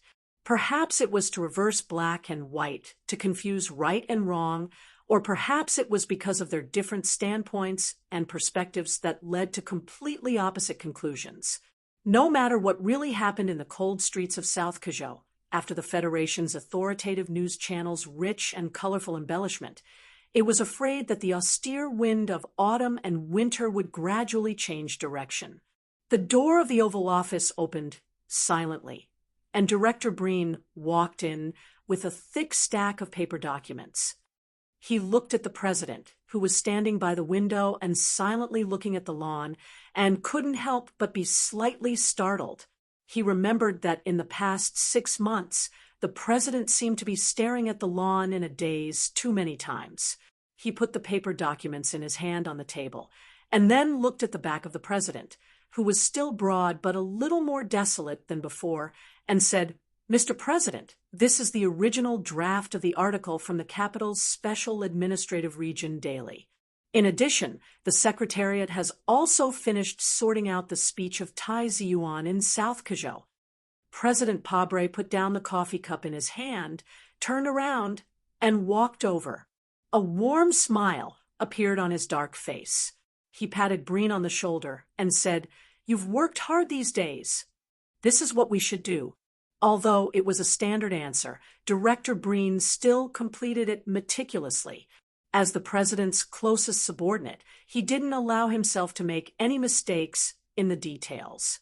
President Pabre didn't look at the original draft of the newspaper, but used the fastest speed to scan through Tai Ziyuan's speech in South Kazhou half an hour ago.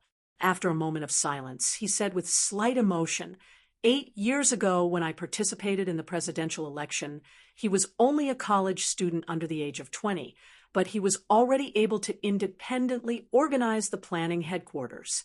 Now, it seems that he has improved again. The content of the speech was very interesting. It wasn't deliberately sensational, but it had a very calm ability to incite. In addition, it seemed that the sudden but just right coughing up blood. I have to admit that in terms of political speeches, he is already a good opponent. The president didn't hide his admiration for Tai Ziyuan. He put the documents on the table with a slight smile and turned to look at Breen. Different positions, so the methods used are naturally different. He is the challenger, so he can attack without any scruples. I have to defend my territory, but because of my identity, I can't debate with him.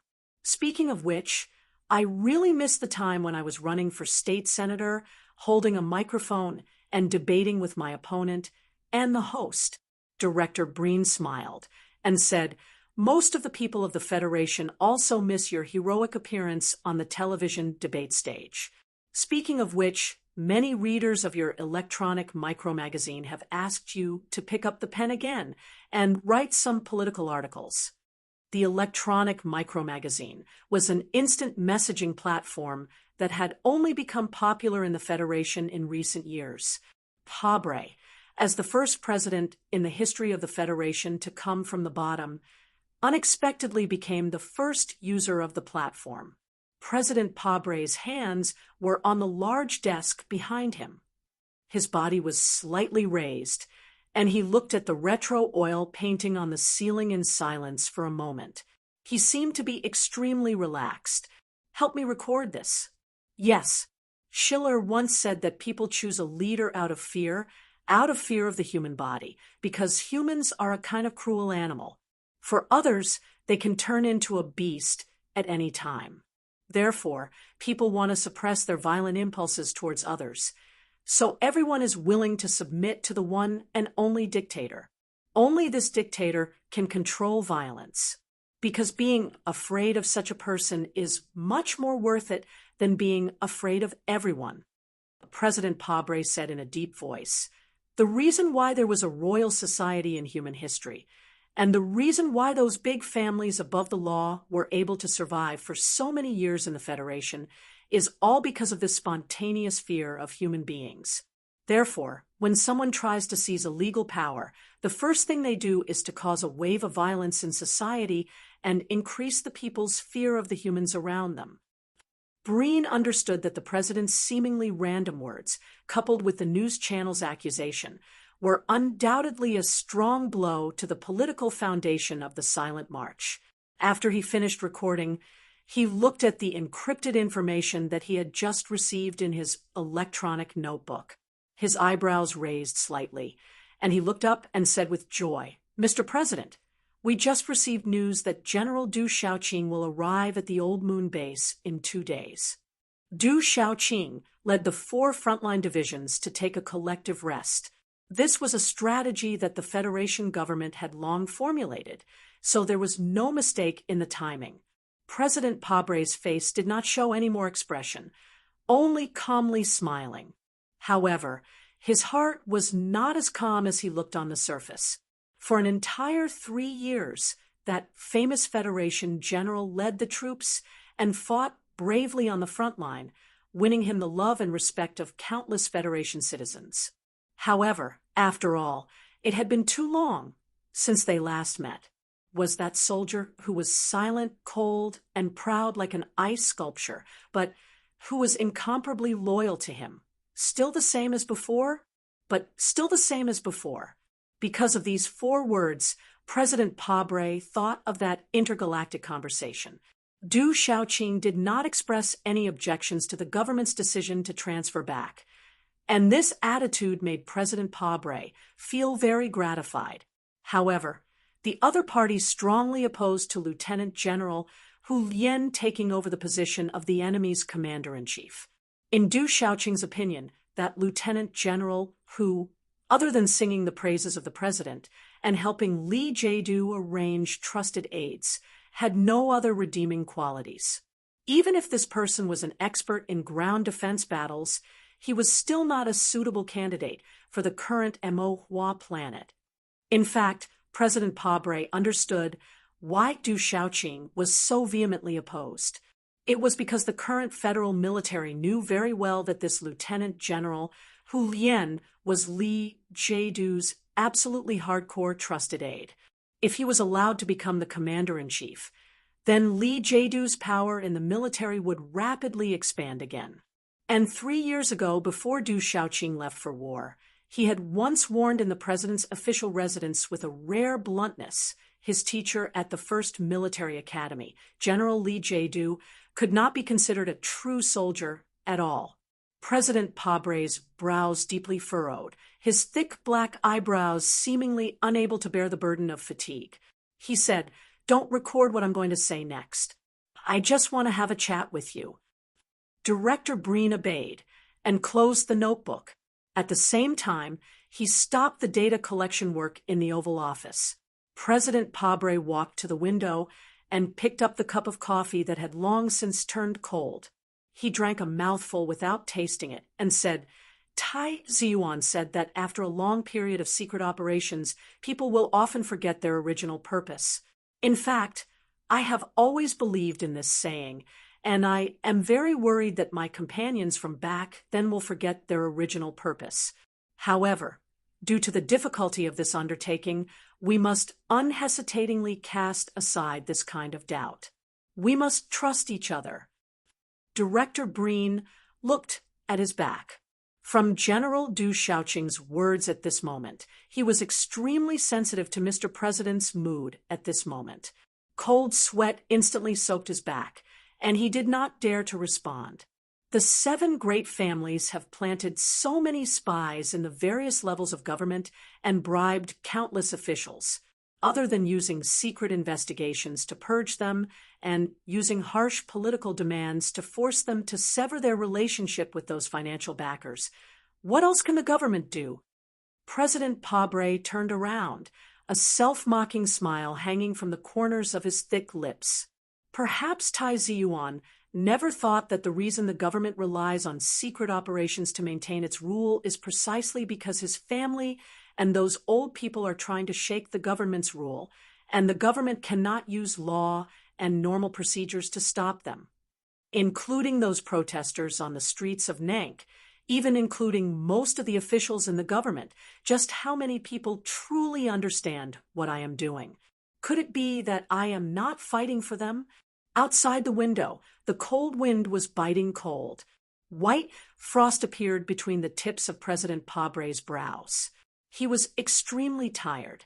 14 all-black advanced bulletproof cars formed an arrogant motorcade.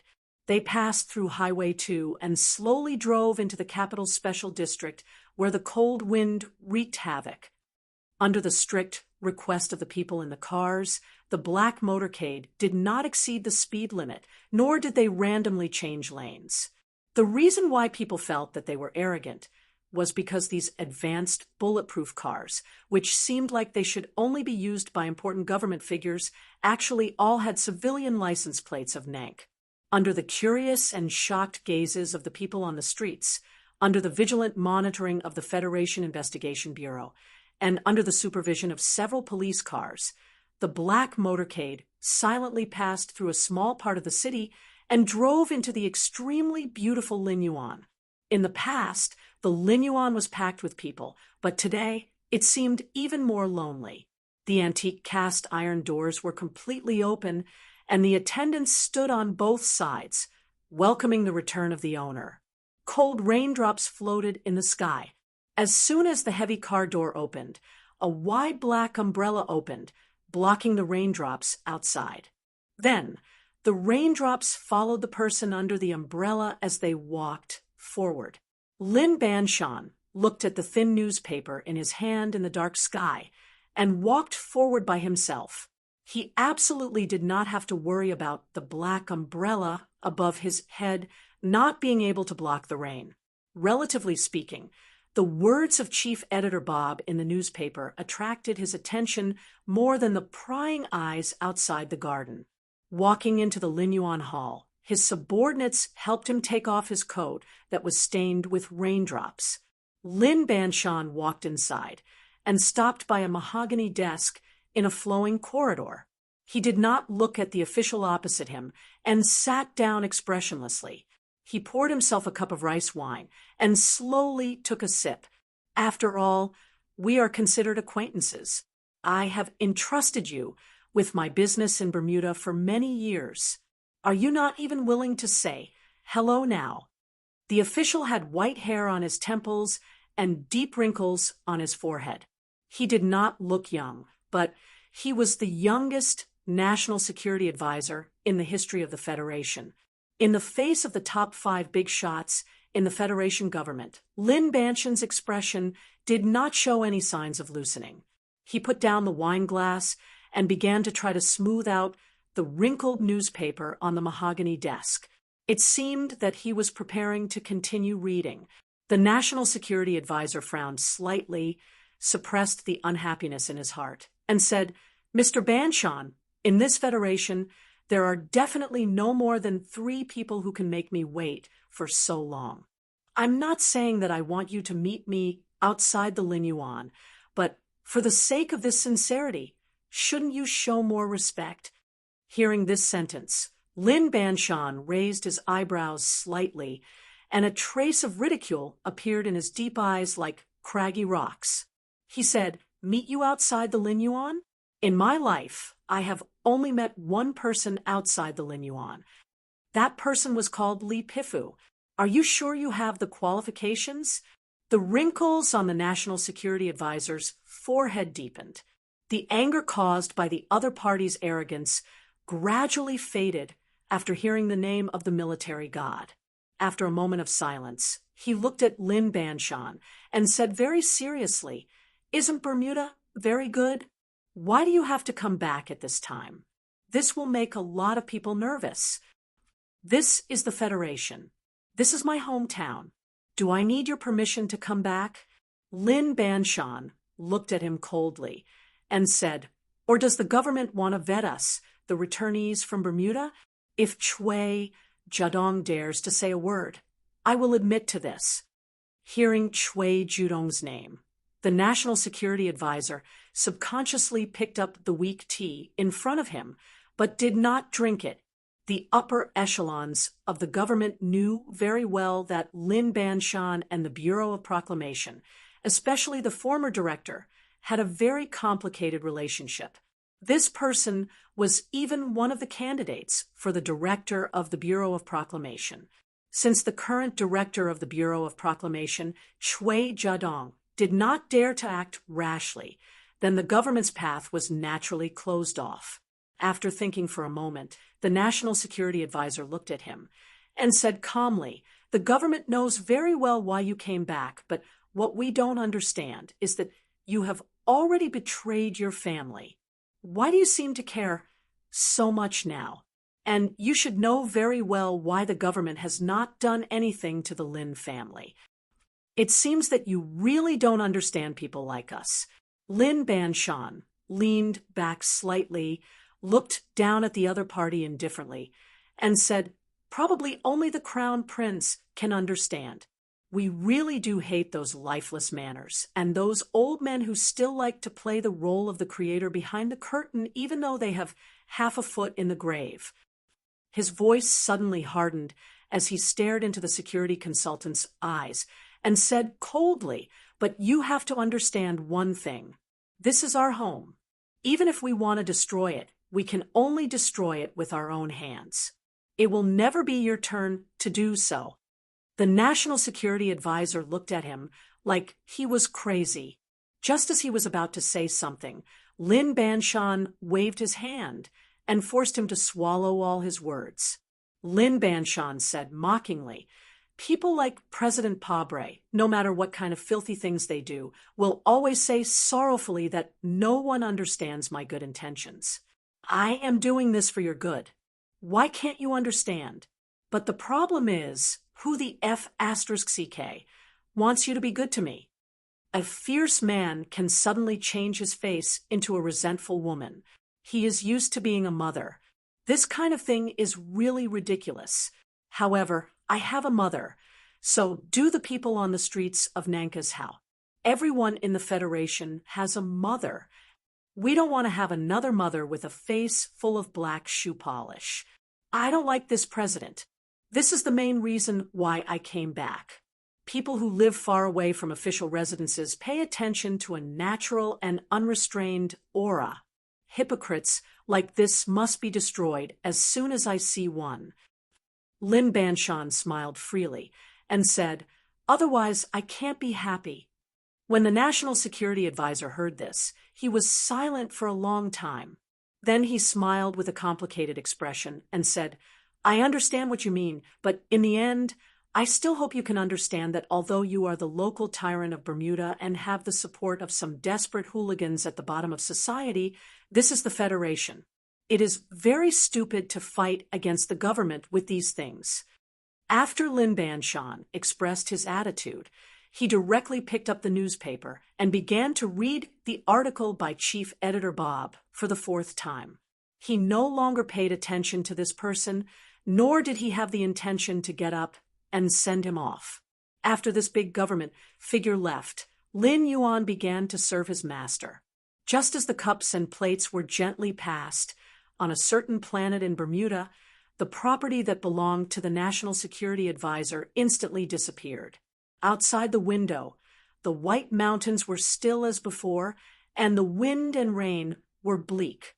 At this moment, on the wide and clear floor-to-ceiling glass window, a huge glass flower suddenly appeared. Like a spider web, it shattered in an instant and then spread. Then the dull sound of a sniper rifle bullet hitting the window rang out in spirals. Lin Banshan looked back at the miserable glass flower on the floor-to-ceiling window and shook his head expressionlessly. Then he continued to read the newspaper calmly. The hand holding the newspaper did not tremble at all. After a slight panic, the waiters around them immediately recovered and began to serve the dishes like flowing water. Their minds were firm, just like the seemingly ordinary but indestructible floor-to-ceiling windows around Lin Yuan. Using a bullet to end someone's life was not a funny joke. It should be known that this man with mountain-like shoulders was not as simple as an underworld tycoon who spanned across two major galaxies.